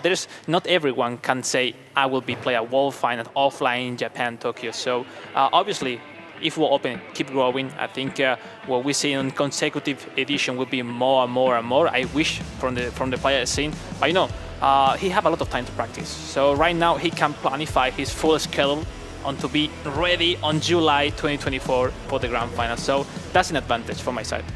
Well, we will have to wait and see, gentlemen. Thank you very much. We've had one finalist and we've crowned one champion. It's now time to find our FC Barcelona Club Finals champion for the mobile category. We have contesting the trophy and for the chance to be champion and represent Barcelona in the Tokyo Finals. Of course, LaCasAA taking on Tienes.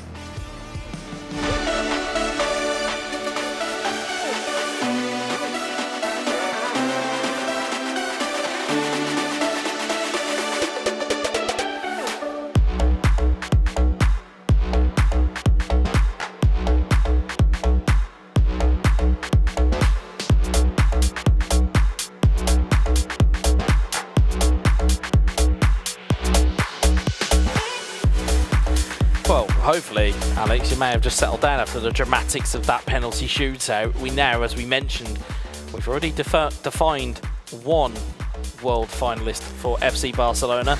We've now got the mobile game to take care of, and the man on your screen has been on red-hot form all the way through this tournament, seemingly weighing lace to every opponent. Of course, the man opposite him, the final group game, overturning 5-1 in, as we said, a platform where the clock ticks down quicker. That's an incredible feat to put 5 past your opponent. I just say, don't trust in the paper. We have seen in the first final. I mean, they played before. Wooders was way better in the group stage game.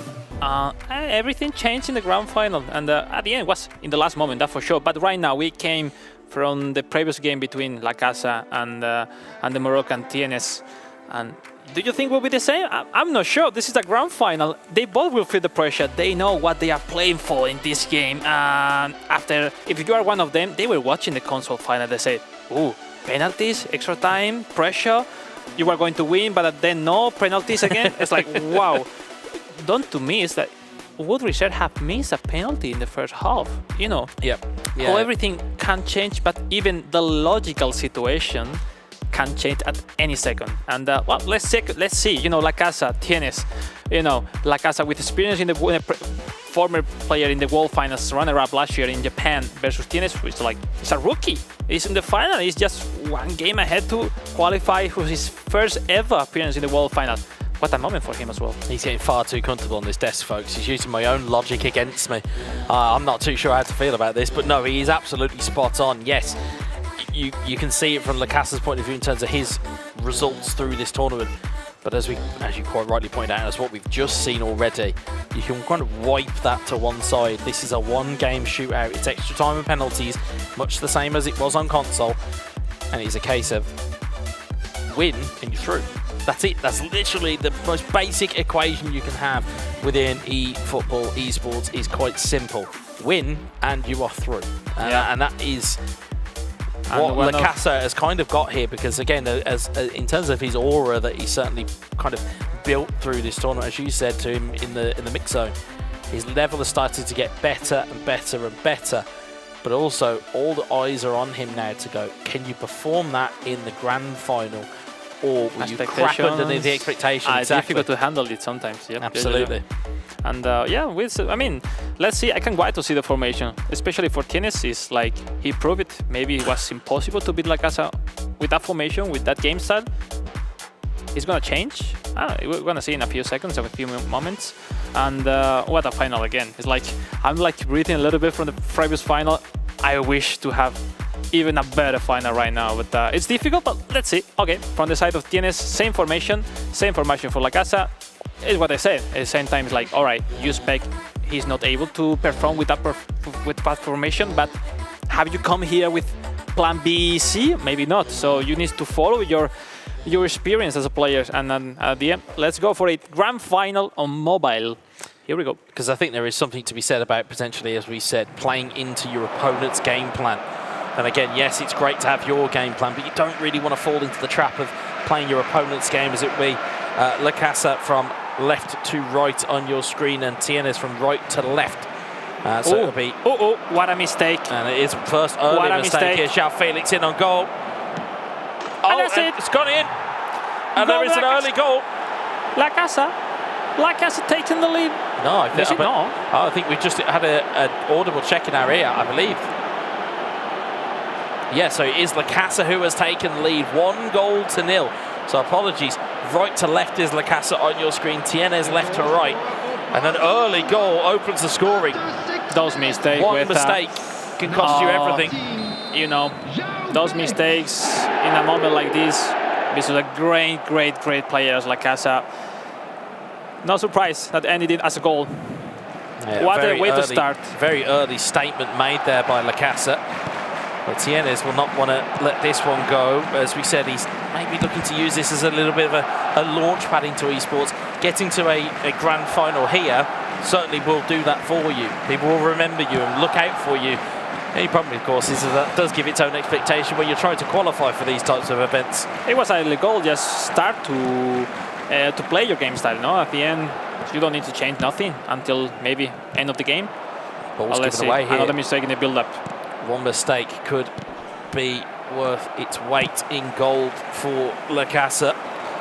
There's Pedri down the line towards Lewandowski. They need to gain some time for the second line. Okay, he found it. He's found that to Balde. Lewandowski back to Balde. Balde into the box like for Gundogan. Head away by Araujo. Romeo. Okay, he have some time in there now. And João Felix. Well defended. Now those counter-attacks are the danger one. They are big opportunities for counter-attacks. Plenty here. João Cancelo chips that one into the box. It's cleared away. He's trying once and again to the crosses for Tienes. Yeah. What I like about LaCasa's prep work here, though, is that it's almost seemingly he knows where his runners are at all times. Like he knows what ball, what's the next ball, what's the third or fourth ball that are long. As I see there, Cancelo trying to deliver the ball into the box. But he certainly has that game plan of knowing where his team or where his players are going to be. If I'm in Tienes, the most important thing is to try to make some pressure in terms of scare a little bit with some chances to make feel LaCasa that he's there, he's fighting for the win today. Cancelo with the ball into the box, looking for Torres. It's cleared away. As far as Romeo, in towards Lewandowski, Gundogan. That's it. Cancelo. Ooh, great ball that would potentially be, but Araujo. Nice idea, but a difficult one. It's definitely a difficult pass. Nearly pulled off there. Great Balde ball. in towards Torres. Torres. Great pull back. Gavi looking for João Felix. Cleared away again. Romeo. De Jong. Yeah. It's like Tienes wants to build up quickly, but his formation, it takes some time to go forward with the left midfield and the right midfield. Certainly does. Sometimes it's like, come on guys, go up, go up. Yeah, he's certainly having to look for runners, and in this type of formation, not necessarily going to be making themselves aware too quickly. Gavi, neat inside ball there. It would be a good one. João Felix. Oh no. Just tried to get the cross in. And there is half time. As we said, that is how quickly these games go in mobile. In terms of how quick it is in a quick flash. One chance, one goal. That and can all because be, it comes from a mistake. So isn't it that much advantage from LaCasa? We haven't seen, or we are not seeing the same game as before. A change, something has changed, but obviously LaCasa is still leading. Substitution for LaCasa. He's not waiting till the 60 minutes right now. Two new strikers. Tienes is waiting the 60 minutes to make some substitution. Here we go, second half. The North American taking the lead in this grand final for a spot into the World Finals in Japan next July. He's trying to take a stranglehold of this game. Roque in towards Lewandowski, cleared away by Balde. Oh, Oh, yeah, exactly. It's those two passes. It's that intake of breath where you're just kind of saying, that looks like it might be an opportunity, as the ball doesn't quite fall the way. If Tienes find step by step to build up like now reset from behind on that the Pedri, cross. mistake No way. in defence. Oh, what a To header the post. Let me see. The equalizer. João Cancelo was the benefactor. It was a really good header at the front post. I believe it came off the post and it just rolled back, and João Cancelo kindly took that away for TNS, and now they have a goal. There is parity. Parity restored. At the end, he tried the same one, like running until the end, finding the movement of Lewandowski, and at some point, LaCasa tried, like he was convinced to take the ball or maybe run back to anticipate a pass. Obviously, at the end, those rebound goes to TNS. Great chance he's into the final. That is a big goal for TNS. This is not group stage anymore. No, we are far from Kansas, Alex. We are far from Kansas. We are down and through the looking glass Marcos here. Alonso, Gundogan for LaCasa, and he has his 5th change. Maybe he can wait, maybe he can use it. Fermin as an AMF.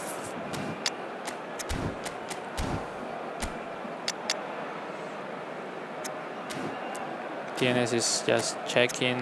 Yeah, he will put Ferran Torres and as a central forward. Some stamina, some speed. I don't know what about heading, but he's convinced to. Let's go. Yeah, it certainly feels as though the mobile players are a little bit of a different breed to console players, and they see things just in a slightly different way. As Gundogan finds the ball down the left-hand side to Marcos Alonso, sending cross into the box. Wonderful cross. But Ter Stegen clears it away. It couldn't go to extra time again, could it, Alex? You know how much you breathe when your keeper do that. It's like, but not every time it's happened like this, eh? Not every time. No, not every time. It's Pedri. Marcos Alonso. Gundogan. Crucial moment. We are in a crucial moment. It's just gone the other way. Gundogan. That's what we are in the final. Everything's so tight, so equalized. Very close here. Pedri, back heel. Romeu clears Isn't it away. it? Oh, what another mistake. That's a big Look mistake there. And it's almost as though, because of the way the game moves on mobile, mistakes are actually even more critical. They're even more, you know, you can't really correct a mistake once it's happened. You just kind of have to almost kind of sit there and hope that something happens that helps you out. But right now, this has now become a very curious thing. It's not the 5-1 we saw in the last group game. Instead, this is a very tactical 1-1 draw at the moment. I'm starting to be nervous, you know. The time is going and nothing is happening. But, you know, they are waiting the last moment once again. No, I don't think so. I'm hoping that my heart does not have to go through another penalty shootout here. I'm hoping. You're in the final. It's more I would expect it, but I'm hoping I don't have to. Exactly, but it's more like scared to not to make new mistakes than to be conservative. It's because you want to make everything perfect. And that's why he's trying LaCasa. Build up from behind, from the back. Pedri, look at the space for João Cancelo. Ball down the right-hand side. The standing cross is coming. Standing cross, wow, was quite late. It was very late for that standing cross. He was, you know, pushing till the limit to gain some time for the movement of his players in the attack, but was a little bit late. It was a little bit late, but there is still time on the clock here. It's going so quickly, this final, but still 1-1. That's as we said, that's the beauty of the mobile game, is that the time taken. TNS, Gavi, João Felix, AMF. João Felix, AMF. Yeah, it's another option, especially for this formation. It's the only way to use them. Sergio Roberto for some good crosses in the right side of the pitch. Right. And here we go. Just 6 minutes left with that. Come on. What's going on here? Calma, tranquilo. We've got 7 minutes. Relax, everybody. Alonso with the driven ball. No. But how is that possible? Araujo, 92, 93 of heading. How he missed that? I think we're all in disbelief here. Everybody's just grabbed their heads in absolute disbelief. The fact that header looked like it was absolutely going to be destined for goal, and instead, unlucky moment for LaCasa. He just jumped too early. There's Alonso forward to Gundogan. Victor Roque. For the it was Lewandowski. Okay. Lewandowski, can he seal it? Oh, it's a good save from the keeper. Game on. Pedri, still there. Lewandowski header. And it's cleared away by Gavi. Only as far as Romeu. Not usually a player like Lewandowski can miss those shoots. Maybe the last chance. 3 minutes Look here. at the other side. What a mistake. What a mistake. That's a mistake. No. Fermin into Roque, in towards Gundogan. Gundogan looking to get through. It's in towards Victor Roque, looking for Fermin, cleared away once more. It will go to extra time in the grand final here at the eFootball And look at those Championship stats. 2024. 2 on shoots, 1-1, extra time for a spot in the World Finals. It's tight. It is very, very tight. They still have one more substitution, and in the side of Tienes, maybe to change the striker, you have less stamina, but I don't think he has many options already. And maybe LaCasa have something to show right now. It looks like they both are not comfortable because they are in the final. LaCasa has missed the timing with Lewandowski in the last chance, which not usually him doing that, but you know, that's it. It's a grand final. You have to prove it right now. The ball for Tienes. Oof, the kickoff. Once again, Tienes with the ball. Ferran Torres. Torres in on goal. He can't get the shape to shoot though. Araujo. And Araujo will clear it away. Hopefully for LaCasa, Araujo was there. And as we said, this extra time will go very, very quickly. Because, again, if you can imagine it on the console, it's quick enough in extra time. With mobile, it's going to be even quicker. Gavi trying to go through.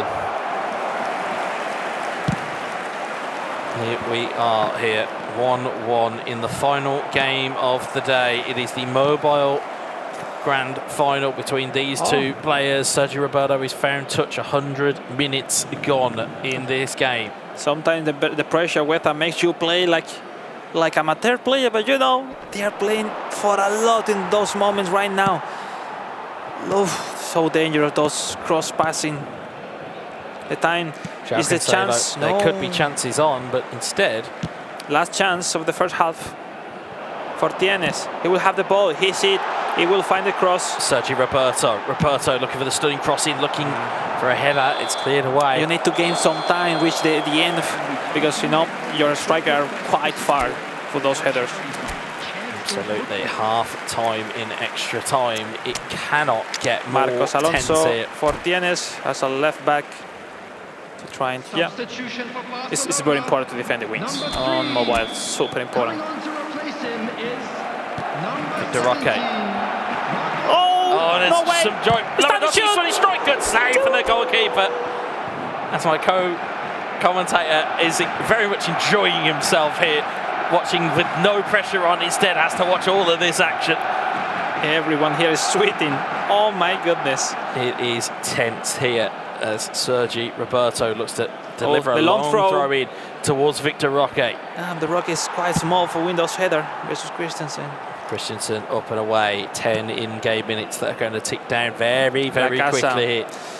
Alonso. LaCasa trying and trying and trying. Gundogan, Fermin, Sergi Roberto. Roberto looking in field for Victor Roque. Cleared away by Romeo. João Felix forward towards Gavi. And could there potentially be a counter-attack on here? Sergi Roberto. Roberto, brilliant ball in towards Gavi. And it's one extra pass too many. As a result, it gets cleared away. Fermin. It's not over. Will happen something. Victor Roque cleared away by Christensen. Sergio Roberto. It is frenetic here. All right, maybe last chance, eh? Maybe last chance. It may just Tienes, be. Sergi Roberto. Yeah, will be last one for Tienes. Roberto into the box. Ferran Torres with a header. And what has that gone for? Has it gone for a corner? Kick. Yeah.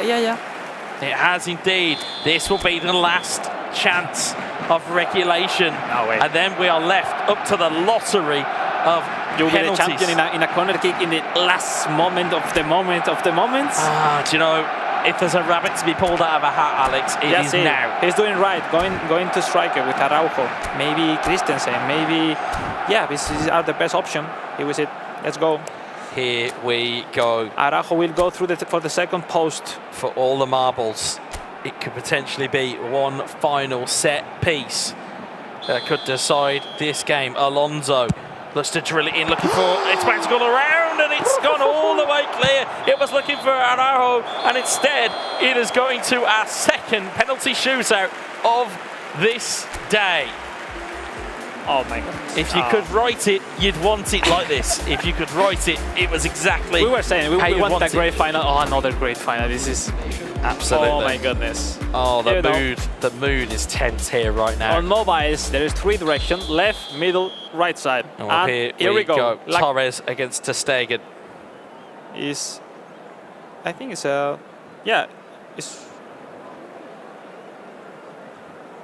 Find out now. Torres TNS takes a shot and rolls it into the corner.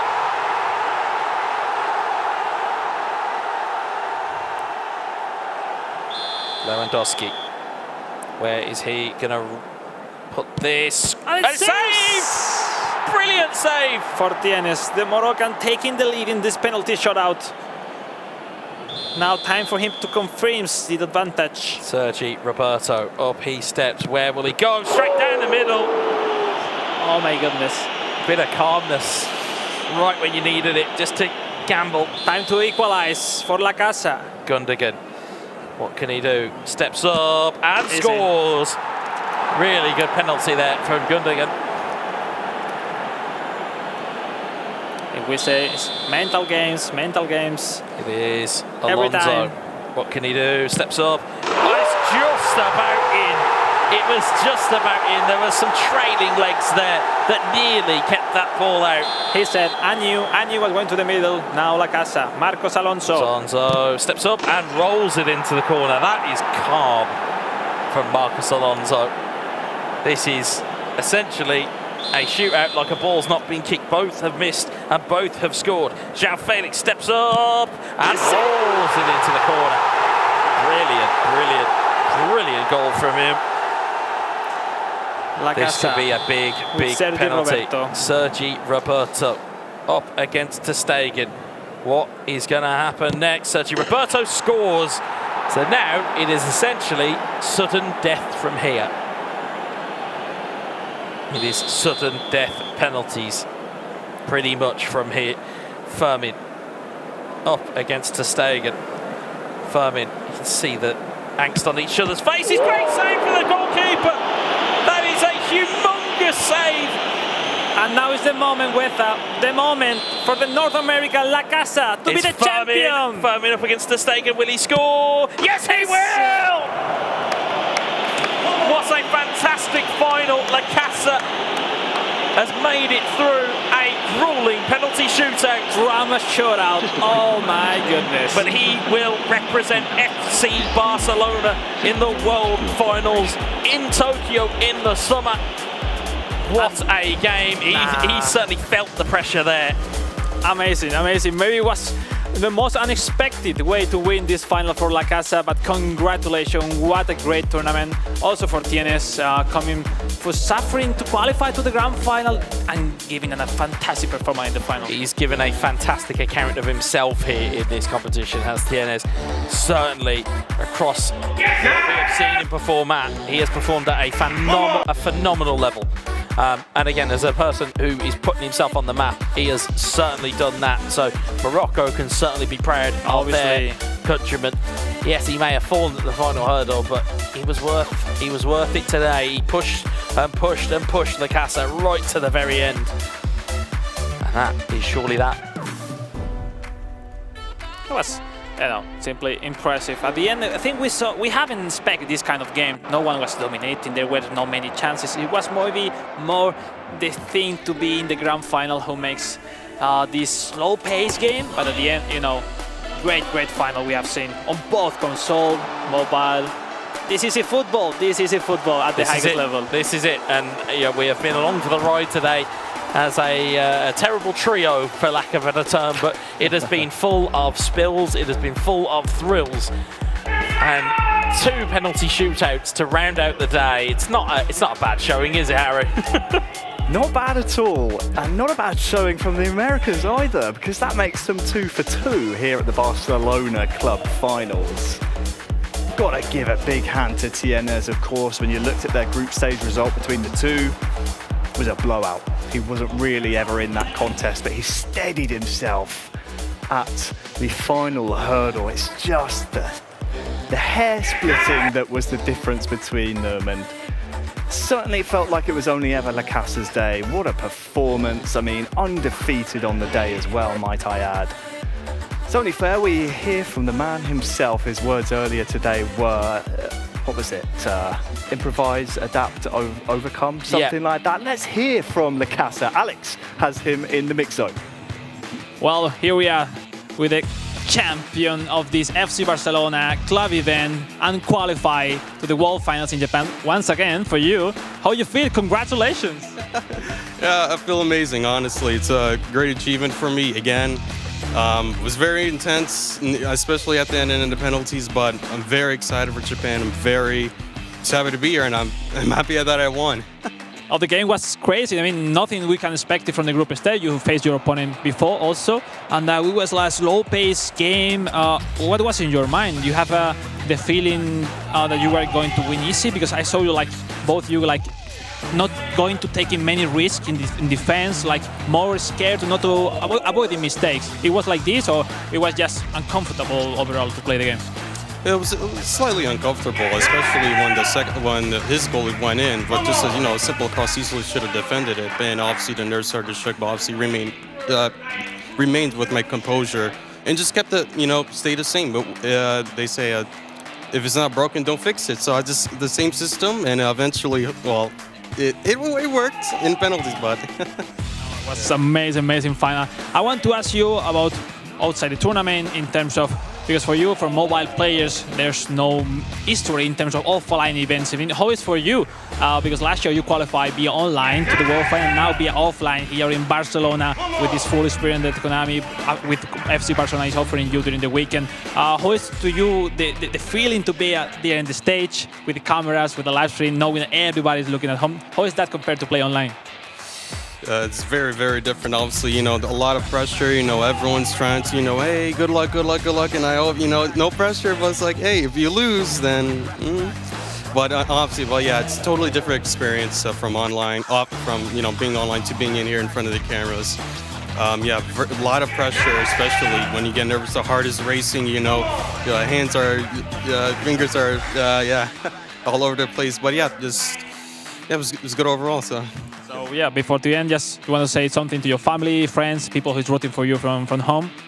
Yeah, thank you for supporting me throughout this whole process. I'm very happy to be here, and thank you very much a lot. I appreciate it a lot. Oh, well, here we have the word for the champion, for the mobile champion LaCasa, who is going through to represent FC Barcelona at the World Finals this July at the Konami headquarters in Tokyo.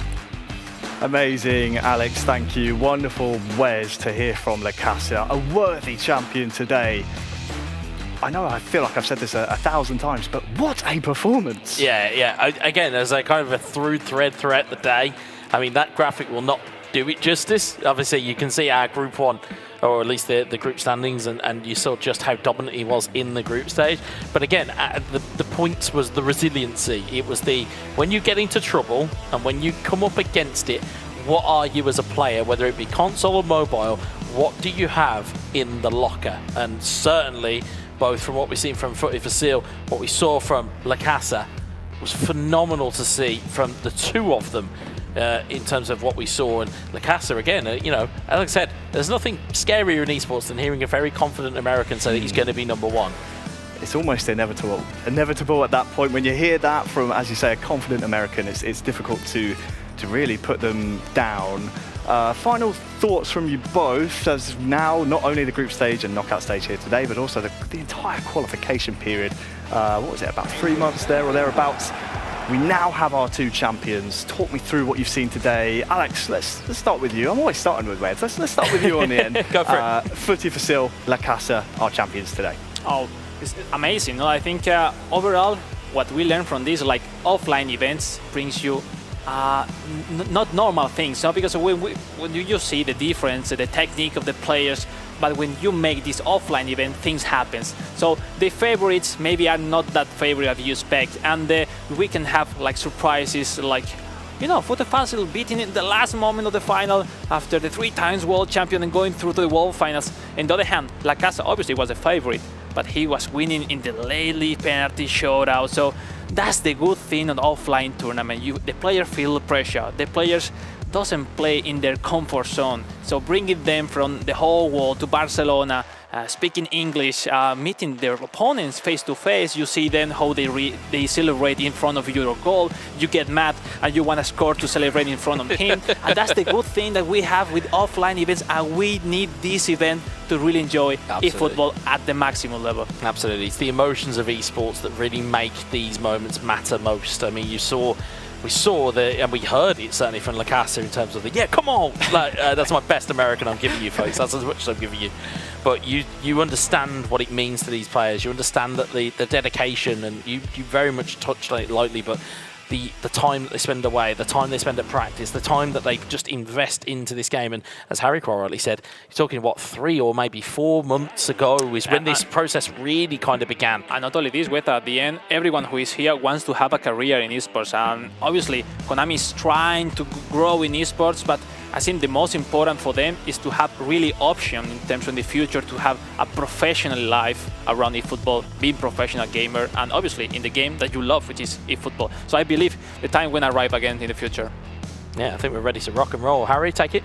Thank you very much, gents. Yeah, I mean, aptly announced there. It's been a long, grueling process. Of course, we've had our 8 finalists from each platform, but there could only ever be 2 champions. Ladies and gentlemen, I introduce to you your first 2 world finalists representing FC Barcelona.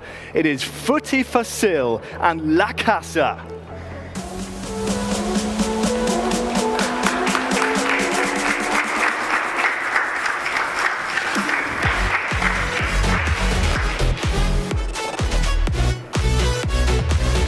Well, gents, congratulations. Please lift your trophies.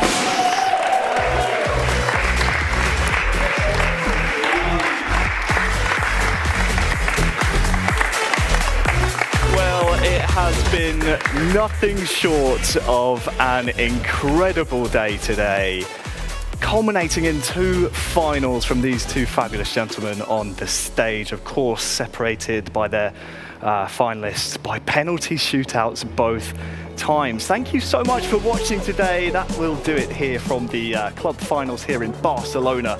We appreciate all the support, of course. Big thanks to Adrenaline, Konami, FC Barcelona, and you at home for watching as well. Congratulations to our champions. We will see you next time. Adios.